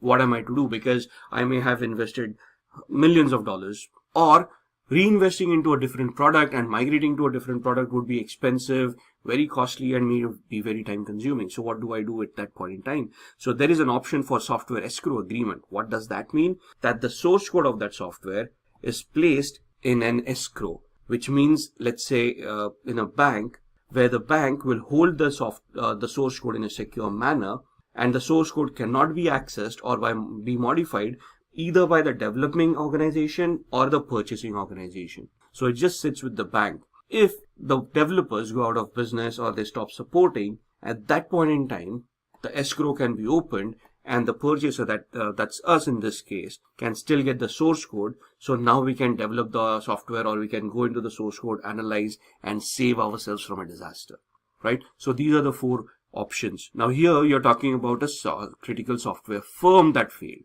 You're not talking about data that failed. So the correct answer here is the software escrow agreement. right? Question number 3. Now here we come across the word development models. Which one of these is a meta model that incorporates several other software development models? Are we looking at waterfall, modified waterfall, spiral, or critical patch? Here the correct answer is a waterfall model. And with that, we have come to the end of this video on cybersecurity full course. I hope it was informative and interesting. If you have any questions related to the topics that were covered in this video, please ask away in the comment section below. Our team will help you solve your queries. Thanks for watching, stay safe and keep learning.